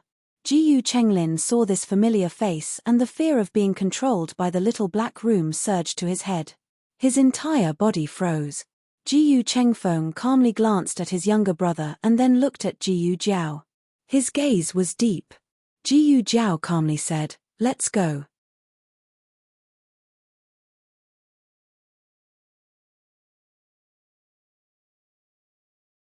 Jiyu Jinyu left with Yarosha accompanying her.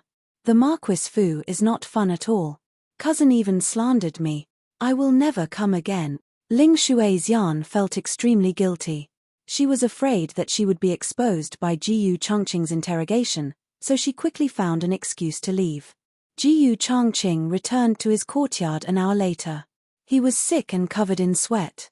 His face was still pale. But his bearing had not decreased and his aura was as sharp as ever. What happened? He looked at his two younger brothers who were silent. Jiyu Chenglin exaggerated the story of how Jiyu Jinyu had broken the vase and framed Ling Shuaixian.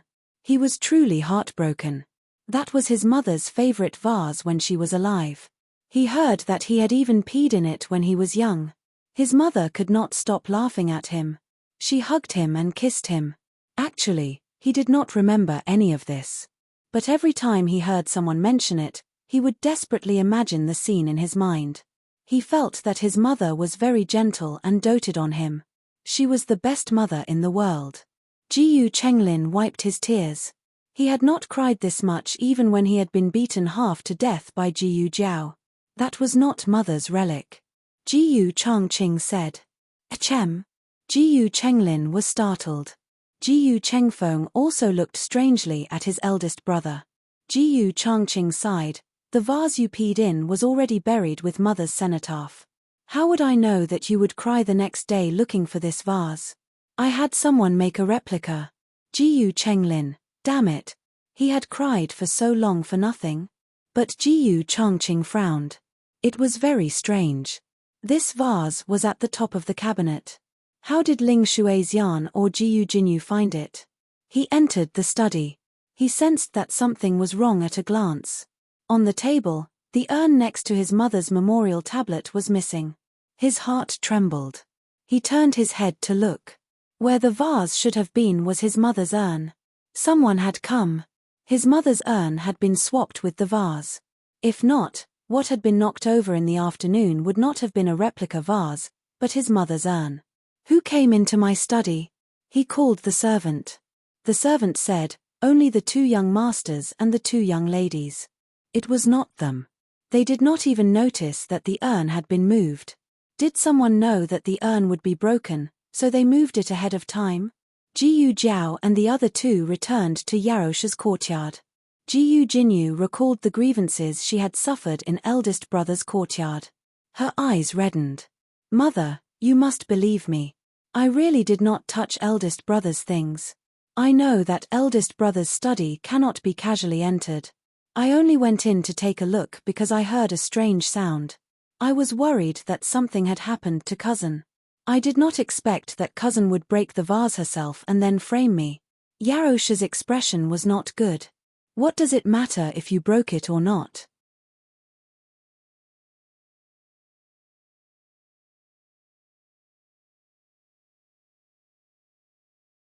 How many times have I told you not to go near your three brothers? Otherwise, you will have endless trouble. Has it come true now? Jiyu Jiao looked at the weeping Jiyu Jinyu with an indifferent expression. Yarosha continued, if your older sister had not stopped him today, Jiyu Chenglin would have already attacked you. Why did you still foolishly go near them? Jiyu Jinyu felt wronged. They are my brothers, Yarosha said seriously. You do not have an older brother. You only have a younger brother and an older sister. Although it was cruel to say this, how could those three not think the same? Yarosha continued, in the future, do not interact with the Ling family anymore. The Ling family was the previous madam's maternal family. They were also very prejudiced and dissatisfied with their branch. Jiyu Jinyu said with tears in her eyes, it was grandmother who told me to teach cousin. Today, she glanced at Jiyu Jiao. If only elder sister had been with us just now. Cousin would not have had a chance to slander me. Yarosha said, how could your elder sister have been with you? She just entered the manor and does not know the Ling family's young miss. Jiyu Jinyu sobbed as she said, cousin wanted me to invite elder sister to sit in the pavilion. I went to call elder sister, but elder sister did not agree. Jiyu Jiao was speechless. Did she blame the earth for not being able to poop? When she called her to pay respects to Yarosha, why did she not come with her? Also, why would Miss Ling be so kind as to call her? Jiyu Jiao could not be bothered to argue with her. She did not care what other people thought of her. She picked up her small basket and said, I'm leaving first. There were still 3 sick people at home. Yarosha could not keep her. After she left, Yarosha turned to look at Jiyu Jinyu. Her expression was very serious.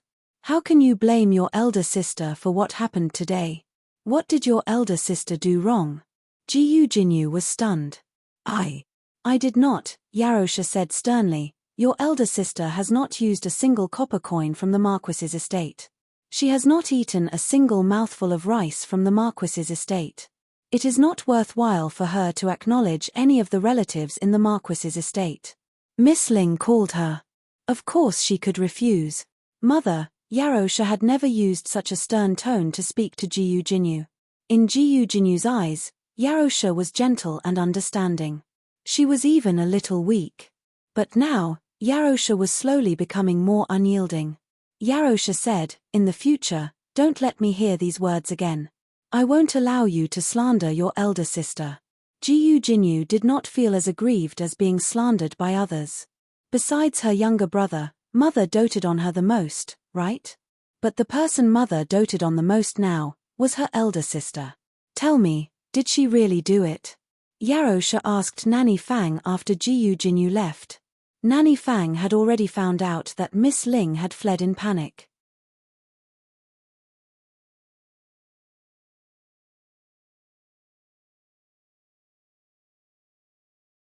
It was obvious that she was guilty. But Nanny Fang did not say anything. She only sighed and said, "Sigh, how would I dare to make wild guesses? Even if it was second miss, it should be unintentional." She did it to curry favor with the heir. Yarosha suddenly felt a little disappointed in this daughter of hers. Little Jing Kong finally realized that his hair had been shaved off. He burst into tears. He had kept his hair for more than half a year, and it was just about to be tied into a ponytail, but it was gone just like that. He had turned back into little bald head. He hugged his little bald head and sat on the threshold, crying his heart out. My hair is gone. Bad brother-in-law, compensate my hair. Bad brother-in-law. Bad brother-in-law. Bad brother-in-law. Compensate my hair, Xiao Liulang said sternly. You were the one who wanted me to shave it. Little Jing Kong cried and kicked his legs. I didn't. You're talking nonsense. Little Jing Kong was confused by the fever that night and did not have any memory of it. Therefore, he firmly believed that he would never give up his beloved little hair. Bad brother-in-law must have been jealous of him and shaved his hair while he had a fever. Xiao Liulang spread his hands. If you don't believe me, you can ask Jiao Jiao later. Jiyu Jiao came back. An adult and a child were looking at her at the door. Xiao Liulang leaned against the door frame helplessly, while little Jing Kong sat on the threshold, looking aggrieved. Jiyu Jiao could faintly feel the aura of a black cloud above her head. What happened? She asked. Jiao Jiao. Little Jing Kong looked at her sadly. Bad brother-in-law said that I was confused by the fever that night, and asked him to shave my hair. He also said that you were there, and you agreed, and you passed the razor to him. He was very sad, and his face was written all over. Jiao Jiao, how could you watch someone destroy my beloved little hair and even pass me a razor? Are you still my beloved Jiao Jiao? Jiyu Jiao took a deep breath and touched his poor little bald head. She turned to Xiao Liulang and said, this is your fault. It's fine to shave it, but why did you put the blame on the child? Xiao Liulang was speechless.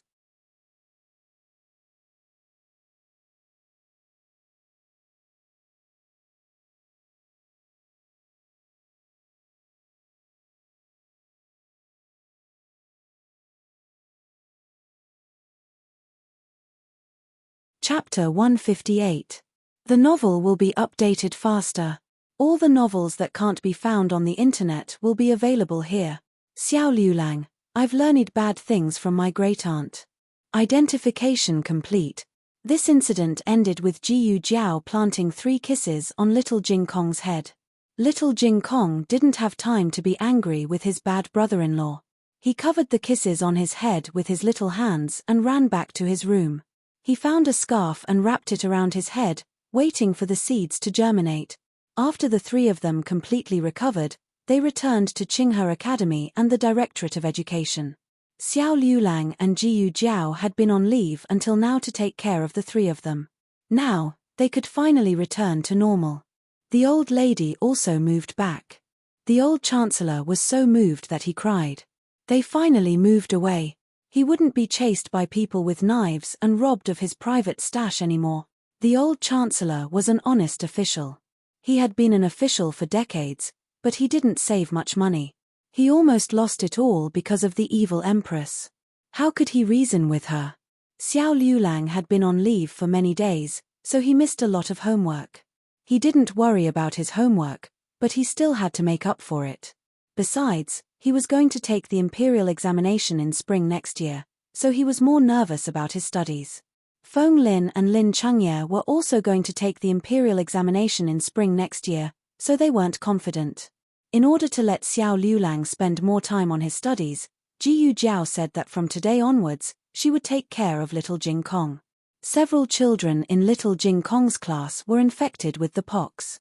After asking around, they found out that the first one who showed symptoms was the transfer student, Qin Chuyu.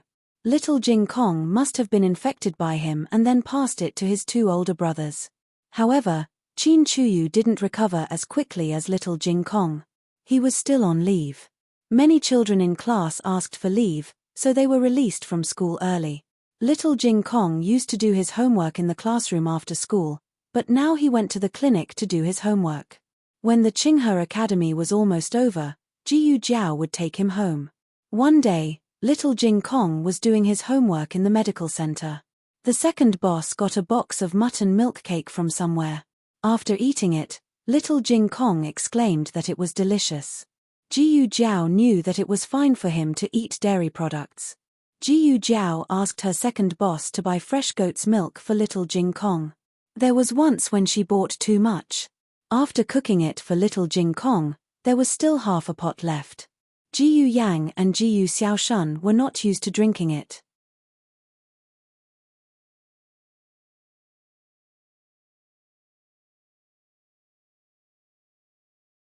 It was a pity to throw it away. Ji Yujiao thought for a moment, then added some tea leaves and sugar into the pot. After boiling it, a special fragrance of milk and tea was produced. When the daughters of the girls' school passed by the clinic, they were attracted by this special fragrance and went in to ask what it was. Ji Yujiao thought for a while and said, "Milk tea." Ji Yujiao poured a few cups for them to try. Other than the bitter tea that was originally brewed, the daughters of the capital had only drunk buttered tea. The salty kind was quite tasty, but compared to this sweet milk tea, it was not worth mentioning at all. God, what kind of magical taste was this? It was so delicious. Is there any more? Is there any more? A daughter asked. Ji Yujiao shook her head. There is no more milk tea for today. If you want to drink it, come over tomorrow. I'll make more. The next day, the clinic was full of people. The second boss, who came down from the wing room, was a little confused. Were there so many patients today? They were all daughters of the girls' school. What happened at the girls' school? They were not here to see a doctor. They were here to line up for milk tea. Ji Yujiao sold the milk tea at a high price, but it was still in short supply. The popularity of the milk tea made the second boss dumbfounded. He had been running the clinic for so many years, but he never thought that he would suddenly rely on his side business to make money. However, the cooking method of milk tea was not complicated. After drinking it a few times, one would know how to make it. Soon, the shops nearby began to compete with each other. Some of the chefs in the daughters' residences also knew how to make milk tea. The business of the clinic soon became quiet. One day, little Jing Kong came to the clinic to do his homework again. He saw the second boss sighing at the side. He put down his pen and asked him, "Why are you sighing? Business is not good." The second boss had just tasted the sweetness of selling milk tea. The cost was low and the profit was high. At most, he could prepare a warm room for the daughters and burn a few more pots of charcoal. But after a few days, half of his business was taken away. The main reason was that the other party sold the milk tea at a low price. Their cost could not be reduced because Ji Yujiao insisted on using good tea leaves. The second boss wrung his hands. "I'm so worried." Little Jing Kong decided to go on a field trip. "Jiao Jiao, I want to try it too." Children could not drink tea. Ji Yujiao really only let him have a small taste. It tasted very good. Little Jing Kong's jiaojia recipe was completely fine, Little Jing Kong put on a serious face and went to the warm room with his hands behind his back. He wanted to ask why the other girls did not come. Just as he was about to speak, he saw a girl from the girls' school lying on the table and crying. "What's wrong? Does your stomach hurt?" Little Jing Kong asked her.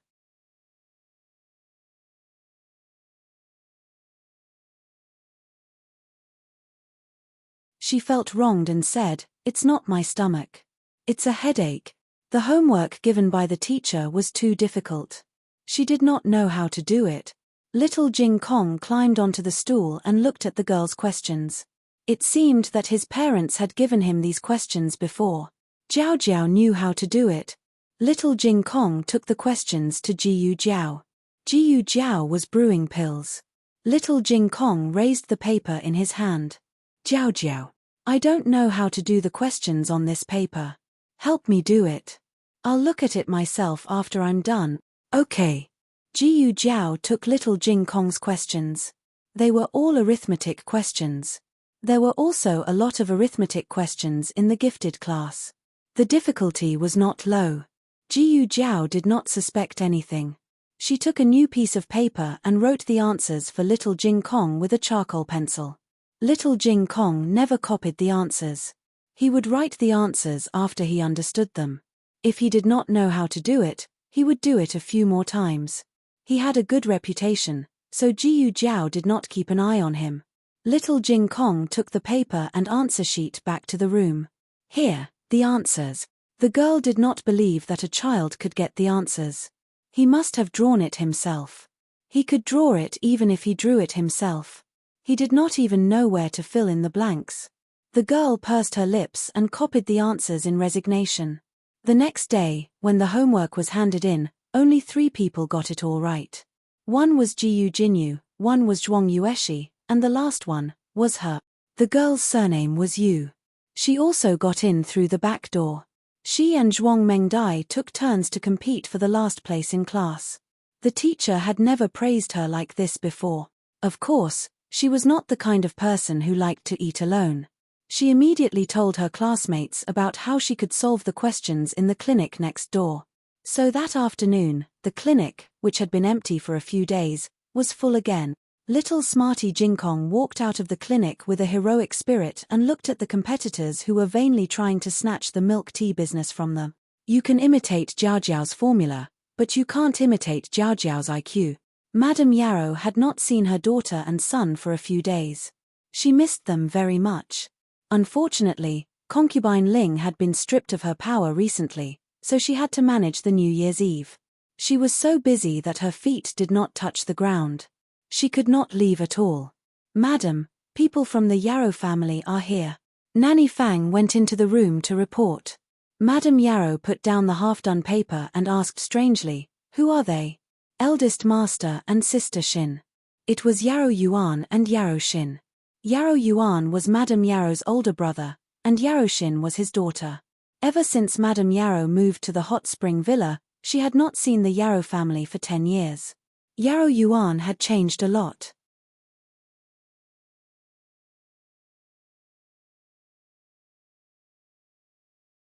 He had experienced a lot. He was clearly younger than Marquis Jiu by a few years, but he looked older than him. Yarrow Xin had grown into a slender and elegant woman. She looked a bit like Madame Yarrow and could be considered a beauty. In comparison, Madame Yarrow's appearance had not changed much. She was still beautiful, but her temperament had become more capable and steady. Yarrow Yuan was so excited that he could not speak. "Eldest brother, come in and sit." Madame Yarrow brought her eldest brother and Yarrow Xin to a warm room and had the servants serve tea and snacks. "You can all leave. Nanny Fang, stay." "Yes." The maidservants left in a single file. Nanny Fang wiped her tears. It was clear that she was crying tears of joy. She was Madame Yarrow's attendant and came from the Yarrow family. Sister Fang also did not change. Yarrow Yuan said with a smile, "This servant is old." Nanny Fang choked. Madame Yarrow's gaze landed behind Yarrow Yuan. She was a little uneasy girl. She warmly said, "Sister Xin is already so old. I remember that when I left, she was still a little girl." She should be of marriageable age soon, right? Yaroshin did not dare to speak. Yuan turned around and tugged at her. Aunt is asking you a question, Yaroshin said shyly. She will be of marriageable age after spring. Madame Yarrow waved at her. Come and sit. Eat something. Yaroshin turned around to look at her father. Seeing Yuan nod, she carefully walked to Madame Yarrow's side. She sat down and picked up a snack that Madame Yarrow handed over and ate it carefully. It was Yaroshin's first time coming to the Marquis Fu.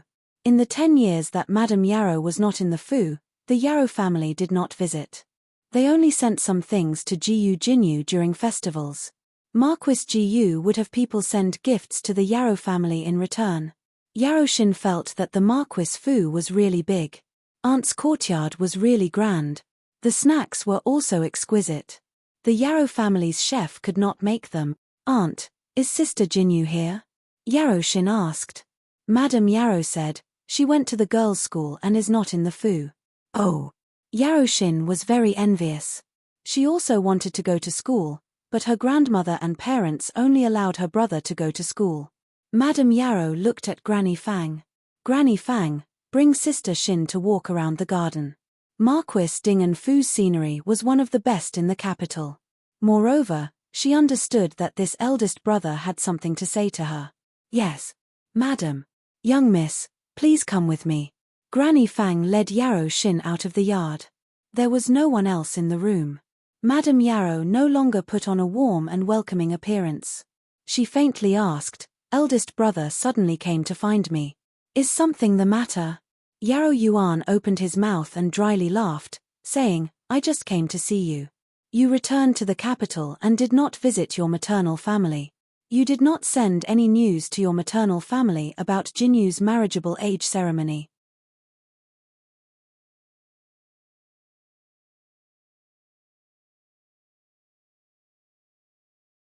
They all said that you disliked the Yarrow family for losing face. I know that is not the case. Younger sister, are you still blaming us for what happened in the past? Madame Yarrow drank a mouthful of tea. Eldest brother should not bring up the matters of the past. Why I did not return to the Yarrow family and did not allow the Yarrow family to attend Jinyu's marriageable age ceremony, eldest brother should know better than anyone else. Just treat it as me looking down on the Yarrow family. Yuan bitterly said, in the past, we were in the wrong. We should not have broken up your good marriage and married you into the Marquis Fu. Before Madame Yarrow married Marquis Jiyu, she actually had an engagement. The other party's family was not as well off as Marquis Ding and Fu. Thus, when Marquis Jiyu came to ask for a marriage, the Yarrow family did not say anything and cancelled the engagement. They did not dare tell Marquis Jiyu about this matter. They also did not allow Madame Yarrow to say anything. Yuan knew that his younger sister had nearly eloped with that person. It was he who personally caught his younger sister. He even had someone break that man's leg. Yuan, father and mother did it for the Yarrow family. Madame Yarrow, it's a pity that you did not expect that I would not help the Yarrow family. You married a daughter over for nothing. Yuan choked. That's right. After his younger sister married, she immediately drew a clear line with her maternal family. Even father did not get to see his younger sister one last time before he died.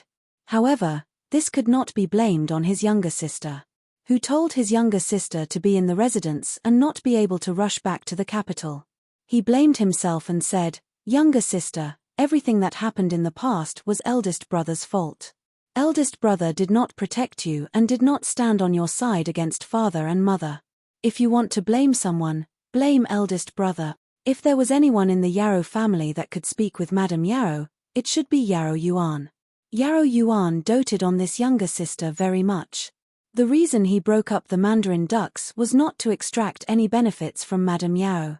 It was just that he felt that man was not worthy of his younger sister.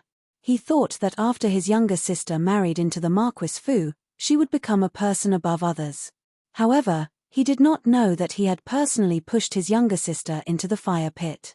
He sadly said, father was filled with regret on his deathbed. He told me that if there was a day that I could see younger sister, I would definitely apologize on his behalf. There is also mother. She also knows that she was wrong in the past. She has already changed. Can you forgive her? Her body is not very good. I fear that she does not have much time left. Senior servant Fang took Yarrow Shin around the Marquis Fu. Yarrow Shin opened her eyes.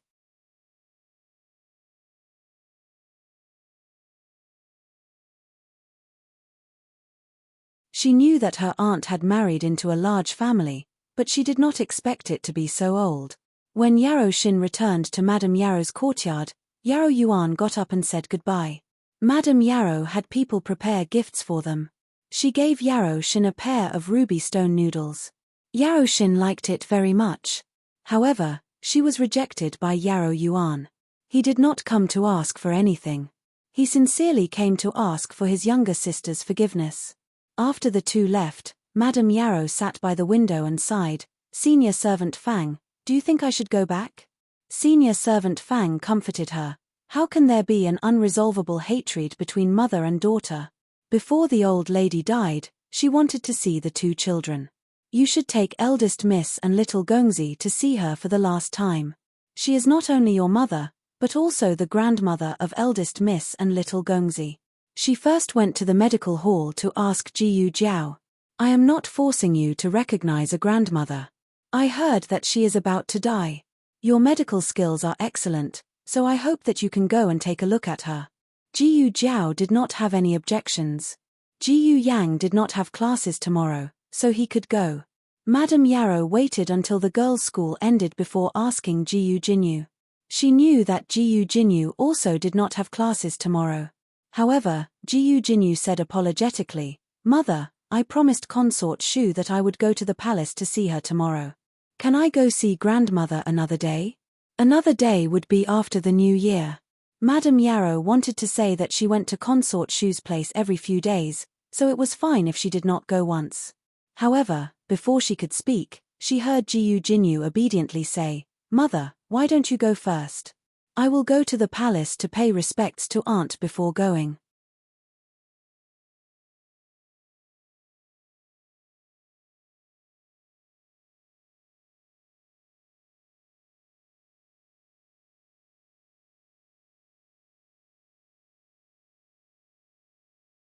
Chapter 159. Since she said so, Yarosha couldn't force her. The next day, Yarosha came to buy Shui Ali early to pick up Jiyu Jiao and Jiyu Yang. Little Jing Kong also wanted to go. The main reason was that he wanted to be with Jiao Jiao. It was rare for him to have a day off. Yarosha had already treated little Jing Kong as her own child, so she happily brought him along. The whole family sat in the Marquis's Manor's horse carriage, and the horses galloped. Little Jing Kong was very excited. He sat next to Jiyu Jiao and shook his head. You're so happy? Jiyu Jiao asked him. Little Jing Kong shook his short legs and tilted his head. This is my first time visiting relative. Hearing this, the people in the carriage were stunned. The little monk had always lived in the temple and had never visited relatives. Although he and Jiyu Jiao had a family after they left the mountain, they still didn't have any relatives that they could visit. Little Jing Kong was very smart and did things in an orderly manner, causing Jiyu Jiao and the others to rarely treat him as an ordinary child.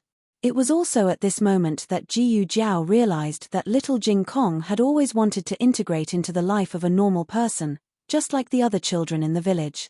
Jiyu Jiao looked at the little guy's expectant eyes and patted his little bald head.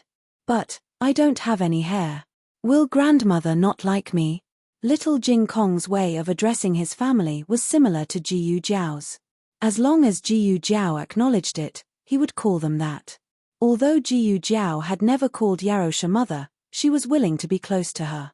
Little Jing Kong could feel it, so he was also very close to Yarosha. Yarosha said that when she went to visit her maternal grandmother today, little Jing Kong had specially observed Jiyu Jiao's expression. She did not have any taboos when addressing her maternal grandmother, so little Jing Kong guessed that he could address her as such. Yarosha warmly said, No, little Jing Kong is just as cute without hair. Little Jing Kong said proudly, I think I'm cute too. The corner of Jiyu Yang's mouth twitched. He took the tiger head hat and covered his little head. Put on the hat. Aren't you afraid of the cold? Little Jing Kong was furious. You're just jealous that I'm younger and cuter than you. Ji Yu Yang chuckled. You're cute. I think you're just pitiful because no one loves you. Little Jing Kong put his hands on his hips and stomped his feet. Of course not. I'm Kikari Ari Ari Ari. The two of them bickered and soon arrived at Yarrow Manor. It was Ji Yu Yang's first time visiting his maternal grandfather's home.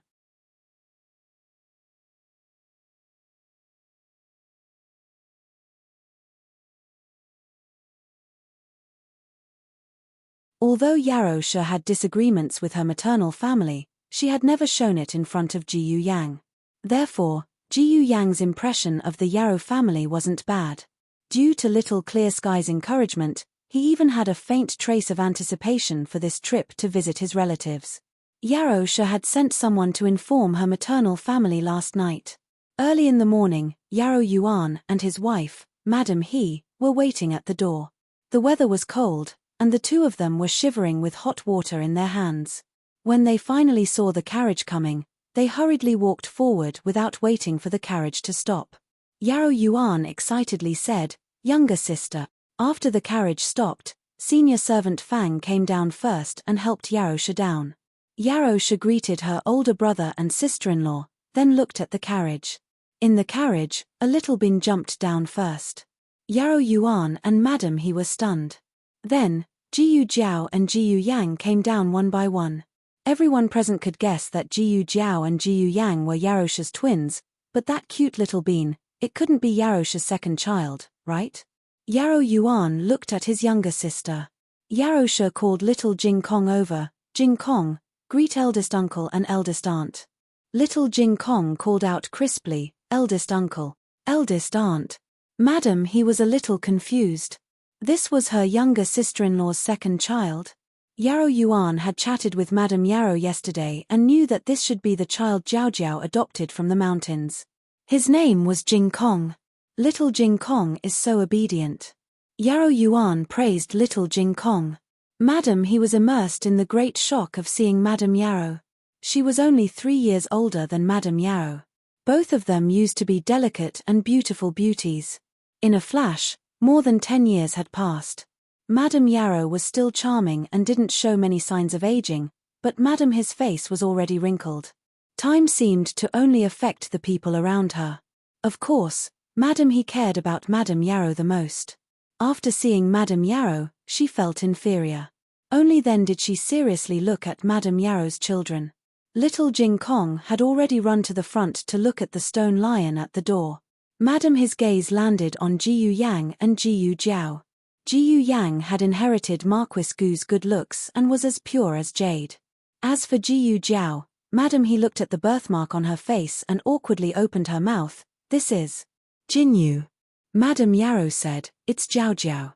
Yesterday, when Yarrow Yuan went to the Marquis Fu, he already knew that the two daughters were swapped. He also knew that Ji Yu Jiao still hadn't returned to the manor and was still living in a small residence outside the manor. A trace of disappointment flashed across Madam His eyes.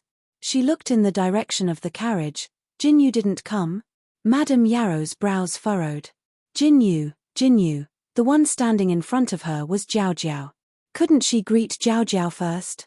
Ji Yu Jiao was very calm.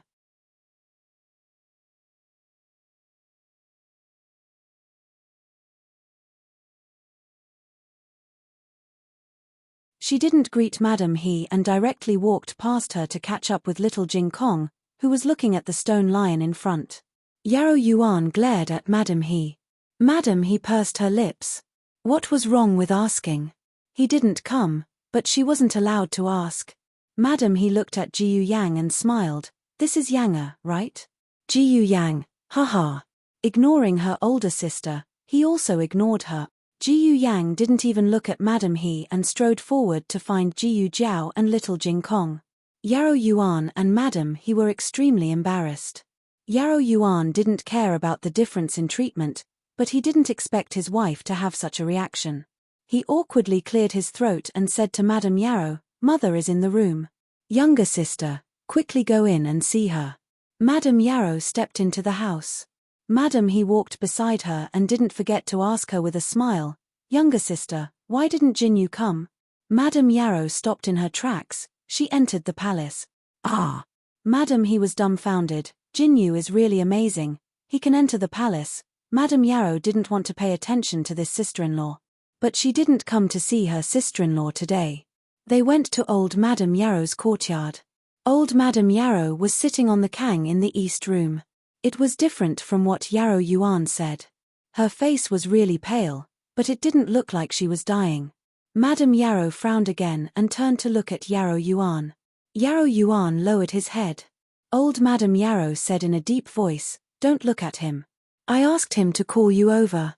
If I didn't say that, would you come back? When you married into the Marquis's house, you didn't say anything and cut off all contact with the Yarrow family. I followed you. What? More than 10 years have passed.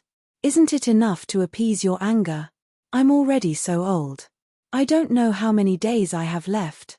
What's wrong with me wanting to see my 2 precious grandsons? Can't I see them?" This matter made people uncomfortable. But when Madame Yarrow heard that she wanted to see the twins, she was not so angry. Madame Yarrow called the 3 children in. The first one to come in was Jiyu Yang. When old Madame Yarrow saw Jiyu Yang, her turbid eyes suddenly brightened. She reached out her hand to Jiyu Yang. "Yang-er? Are you Yang-er? Quick, come to Grandmama. Let Grandmother see you." Jiyu Yang saw that she really liked him. He hesitated and walked over. Old Madame Yarrow was so excited that her hands were shaking. She held Jiyu Yang's hand with one hand and touched Jiyu Yang's face with the other hand. "Grandmother finally sees you. You look like your father." Jiyu Yang was not liked by old Madame Jiyu in the Marquis's house. In contrast, old Madame Yarrow's love made people feel warm. "Call me Grandmother," old Madame Yarrow said. Jiyu Yang hesitated. When he was about to call Grandmother, Jiyu Jiao came in with little Jing Kong.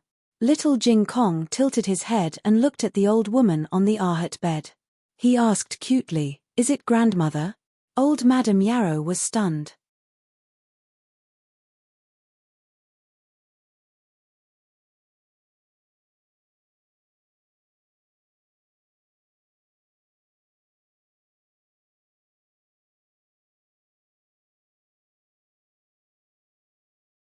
Jiyu Yang looked at the persimmon in his hand and then looked at little Jing Kong's and Jiyu Jiao's persimmons. His eyes suddenly became cold. In fact, he just saw that there was a big persimmon in the box. He thought that the maid would give it to little Jing Kong and Jiyu Jiao. But he didn't expect that she secretly put away the box and gave them 2 small persimmons. It went without saying who instructed her to do this. That persimmon must be left for Jiyu Jinyu. Grandmother didn't really love Yarosha's child. It was reasonable that the people in the mansion favored Jiyu Jinyu. After all, they had raised him for so many years. But Grandmother had never seen the 3 of them. She left the big persimmon for him and Jiyu Jinyu, who didn't come to the mansion today. Jiyu Yang was very angry. He walked over and took the persimmon that little Jing Kong had been peeling for a long time. He gave him the persimmon king in his hand. Little Jing Kong was stunned for a moment. He said, "Oh." He held the big persimmon king in his 2 small hands and peeled it with difficulty. After peeling it, he handed it to Jiyu Yang with both hands. "Here." This time, Jiyu Yang was stunned. "What are you doing?" Little Jing Kong tilted his head. "Don't you want me to peel the persimmon for you?" I am giving you the big persimmon to eat." Jiyu Yang's chest seemed to be blocked by something. Little Jing Kong stuffed the peeled persimmon into his hands. Then he took his small, half-peeled persimmon and continued to peel it. He peeled it very carefully. But Jiyu Yang felt his heart hurt. He squatted down and looked at the little guy. "This is the big one. Can't you see it? Don't you want to eat the big one?" Little Jing Kong said seriously, "I can't finish it." Little Jing Kong thought that it was reasonable to give the big one to the adults and the small one to the children. "Yang." Jiyu Jiao smiled at Jiyu Yang. Jiyu Yang swallowed the words that he wanted to say to expose old Madame Yarrow. In fact, he knew what old Madame Yarrow was thinking. He was his father's favorite son and Jiyu Jinyu was his favorite daughter. Jiao Jiao didn't even live in the Lord Protector's mansion. It seemed that she was not favored. Old Madame Yarrow didn't care about Jiao Jiao and an adopted little monk. But she didn't want to offend Madame Yarrow, who had just returned to her mother's home. So, she acted one way in front of others and another way behind others' backs.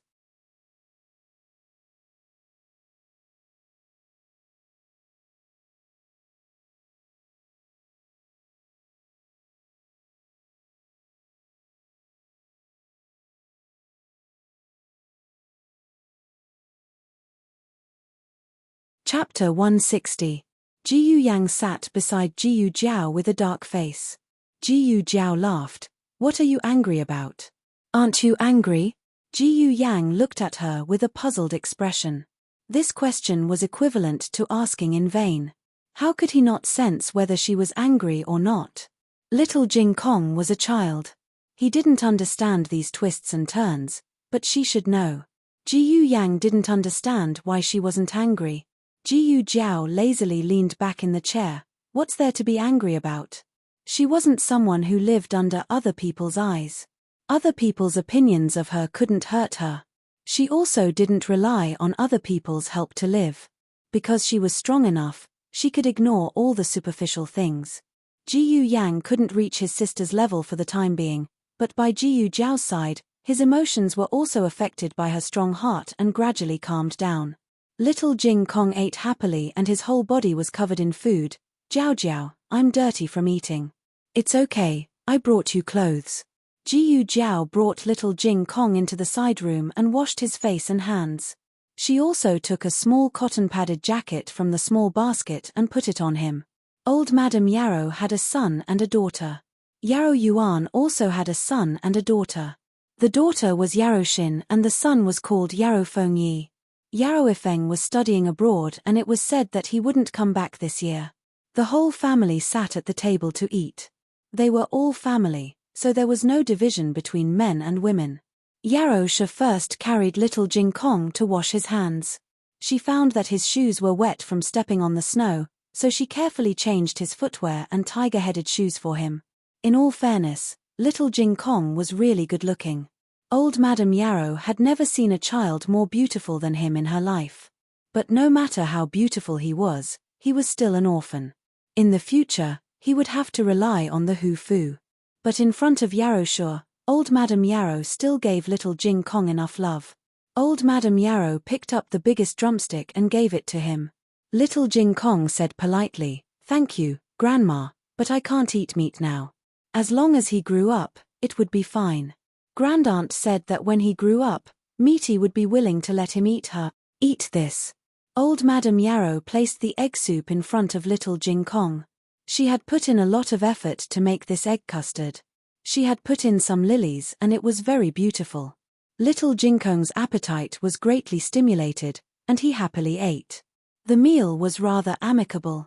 After eating, old Madame Yarrow asked Yarrow Xin to bring Jiyu Jiao and the other two to the garden for a walk.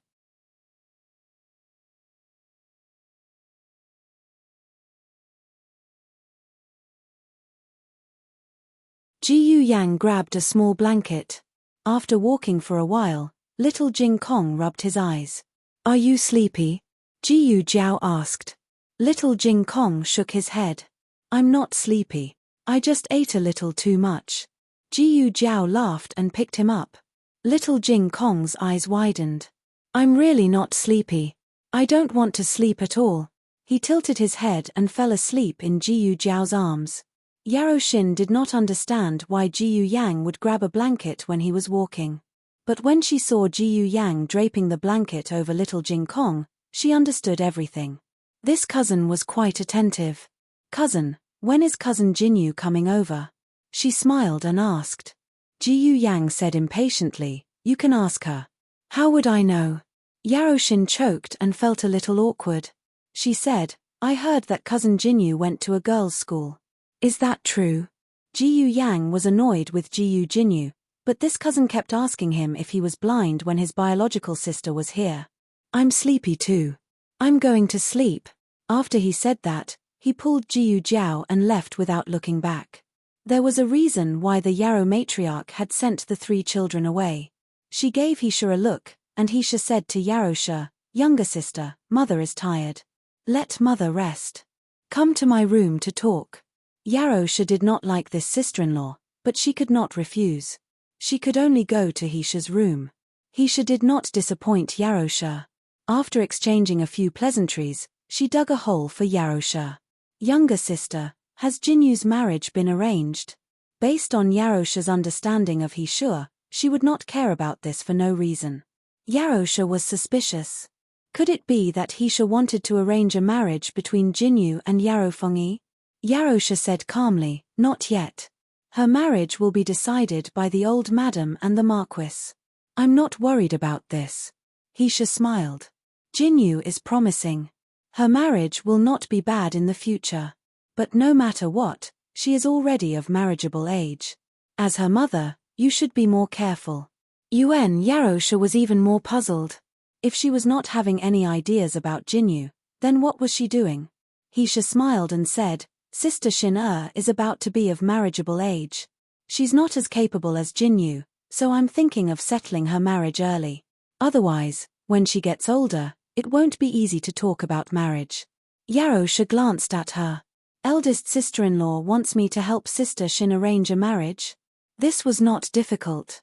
After concubine Ling's position was taken away, old Madame Jiyu was too busy and left many things to her to take care of. She was currently preparing New Year's gifts for the various large families. She could take this opportunity to help Sister Shin. Hisha smiled but did not speak. Yarosha's heart skipped a beat. You wouldn't have taken a fancy to the young masters of the Marquis Fu, right? There's no way.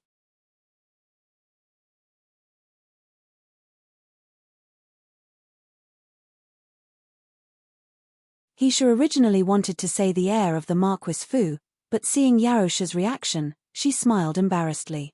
She pulled Yarosha's hand and said, Younger sister, don't let the fertile water flow into other people's fields. I am doing this for your own good. When Sister Shin marries over, our two families will be even closer. With Sister Shin going to the Marquis Fu to help you, you will be able to live more comfortably, right? It is better to resolve enmity than to keep it alive. When Sister Shin marries over, you will no longer be enemies. You will be mother and son. Yarosha did not know how Hisha could say such a thing. She and Yang were about to be bullied to death by those three stepsons, yet eldest sister-in-law wanted her to marry her niece over. Resolve what? She would never reconcile with the three of them in this lifetime. Yarosha said, You feel that selling me is not enough, so you want to sell Sister Shin, right? Madam, he said, Sister Shin is willing to do so. Yarosha laughed in anger. Her aunt has been bullied to this extent, yet she is rushing to marry the person who bullied her aunt. Eldest sister-in-law, this is the kind of child you have raised. When Hisha heard this, her expression was not very good. Younger sister, now that you have become rich, you no longer care about the life and death of your maternal family. If we had not married you into the Marquis Fu, how could you have the wealth you have today? You have not cared about your maternal family for over a decade, and we have not said a single bad word about you. Let me ask you, how could there be such a good maternal family in this world? Now that your own niece is about to be married, you would rather let an outsider benefit than marry her into the manor. What? Does younger sister not want to see your maternal family live better than you? Yarosha sneered, How does eldest sister-in-law know that she will live better than me after marrying into the manor? Hisha raised her chin and said, Our sister Shin is obedient and sensible. She will definitely be able to make husband and the old madam like her. If this was in the past, Yarosha might have argued with her and explained the reasoning behind it, but later on, she gradually understood that some people were unreasonable. She only acknowledged her own reasoning. She did not care how much hardship Yarosha had suffered in the Marquis Fu over the years. To put it bluntly, she was just being selfish. Yarosha stood up and left. Hisha saw that Yarosha was angry and quickly pulled her back, apologizing, Aya, eldest sister-in-law did not mean it that way. Don't misunderstand. Eldest sister-in-law said something wrong. You are a great person and do not lower yourself to her level. Yarosha said, I cannot say anything about the Marquis Fu's marriage. Even if she said it, they would not like her. Hisha, in any case, you should bring Sister Shin to the manor to sit.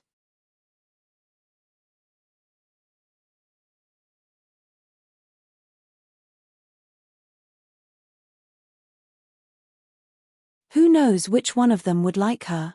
Yarosha, eldest sister-in-law, who would like her? The heir. Hisha smiled and said, if the heir would like her, then that would be the best. Yarosha was stunned. She actually wanted to marry Yaroshin to the Marquis Fu's heir. This was simply a dream. Hisha looked at Yarosha's face and awkwardly said, second young master is also fine. Third young master should be fine, right? Yarosha coldly said, when has it been the Yarrow family's daughter's turn to choose the Ding and Marquis Fu's young master?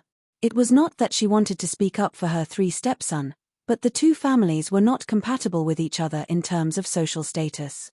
She was only going to be a second wife, but she was already despised by old Madame Gu.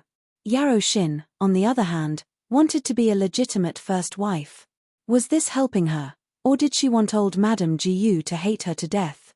Hisha's temper rose again. Didn't younger sister also marry into the Marquis Fu? Younger sister still had an engagement in the past. How could she be as pure as our sister Shin? Back then, the Marquis liked younger sister. How could the heir not like our sister Shin? Don't they all have the same face? Could it be that sister Shin's face is worse than younger sister's?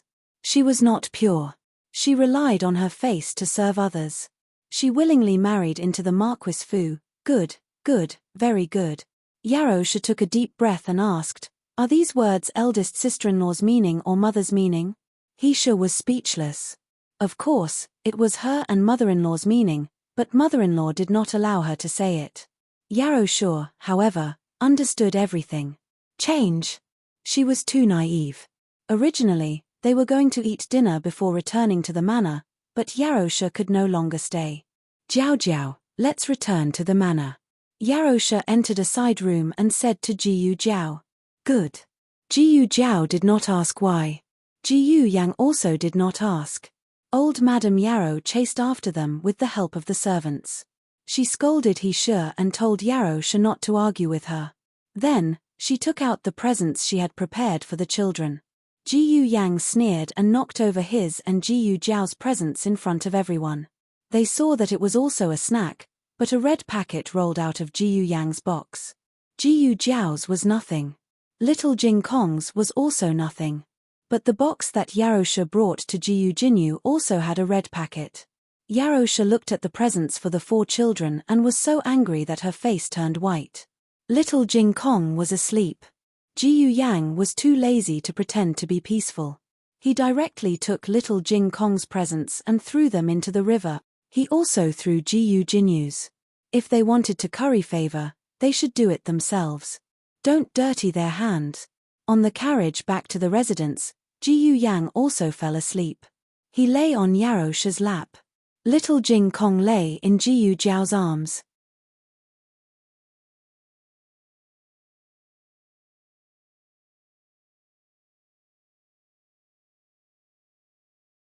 Both of them were sleeping and snoring.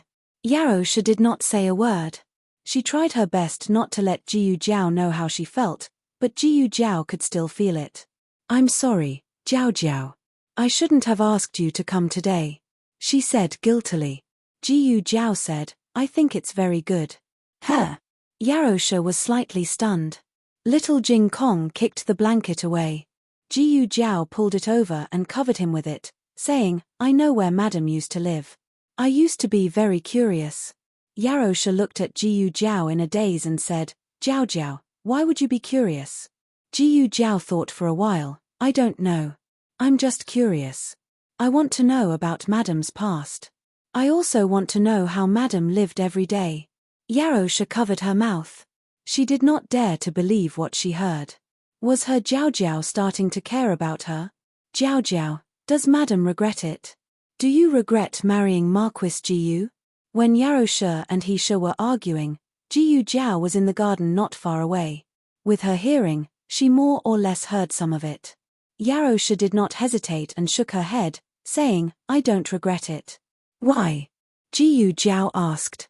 Yarosha lowered her head and caressed Jiyu Yang's cheek. Then she looked at Jiyu Jiao lovingly, saying, because if I didn't marry Marquis Jiyu, there wouldn't be you and Yang. You are Mother's most precious gifts in this life.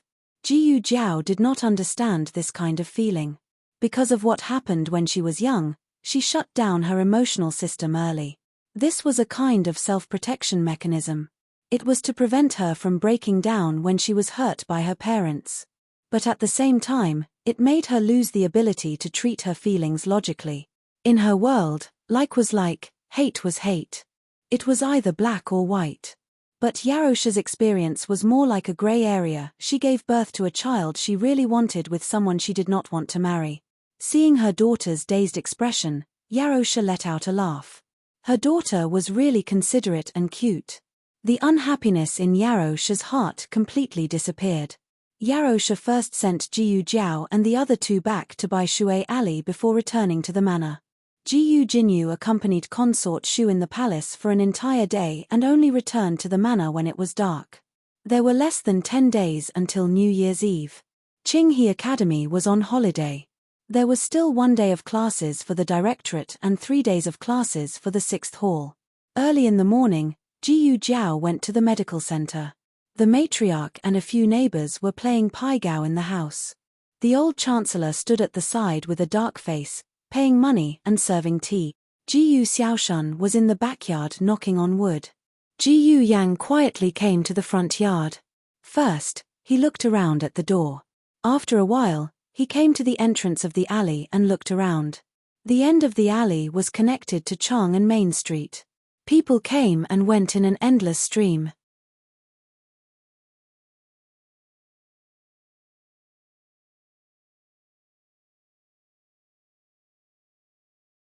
The shops were all pasted with window flowers and couplets. It was a joyous atmosphere. He looked around. Suddenly, a tall shadow shrouded him. "What are you doing?" It was Jiyu Changqing. He was wearing a golden fur coat and sitting on a tall horse, looking valiant and formidable. Jiyu Yang was so shocked that he trembled. He turned his head and said without changing his expression, "I'm not waiting for you."